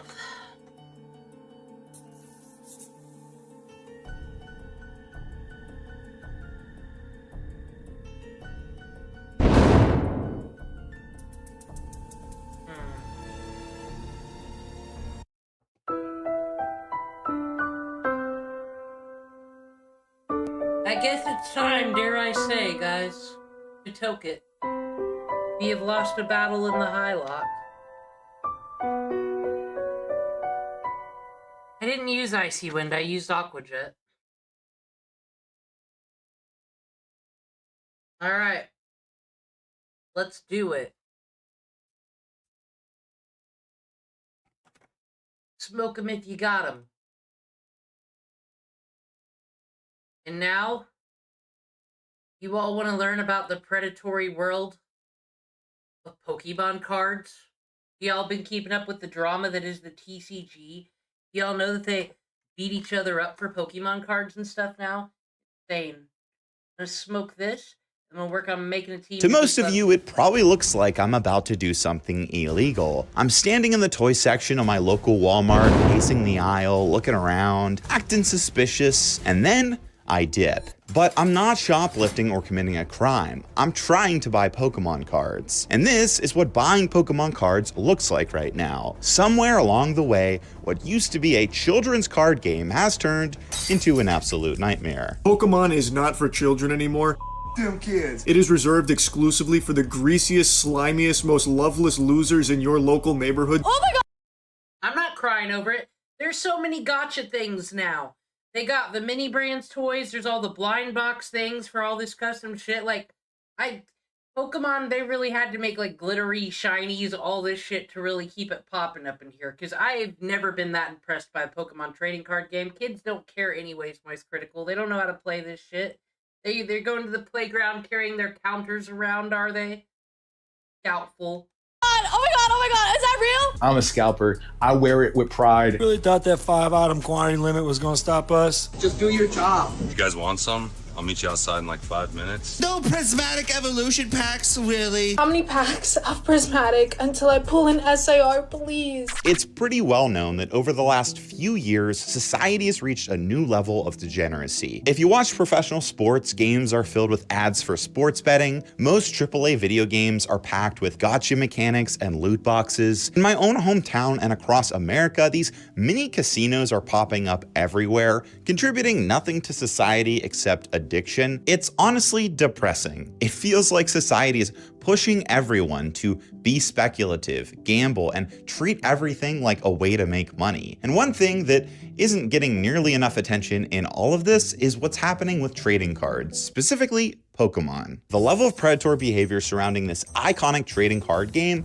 has been genuinely astonishing. People are getting into actual brawls over newly released products. OnlyFans models are using card openings to promote their saucy pages. We're seeing fraud, market manipulation, bizarre inventory issues at major retailers, and of course, waves of scalpers are buying up products just to flip it all online for a quick buck. It has broken far through the cultural zeitgeist. Professional football player Joe Burrow and Pawn Star's very own Chumlee are somehow involved with trading cards.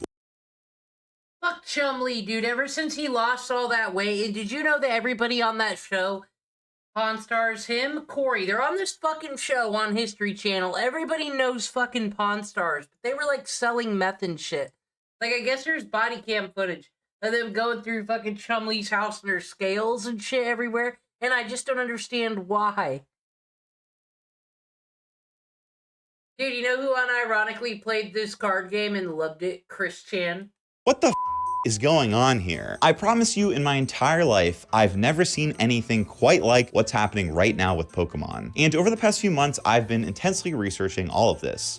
Why? Well, when it comes to nostalgia-driven hobbies, Pokemon easily sits at the very top of my list. As a kid, I was obsessed with Pokemon. So when I heard what was going on in the hobby, I felt responsible to investigate. Not for me, but to make a monetized YouTube video. No, you don't owe your childhood self anything, guys. Our childhood selves were selfish assholes. Guys gotta let it go and play Pokemon Radical Red instead. For him, because it shouldn't be like this. It shouldn't be this hard to buy some shiny cardboard, trade, battle, and have some fun with your friends. So join me as today I will be exposing the predatory world of Pokemon cards.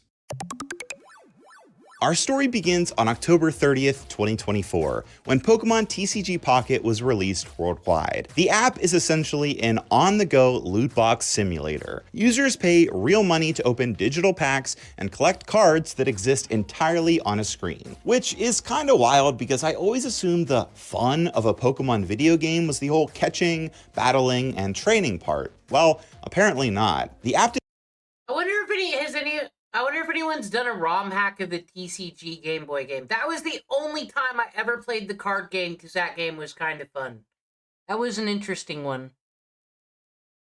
Did over $120 million in revenue in its first month alone and surpassed 30 million downloads. To put that into perspective, that is more money than the movie Madam Web made in its entire theatrical run. A JPEG of a Pikachu generated more value than Dakota Johnson. In its first few weeks, this app was generating nearly $4 million a day. They did this by releasing something called immersive cards. These were digital cards you could dive into, exploring a 3D landscape inside the artwork. It was arguably the coolest thing the franchise had done in years, and it broke the internet. Suddenly, you had millions of casual fans, people who hadn't touched a Pokemon game or Pokemon card since the Bush administration, getting that nostalgic dopamine hit all over again. But that was just the appetizer. A few months later, in January 2025, the main course arrived. A new physical Pokemon card set called Prismatic Evolutions. This wasn't just another expansion, it was an Eevee Evolution set, featuring Pokemon like Sylveon and Umbreon. Now, if you don't know anything about Pokemon or even trading card games, you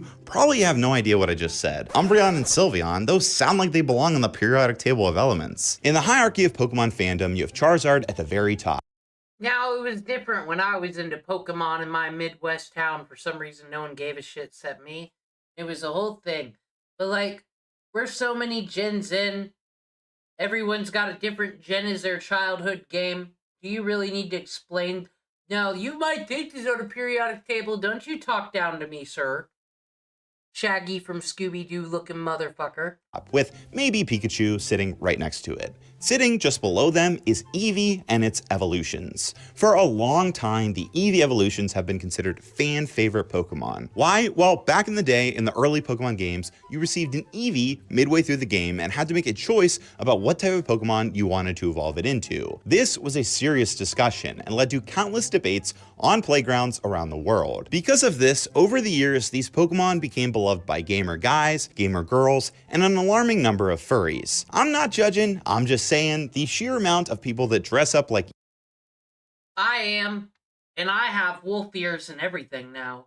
Eevee and their evolutions is quite insane. Additionally, in recent years, Eevee and their evolutions have also become investment-grade assets. In 2021, Pokemon released a set called Evolving Skies, which featured a specific card, the Umbreon VMAX Alternate Art. This single piece of cardboard became the gold standard of modern collecting, with raw cards selling for over $1,000 and graded cards selling for upwards of $3,000. So for the Pokemon Company, releasing anything centered around Eevee evolutions is generally considered a slam dunk. They had this all planned out. They have the market research, they know the trends, and most importantly, they know when the nostalgia hits, man, it hits hard. Anyways, the Pokemon Card Company knew exactly what they were doing. If they released a set packed with flashy new stylized Sylveons and Umbreons, people were going to lose their minds. And they did. The main chase card was this, the Umbreon EX. When the set launched in January, this card was going for a shockingly high $1,700 raw or ungraded. This card was Hot take, trading cards is just not my nerdy thing. It's just, can't I just print these off and cut them out? I have a laminator. I got it from the Amazon.com to benefit Tonto's 401k. It's super simple. And then you can get these lamination pages and you just put the stuff on it. And it goes, zoop, and you just cut it out. I can play any trading card game I want, probably. I don't want to spend a lot of money on these things. Like, it would be like when people collect all the old Gen 1 ones and then make like a mural, put it all in like a frame or something. Like, if you can use it for decoration, I'm all for decorating with dirty shit. If you can make it look good and make it look classy. I just get no enjoyment out of trading card shit.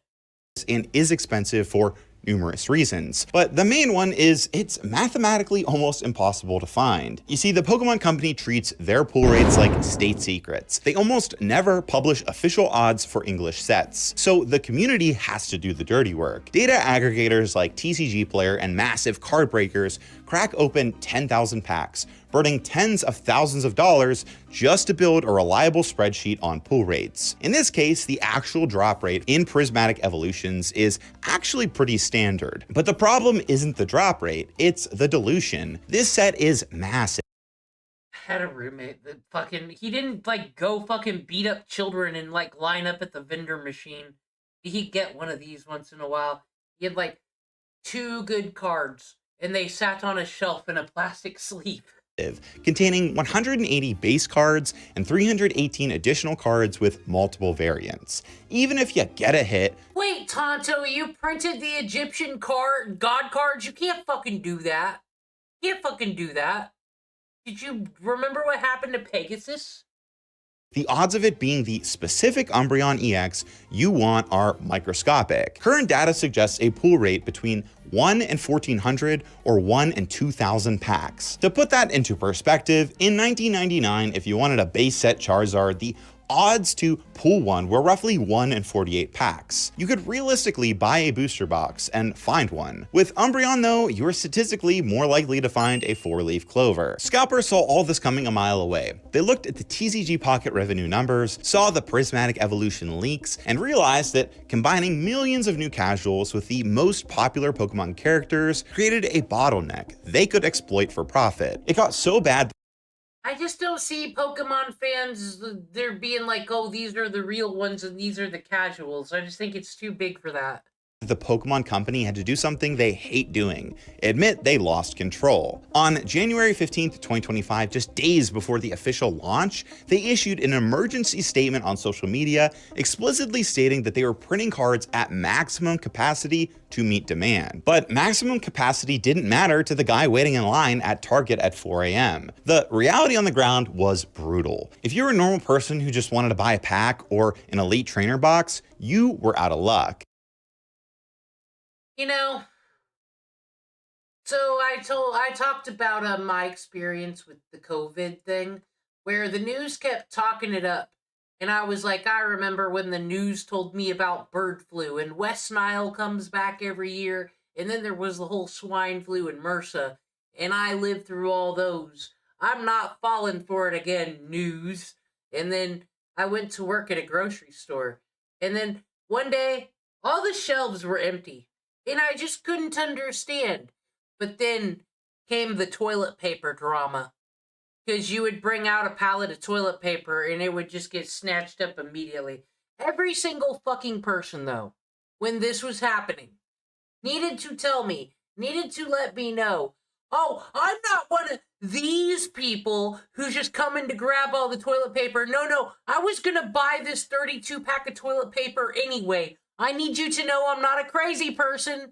And I'm like, just fucking take it. But it's like, oh man, these normal poor victims who just wanted to buy this card because they just needed this one little pack. I don't think they cared that much at 4 a.m. on Target. They'll get it when they get it. Unless you're willing to pay roughly 3 times the MSRP. Now, if you're thinking, haven't we seen this before? Didn't we already go through a Pokemon card craze in the 90s and again around 2020? Well, the answer is yes, but this time the beast is different, and it comes down to 3 specific factors. Number 1, the buyers have changed. The people clearing out shelves aren't kids asking their parents for allowance. It's millennials and Gen Z. We have adult money now, or at the very least, we have credit cards and a desperate need to heal some inner childhood trauma. Number 2, the technology. 20 years ago, most cards were bought in person at physical retailers. Today, we use online marketplaces for almost everything, including Pokemon cards. When you try to buy cards online, you're often competing against waves. Said that's funny because Pokemon cards is what started us, my family, having the internet early. Well, Beanie Babies really, but like I said, eBay, Beanie Babies equaled eBay because my mom was huge into the Beanie Baby shit, and she was able to get out of that. Profited, she cashed out before that empire fell. But us kids were all into the Pokemon, and she figured out, oh man, this is the new thing, and because not that many people in my town were into it, she would buy this stuff from like Walmart, like the Pokedexes, the toys and all that, and in places like California and New York, they'd be sold out of that shit. And there was no, Amazon sold books back then. That's all they sold. So, so she would buy this stuff and then list it on eBay and would just fund a whole bunch of vacations and make tons of money. But she also figured out the game of, if I pick up this pack of cards and it feels thicker than this one, that means there's a foil in this. And that's why they put them in the cardboard now. Of automated checkout bots that can drain a retailer's inventory in a fraction of a second. Technology that simply didn't exist 20 years ago. And number 3, the amplification. Everything is now accelerated by social media, which leads us to influencers. We can't just blame the scalpers anymore, because there's an entire economy of people whose full-time job is opening trading card packs for videos or live streams. Sure, unboxing Pokemon cards on social media has been around. I ain't playing a video game. I don't get, like, I mean, it's fun. It's fun with, like, Fate Grand Order, let's say, because I'll be playing things, doing the story there, and it's like, oh, here's the exciting part where we get the dopamine. But, like, this all day, this is worse than being a PokeTuber. forever. Believe it or not, I actually did this on YouTube years ago, but back then it was mostly a hobby. In January, it achieved a new level of insanity. I mean, take a look at this guy. There has to be hundreds of boxes here. Whether he's planning to invest them, flip them, or rip them open on stream, the result is the same. Come on, buddy, save some for the rest of us. Prismatic Evolutions brought in a massive wave of these new age pokey influencers. Some just fans of the hobby, other hybrid financial advisors, and worse, some even functioning as casino dealers. And when I say casino dealers, I'm not really using a metaphor. If you've never been over to the trading card side of TikTok or an app called Whatnot, it is a lawless wasteland. It is essentially QVC for gambling addicts. But instead of buying a brand new blender, you're buying a 30-second dopamine hit from a guy named PokeBro69. Now, you might be thinking this explosion of live streams was just a natural trend, but it wasn't. This was calculated. On January 10th, 2025, Whatnot, one of the main apps where this occurs, announced they had raised $265 million in fresh funding, and they knew exactly where to spend it. They took the money and immediately sponsored some of the largest Pokemon channels on the internet. The timing was surgical. They lined up these. You know what? Bullshit, really. That we can sit there, one, is this Shia LaBeouf's unfortunate fucking cousin? Ben Stiller face? What's happening here? But how's come Herbie Hops, we can sit there and make fun of him for the pony? Well, Tonto would never. He's got that swag fucking pony hoodie, got the ponies everywhere, and people be like, oh my god, a brony, despicable, throw it in the dryer. But this is okay. This is perfectly acceptable. Having your bright-ass Charmander. Like, it's like, cool. I said, it's cool when you can decorate it, make it you, all that shit, but this is just... And I know it's a YouTube fucking thing, but still. Pretty lame. Pikachu, at least get something manly out here, like a Trapinch. Massive sponsorship deals right alongside the release of Prismatic Evolutions. Here's how this... I saw the beginning of that. What I love about Financial Audit, though, is all these motherfuckers bringing props on like Caleb gives a fuck, and it fails and doesn't land each time. Like, this guy really brought his Pokemon cards on there thinking Caleb would give a shit. I don't understand where they keep finding these people. The business model works. It's called Rip and Ship. You buy a pack from one of these streamers, usually at a premium, way over market price, but instead of sending you the sealed pack, the streamer rips it open live on camera, shows you the hits, and then ships the cards to you later. Additionally, some streams started running bounty systems, and this is... Oh, that's pretty cool, actually. You're too lazy to open your own fucking packs? Is where it crosses the line from hobby to unregulated gambling. Streamers will set up these games where instead of selling you the pack to keep, they sell you the opening. But here's the catch. You don't get the cards inside. You pay them to rip it. If it's a dud, you walk away with nothing. If they pull a specific chase card like the Umbreon EX, they pay out a bounty. They'll say if you buy an opening and hit this card, I will give you store credit to exchange for packs or cards they have. So suddenly people weren't buying a card or pack. They were buying lottery tickets. They were playing a slot machine where the jackpot was just more store credit to keep them playing the slot machine. That's worse than a gacha, I think. Hot take. This exploited the exact same psychological triggers as a casino, but because it involved trading cards and not chips, it completely sidestepped gambling regulations. Why would anyone do this? Like well, Mr. two reasons Beast. I can think of. One, parasocial validation. If you pull the bounty, the streamer screams your name, the Are any of these Pokemon card opening streamers anybody cares about, though? I guess I don't know anything about that scene.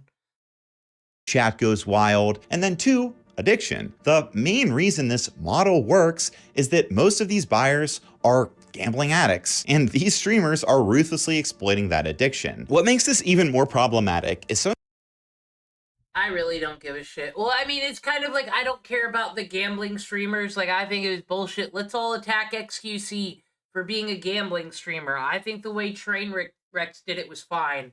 He had the little PSA above the shit saying, I'm rich, I'm allowed to do this, it doesn't mean anything to me. If you gamble, you lose, regular people, don't fucking do it. Like, what more did you need? I don't think the kids would see that and be like, I'm gonna do it for funsies. Like, and then DraftKings is all over the motherfucking place now. On Twitch, on YouTube ads. So now no one can fucking point their finger anymore. Everyone's looking at gambling. These kids are either gonna have to sink or fucking swim. I hate to say it.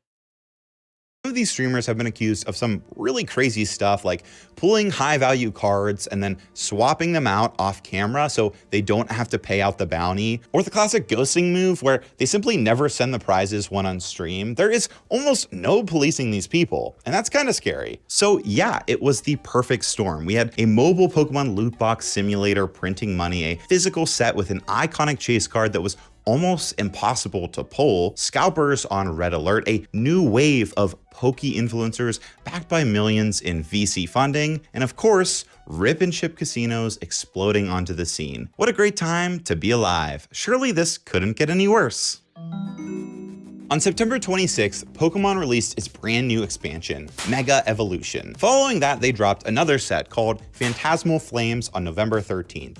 Just in time for the holiday rush. You might think that after the chaos of the massive Prismatic Evolution release earlier in the year that things would have calmed down. Well, things were about to get even crazier. Phantasmal Flames included a rare Mega Charizard X card. And if you remember the hierarchy of Pokemon fandom I mentioned earlier, well, Charizard is number 1. We're talking about the Pokemon where a first edition PSA 10 And Charizard is cool, but get over it, everybody. I can just print out the picture and laminate it as said. These little glittery hollows, that's simple. You just get glitters and then like lacquer them down with some nail polish coat or something in your set. sells for $250,000. He is the god of shiny cardboard. So releasing a Charizard You could also just make pixel art of all these cards. right And now we can animate them. That'd be cool. So many things going on, though. was basically like throwing gasoline on a fire. Because of this, everything got worse, much worse, starting with retailers. After a year of Pokemon insanity, major retailers caught on to the craze. They looked at the secondary market prices and realized they were leaving money on the table. Gas stations like Sheetz started selling packs above MSRP. Even Staples started selling packs for a whopping $9. Here's a good one. Goodwill realized they're sitting on gold. Now, when cards get donated, they list them on their own auction website, shopgoodwill.com, to spark bidding wars. So even the charity organizations are capitalizing on the hype. But easily one of the wild. Okay, Goodwill is... I hate that they have their own little eBay website, because there's just someone who's dealt with the fucking thrift stores and all that shit. They are the worst. They go look at eBay prices, and they won't look at what something sold for. They'll look at for what someone listed it as, which could be fucking anything, and they'll be like, this is worth $500. And they'll put that little piece of paper on, like, a fucking dish, being like, look, it's worth $500, so you're gonna pay us $450. Then they do got their own auction website. That's where all the good shit goes. That's why you don't find good shit in the Goodwill. Best examples is what's happening with GameStop. GameStop, a store that would offer you $3.50 in store credit for a kidney, has suddenly flipped their business model. They have essentially transformed into a high-end pawn shop, and Pokemon is center stage. To be clear, GameStop has always sold Pokemon cards, but now trading cards have become a core focus of the brand. Last year, GameStop began buying both raw and graded Pokemon cards directly from customers. At first, this move was seen as a win for collectors. That goodwill didn't really last long. Then came GameStop Power Packs. Power Packs are exactly what they sound like. GameStop takes those customer trade-ins and repackages them into their own in-house mystery packs, effectively creating another product designed around chance. And these packs are not cheap either. Prices range from around $25 all the way. Where there is a will, there is a way. Remember this every time. Remember this. Nintendo thinks it has the right to sue the U.S. government. I'm sorry, liberals. Come together. Since when... Why... Drop your TDS stuff. This is like... It's Nintendo. Just printing money all day, and then they say, oh no, because of America and their politics, we're not allowed to make more money and print more and get more printers' monies. Fuck them. This is the corpo where it's fuck them. Download all the ROMs, play Radical Red today. Up to $2,500. On Black Friday, GameStop launched Power Pack Series 4 and paired it with a so-called golden ticket promotion. They announced that 5 special tickets were hidden inside these random bundles of used cards. If you found one, you won a year of free Pokemon cards. It was Willy Wonka, but for gambling addicts. More recently, they hosted their very own event called the GameStop Awards, partnering with internet darlings like the Best Buy Girl and Scott the Woz. During the event, they covered trade. Scott the Woz a sellout? He doesn't care about Pokemon or RPGs, so we know that's a lie if he's in a Pokemon promo. Remember when an American helped Nintendo win that lawsuit against Universal because of the Donkey Kong thing? And that's what Kirby's named after, is that American lawyer who helped win them the lawsuit. What an Ethan Klein-like move, that fucking Nintendo. Trading cards, even giving an award to the best Pokemon card of the year. Who won? Well, the Mega Charizard X card. And while they received quite a bit of gamer cred for this event, their reputation in the actual Pokemon trading card community is at an all-time low. Why? Because GameStop decided to stop fighting scalpers by simply becoming scalpers themselves. It started when GameStop quietly jacked up the prices for single packs. A standard booster pack usually holds an MSRP of around $5. At GameStop, they're pushing $7. But the worst offender was the Charizard Ultimate Premium Collection. This box came out alongside the release of Phantasmal Flames with an MSRP of around $120. GameStop decided to sell it for $200. That is an $80 markup just because they can. GameStop looked at the market and thought, why deal with a middleman? If guys on eBay can buy our products and resell them at higher prices, why don't we just increase the prices ourselves? This has pissed off a lot of people, but at least GameStop actually has the cards. Since beginning this exploration, I started tracking store inventories on their respective apps. And what is happening with other retailers is even weirder. Dollar General, if you didn't know, sells Pokemon cards, or at the very least, they advertise they do. I do know that Big Lots takes like a whole bunch of random Yu-Gi-Oh cards and like a pack of 30. And they'll just be like, you can have these for like $5. So it seems like a good deal, but I've gotten a couple of them thinking, oh, I'll make some of them fun decks that you just make with like trash cards in a pack or whatever. And like, that wasn't even fun. They were like that lame of cards, all sorts of different things from different metas that could never work together in any world. It was impossible. On Dollar General's app, you can see exactly what items they have in stock in one of their stores.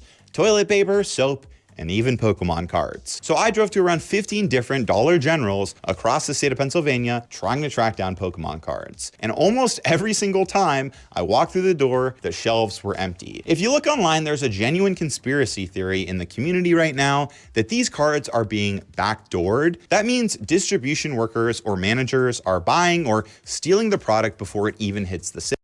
We've been through this with the Starbucks cups. I say they're entitled because they're the ones that got to put up with this shit. Scam.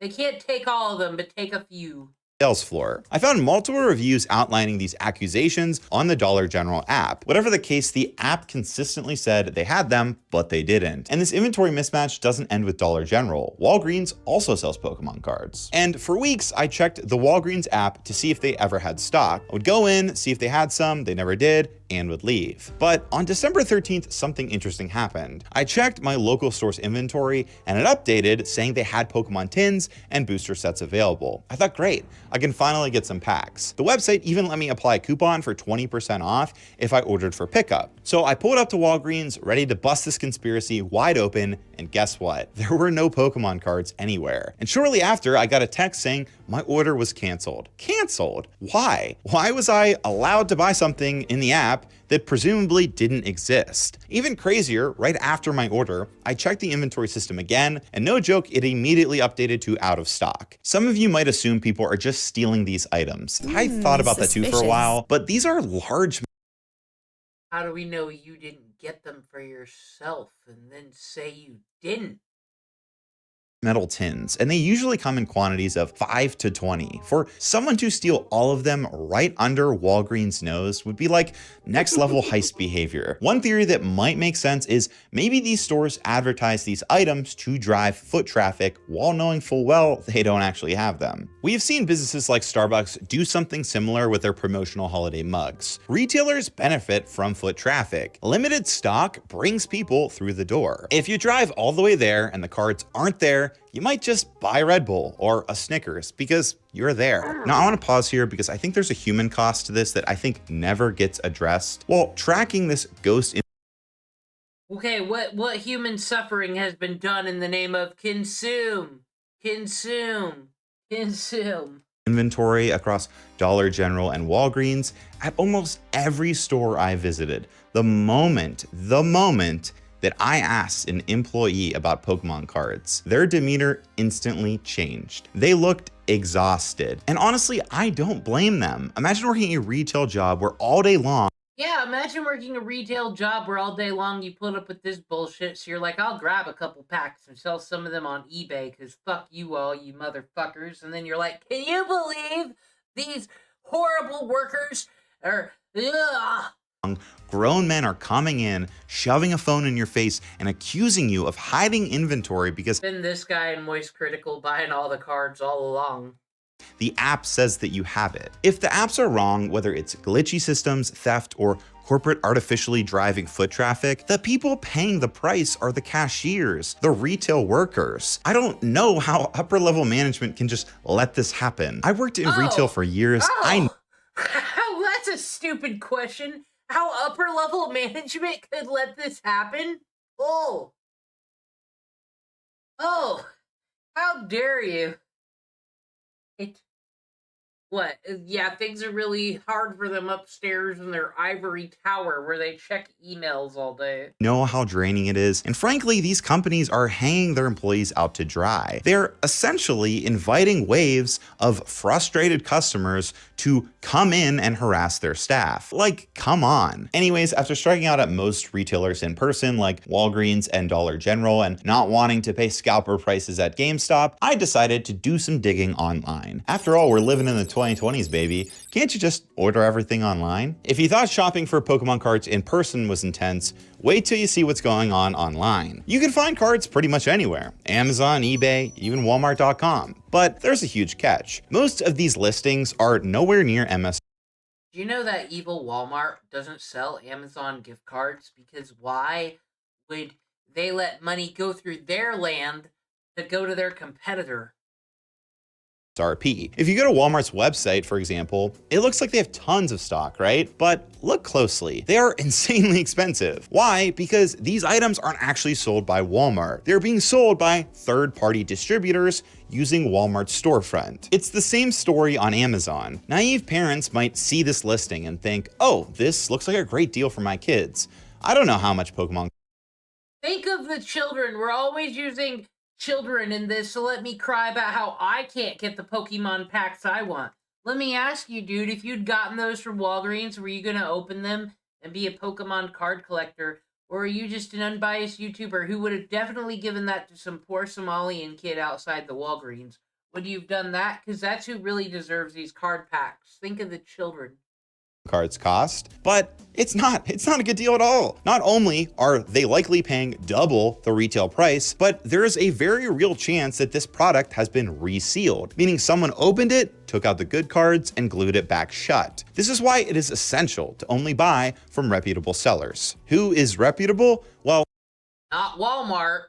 Let's get into that. So if you didn't know, you can actually buy cards directly from the official website, PokemonCenter.com, but they release stock in limited drops. And getting cards here is almost impossible for two reasons. The first one is exclusivity. When you buy specific items from the Pokemon Center website, like Elite Trainer boxes, they often come with a special stamped promo card that you cannot get anywhere else. This means a Pokemon Center ETB is instantly valuable on the secondary market, often worth significantly more than the standard version you'd find at Dollar General or GameStop. And the second reason, as I mentioned earlier, is bots. If you think you have fast fingers, well, you're wrong. Botting is already a massive problem in things like sneakers, concert tickets, and graphics cards, and now it's fully entrenched in the trading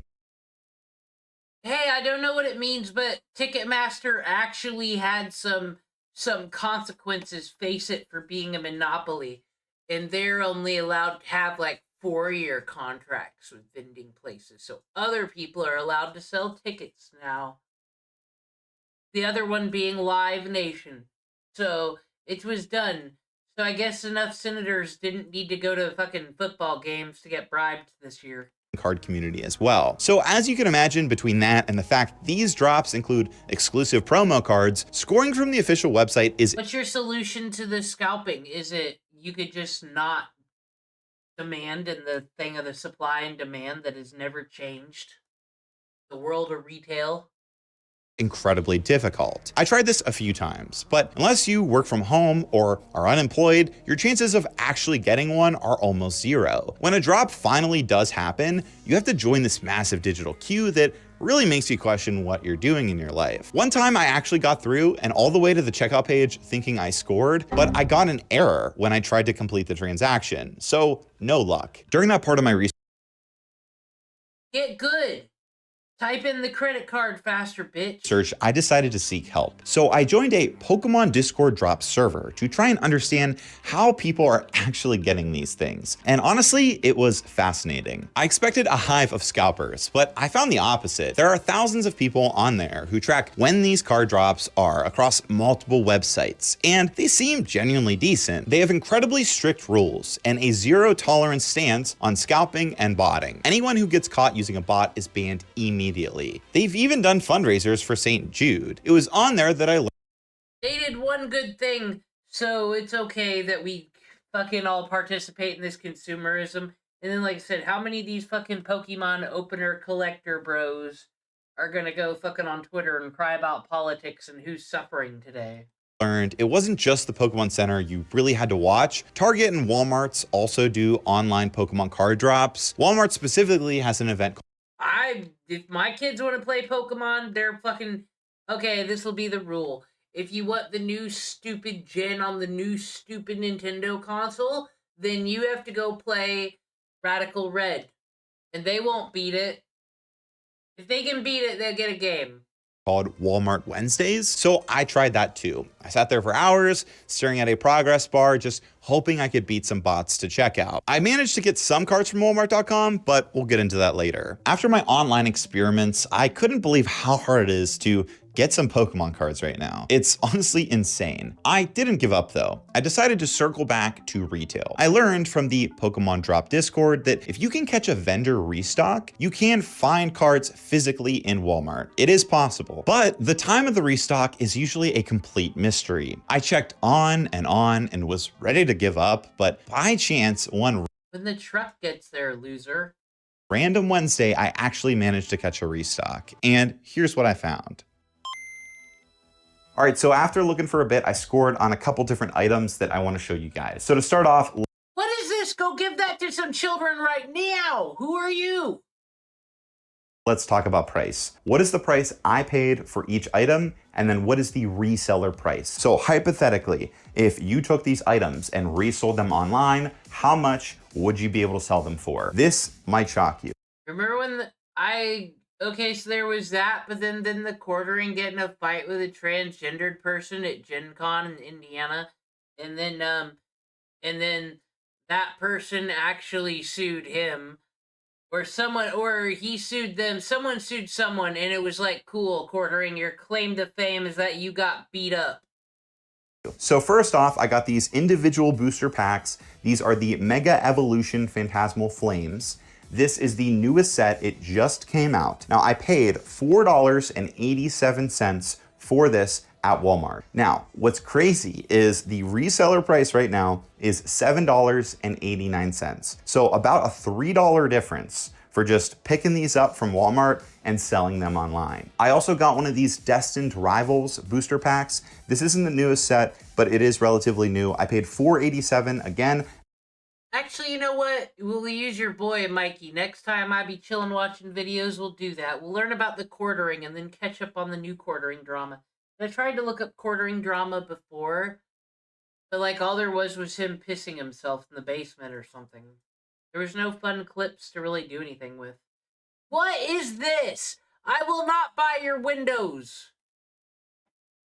At Walmart, and this one sells for $7.96. So again, about a $3 difference between buying it in store at its regular price and what these resellers are charging. Then I got this 3-pack blister set. This is also the newest set. It's Phantasmal Flames. I got this from Walmart online, and for this I paid $15.87 each. So you get 3 packs and a promo card for $15.87. Guess what? The reseller price for these is $20. Almost a $5 difference between buying it again through the store and then buying it from a reseller. But this is the craziest item I grabbed. This is a Mega Evolution Phantasmal Flames Elite Trainer box. So I got this at Walmart for $55, and no joke, it's selling online right now at reseller price at $76. So about a $20 difference between buying it in store and buying it online from a reseller. And again, I just want to emphasize, this is the newest set. It's not like this was sitting in my closet for 10 years and then I found it. This is brand new. People are just buying it and selling it and making a $20. So, they said it's been this way since 1997. As I said, my mom was doing all this. Like, I just don't understand the premises videos, like, in fucking Moist Critical shit. Like, oh my god. Guys, can you believe it? Pokemon cards. People are collecting them and scalping them. Them up a bit. Profit, which I think is pretty crazy. All right, so now I'm gonna open a couple of these things up just to give you an idea if I break even, make profit, or lose money, which my guess is I'm probably gonna lose money. I set up my camera like this with my water bottle. It's nothing fancy. I call this the Chumley method. This is what I guess all the TikTokers are doing. And yeah, I'm just gonna open the packs like so. So we've got that card. I'm not even gonna read these names because I'm gonna be honest, I'm probably gonna mispronounce all of them. Ooh, wow, okay. That's actually a very nice card. I would think it's worth something. What? Mispronounce them? Fake fan? Fake fan? This should have went to some children that would have enjoyed opening these. I guess they don't get no joy. Think of them at all when you spent your money. How would that have been a better video? I gave them to these children. Look at them smiling opening it. And then we cancel you for putting children in your videos.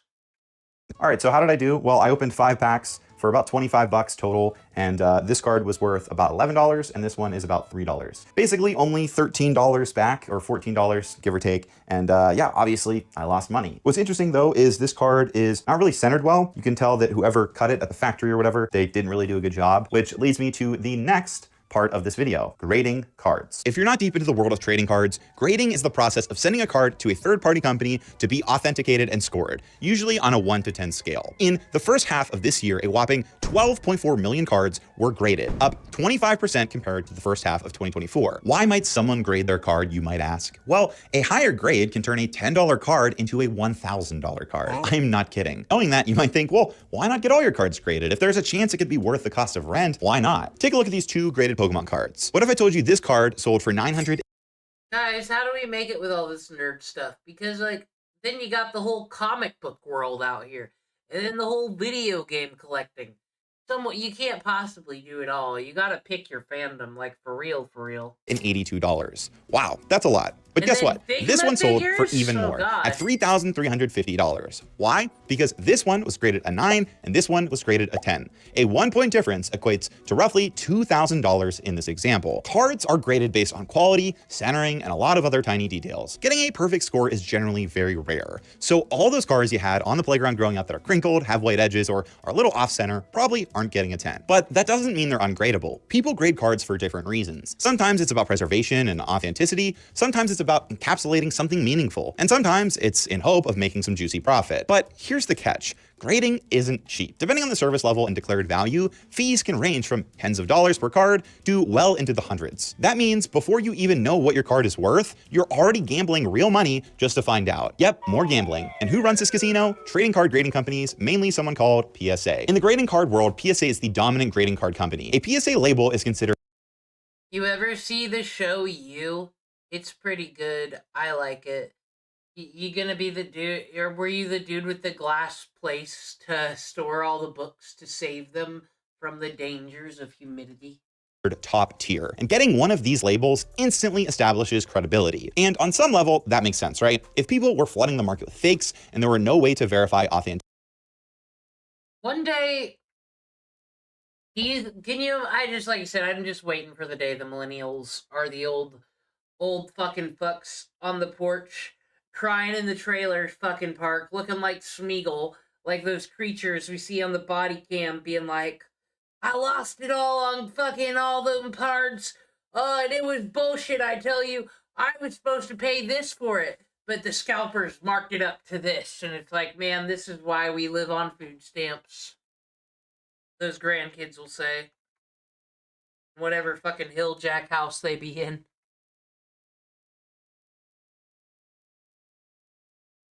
Oh, don't you judge me, oh my gosh. Hot stalker boy, he just loved them. Loved them so much. Ew.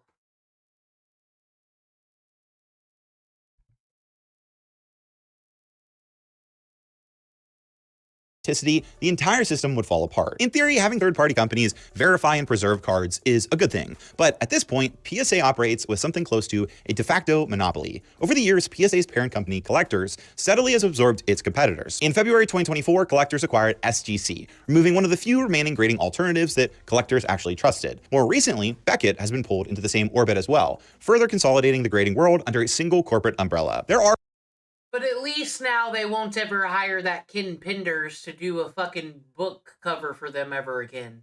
Them Digimon ones were horrifying. Some alternatives like CGC, but no one comes close to PSA. As competition shrinks, PSA gains leverage, and that leverage shows up quickly in pricing. Grading costs went up last January, and collectors largely had no choice but to accept it. If a collector wants maximum liquidity, resale value, or buyer trust, PSA is the default. And when one company becomes the default, well, as you probably already know, consumers never win. What's especially fascinating about card grading right now, though, is that despite the increased costs, we are seeing all-time highs. Even with rising fees and now long wait times, submissions keep pouring in. People are tearing through old binders, closets, and storage boxes hunting for hidden value. The logic isn't, I love this card. It's, if this hits a 10, it might be worth it. Another interesting shift, though, is what people are now grading and collecting. It's no longer just genuinely rare or historically important cards. People are looking to collect commons, forgettable holos, or anything that might be a worthy investment, which brings us to the next chapter of this exploration, the Kabuto collector phenomenon. A few months ago, an anonymous but well-known Pokemon card collector known as the Kabuto King began aggressively buying up nearly every copy of a specific card across online marketplaces. Not a Charizard, not a Pikachu, a first edition fossil Kabuto. A relatively unremarkable card that most collectors barely thought about for decades. Until recently, ungraded near mint copies sold for just a few dollars. Now they're selling for around $120, and the price is still climbing as I'm recording this. Is that because he bought them all and hoarded them, so now there's less of them in the supply and demand chain if you're collecting all the cards? Genius. The Kabuto situation is sparking bidding wars, drawing attention from high-profile collectors, and even fueling a poly-market bet on whether the card would hit $100 by the end of the year. It did. It's becoming one of the clearest examples of how fragile and frankly unhinged parts of the Pokemon market are right now. And in a strange but generally cool twist, the Kabuto King raised over $51,000 for St. Jude's Children's Research Hospital through a charity auction of a signed Kabuto card. This has gotten so big, the King has inspired copycats too. There's a Geodude guru collecting Geodudes, a Meowth man collecting Meowth. Plenty of others are following the same playbook. Naturally, people want to know who this is and more importantly, why. So I reached out directly to the Kabuto King on Twitter. They declined a formal interview because they want to remain anonymous, but... And they're all gonna... Everybody's gonna have their Pokemon. That's why there's 1,000 of them now. I'll go for Cubchoo. Everyone fuck off. I'm a Dugong girl, though. That's my favorite Pokemon. They did offer insight into what's going on and what happened from their point of view. When I asked why Kabuto, their answer was surprisingly simple. They said, Kabuto is king, everyone forgot about him, he was left behind, not anymore. That sounds like something about... Well, it was it the Helix religion in Twitch Plays Pokemon? Omnite made it, not Kabuto. Batman villain would say, but okay. Next, I asked them at what point did they realize their buying was moving the market price of the card. According to them, in the beginning there were many listings, so prices didn't jump. Adding, when everyone else started buying and sellers caught onto the story, they started raising prices quickly. Fair play on them, it's a free market. The issue is that not everyone interacting with the situation is treating it that way. For example, TCG player listing prices are usually what sellers on the secondary market use to price their items. During this craze, people figured out how to manipulate TCG player listings to inflate pricing on certain cards, including first edition Kabutos. Essentially, people spoofed eBay transactions to pump the price. The Kabuto King has been public about their disdain for this and TCG players market pricing system. When I asked them about this, they said that, quote, TCG market price is now completely useless. And they added they're not sure how that gets fixed, but it's definitely a broken system, and hopefully a better system takes its place. Personally, I think if prices can be easily manipulated, we're not looking at the most stable market here. And when there's all this criticism coming from your own collectors, I think that says a lot. The Kabuto King situation is no doubt another great representation of how insane this movement has gotten. We have people trying to collect cards in a seemingly innocent manner, and then market manipulators taking things to the extreme. It's like a lot of hobbies nowadays, you have people that ruin it for everybody. But I don't know about you, but this feels worse to me because it's supposed to be a card game for everyone. And I think that leads us nicely to what we need to talk about next. Something missing in this conversation, something really important, our innocence. Hear me out. I liked Pokemon when I was a child, and my alcoholic parents would yell all the time, but I enjoyed going to the Walgreens once a week and getting a pack. That was a joy. Children's can't have that now because I bought them all. Lol.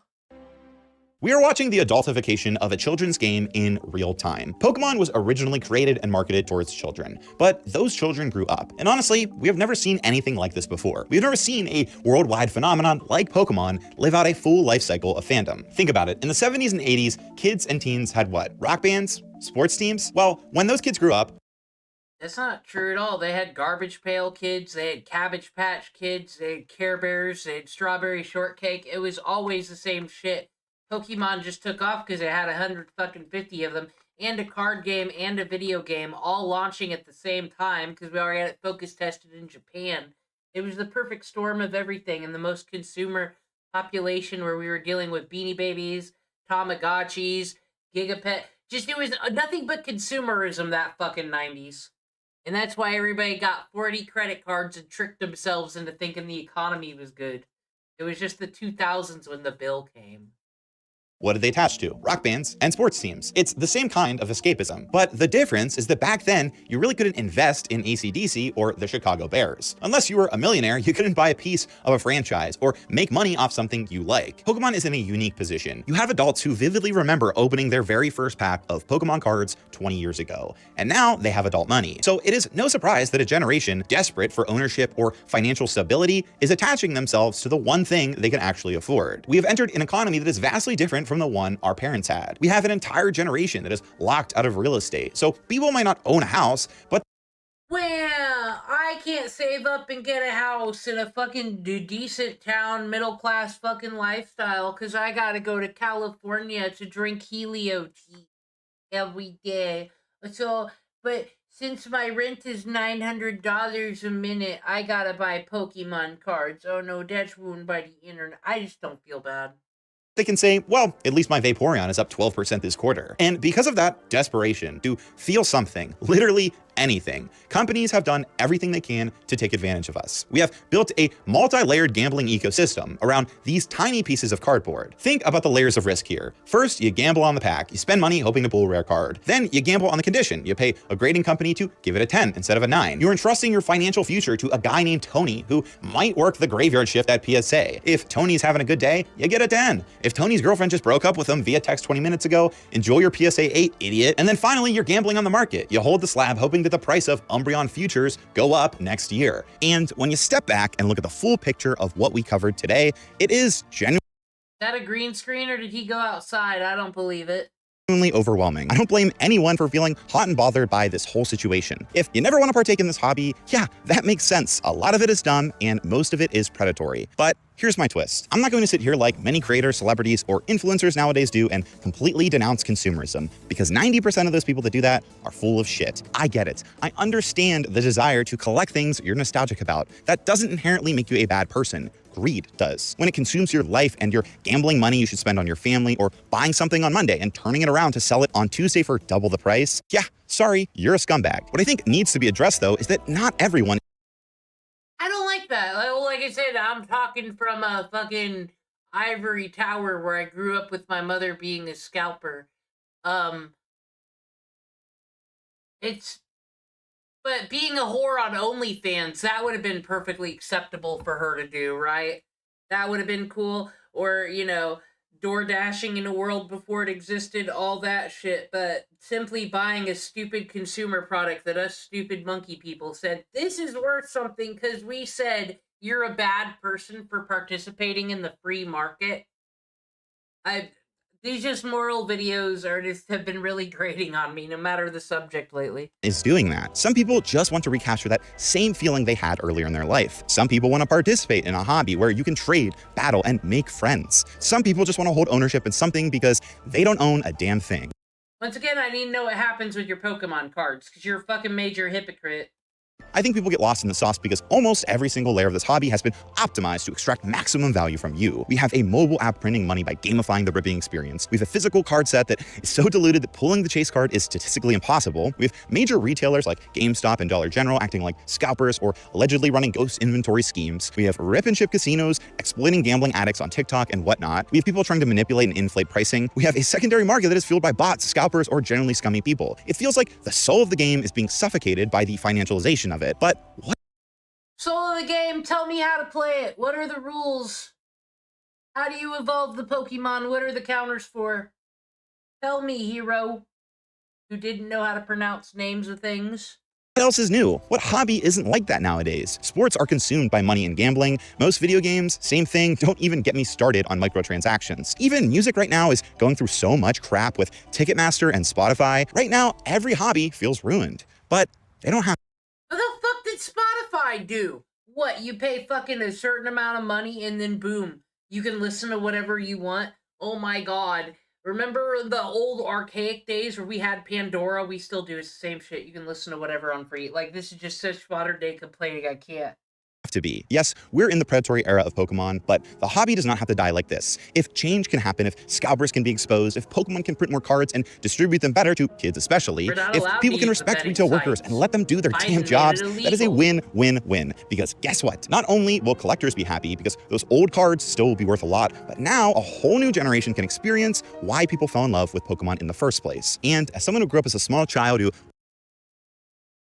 Also, hot take. I don't want the kids to get into Pokemon because it's shittier than the one I remember. And two, they shouldn't be little consumers. Gen Alpha is the Jesus one. They will learn from everything horrible the Zoomers have done and rotted upon this world, and they will be better. I don't need them impurified by this Pokemon shit as we were. It's kind of like Genesis and the Forbidden Fruit, really. wanted to catch them all. I hope like hell things can get better. Not for me, but for him. Thank you so much for watching. This is one of those videos. Fuck that kid. Fuck you. I'm giving it a dislike for whining and being a complainer. A real Winnie the Pooh type enjoyer. Negative 7-11, you deserve it. Calling scalpers bad people. You're bad people for wanting the thing, I say. What do the comments say? Ah, you're right. I remember Pokemon from when I was a kid, and it was good, and now it is bad. My nephew asked for Pokemon for Christmas. It took a greater part of a month checking in some stores. What do I do for a living? I steal toys from children. No, you just sell them higher marked up for those one parents who only know how to give their kid fucking surface level goods, shallow goods, instead of like spending quality time and making a nice vacation or getting them board games that they can play together and enrich their thing and bond their thing. No, I'm sorry, you couldn't get them the shiny new Nintendo fucking product for the evil Nintendo Corporation.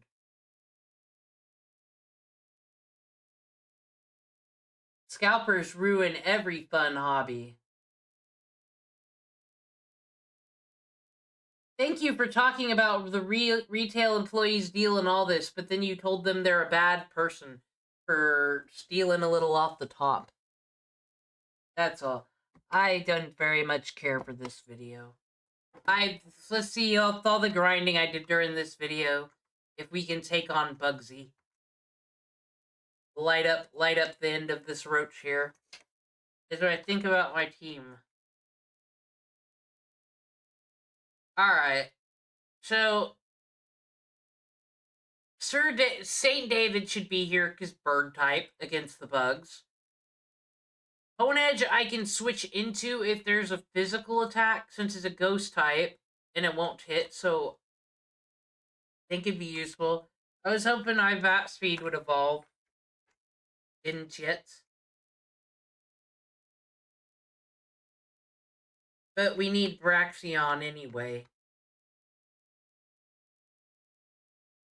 You're not really useful in Nosferatu. So I guess we'll put our homie back in. Oshawott. Alright, let's see if we can do better with this.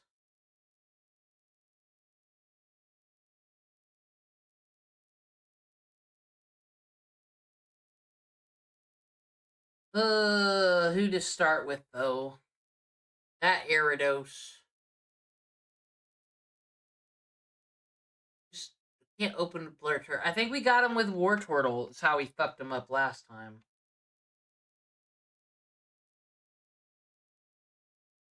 Alright. Epic battle music, let's go.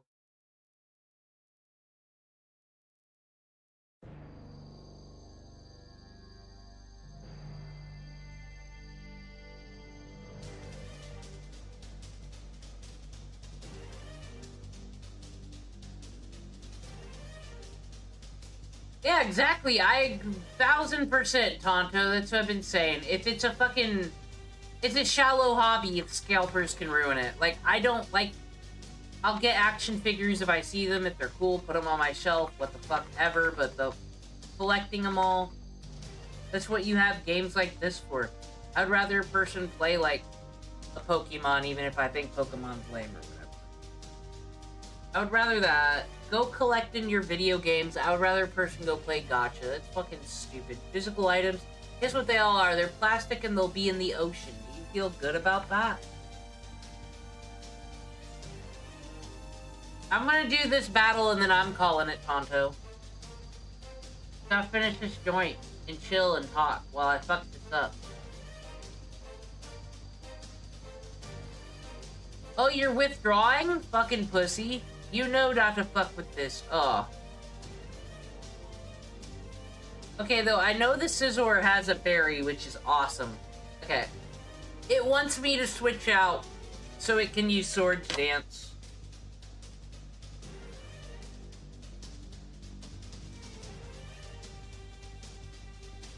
Yeah, look, Icy Wind's not strong against a Scizor. What are you thinking? I want to do a Water Pulse, though. Maybe it'll confuse it. Oh no, it's gonna do its Aerial Ace bullshit. Now it's slow though, so it was worth it. Gooey War Turtle.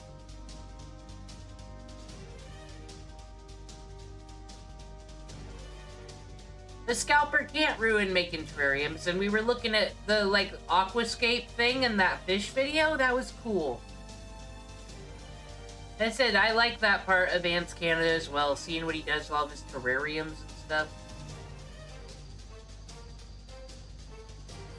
Water Pulse will get us a confusion. And eat that berry.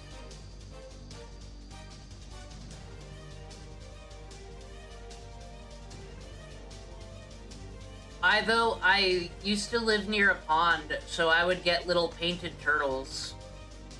You could easily catch them walking by the pond, and then, like, you know, the moss would shake, so you'd reach in there and you'd get yourself a turtle. But the problem was when I decided I have to clean my tank of turtles, and I put Dawn dish soap in there, and I was like, well, this is how my mom does the dishes. Luckily, my mom saved all the turtles. It's fine. They were fine. No one got sick.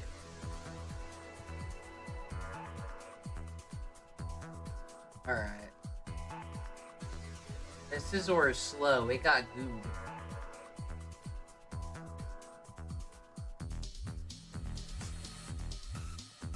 That is like 4... That should have fucking killed. That is like 4 times strong against it. Fuck you. Maybe it's because the water is like weakening the fire, maybe? I believe Scizor is like its hardest hitter there, so that's gone. Got only 1 Pokemon out.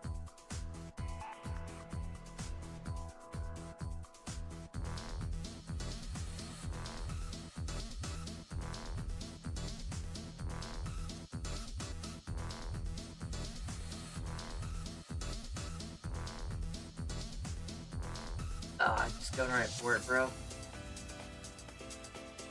We don't have Baneri this time. Lower your shit.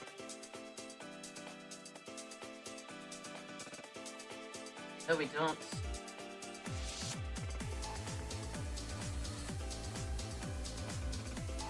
Oh, we don't have tech no more.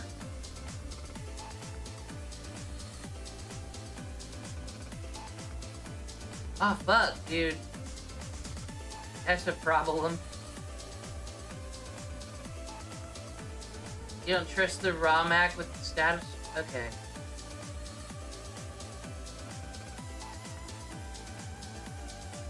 Flying attack against my ice, and then there it is. Icy wind. Oh, it's got a fucking...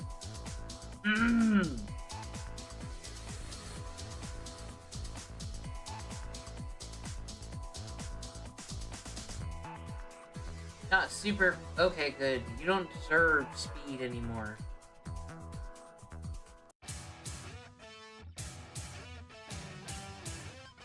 If I'm faster, no. Aerial Ace isn't priority, is it? I'm getting fucking rinsed now. I'm fucked.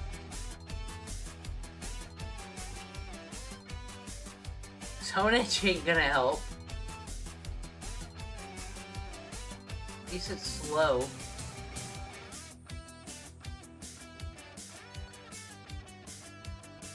Bug bite. Going for the stab, my bro. Oh, you wanted to eat my berry? No! It's not yours! Fuck. Get fucking aerialated. You don't have Aqua Jet, do you, Oshawott?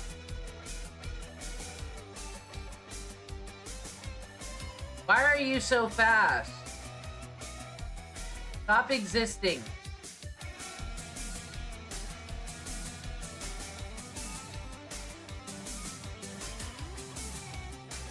I guess the next time we come back, it's gonna be the fighting gym leaders in Cerulean. Started a bit early next time, like I said, but them dishes are done, so it's all worth it. Y'all don't understand. Said I have a habit. I'm not gonna live in one of these dirty fucking hoarder meth houses. Those are disgusting to me. But I will leave a whole bunch of things on surfaces for like 4 days before I will get overwhelmed and say the world's ending, I'm gonna cry, and then I'll fix it.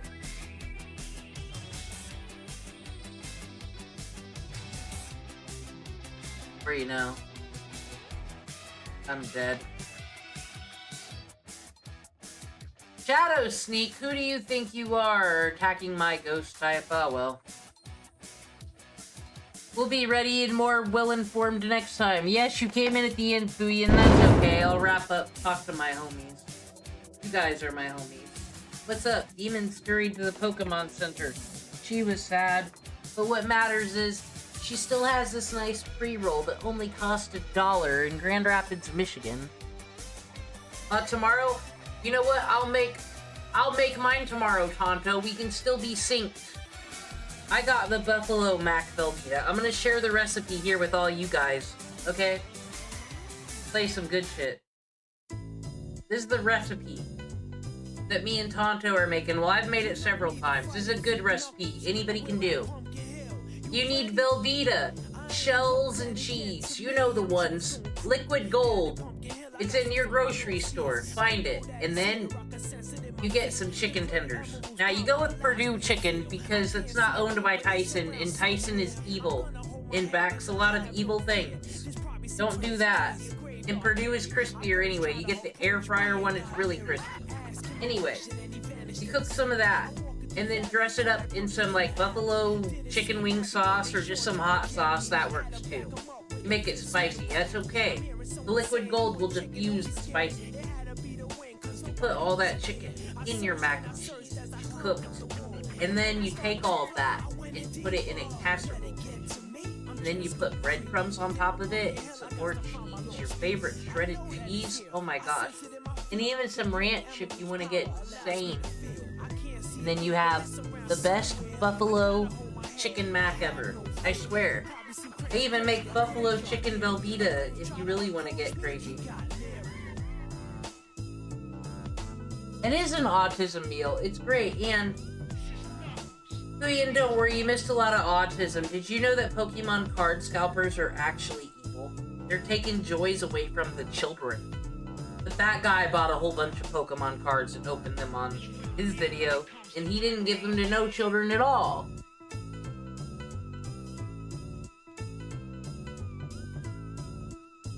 God. I'm glad everyone had a good night and is gonna go to sleep at a reasonable hour so they can go to their labor wages jobs and save up to go to a pony pond. $3,000 plushies. It is a flavor bomb, and it's simple. I don't understand these people on personal finance. It's like, I could never cook. I gotta go to Texas Roadhouse and the Olive Garden. Just make some fucking tuna casserole. I just can't believe people, like, I know Moist Critical makes the videos too about people beating each other up at the Pokemon vending machines. Like I said, it's always been this way. And then, oh, is this one worse because it's the Pokemon cards and the children memories? The white bitches are up the street killing each other over Stanley Cups and Starbucks Bear Cups. They need to hook up with the Pokemon card people. They're all fucking equally shallow.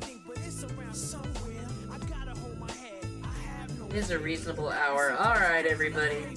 Good night. Thank you. We're gonna play more of this Pokemon Radical Red, because the game I'm into right now, and like I said, way more fun than that lame Pokemon. A lame stream.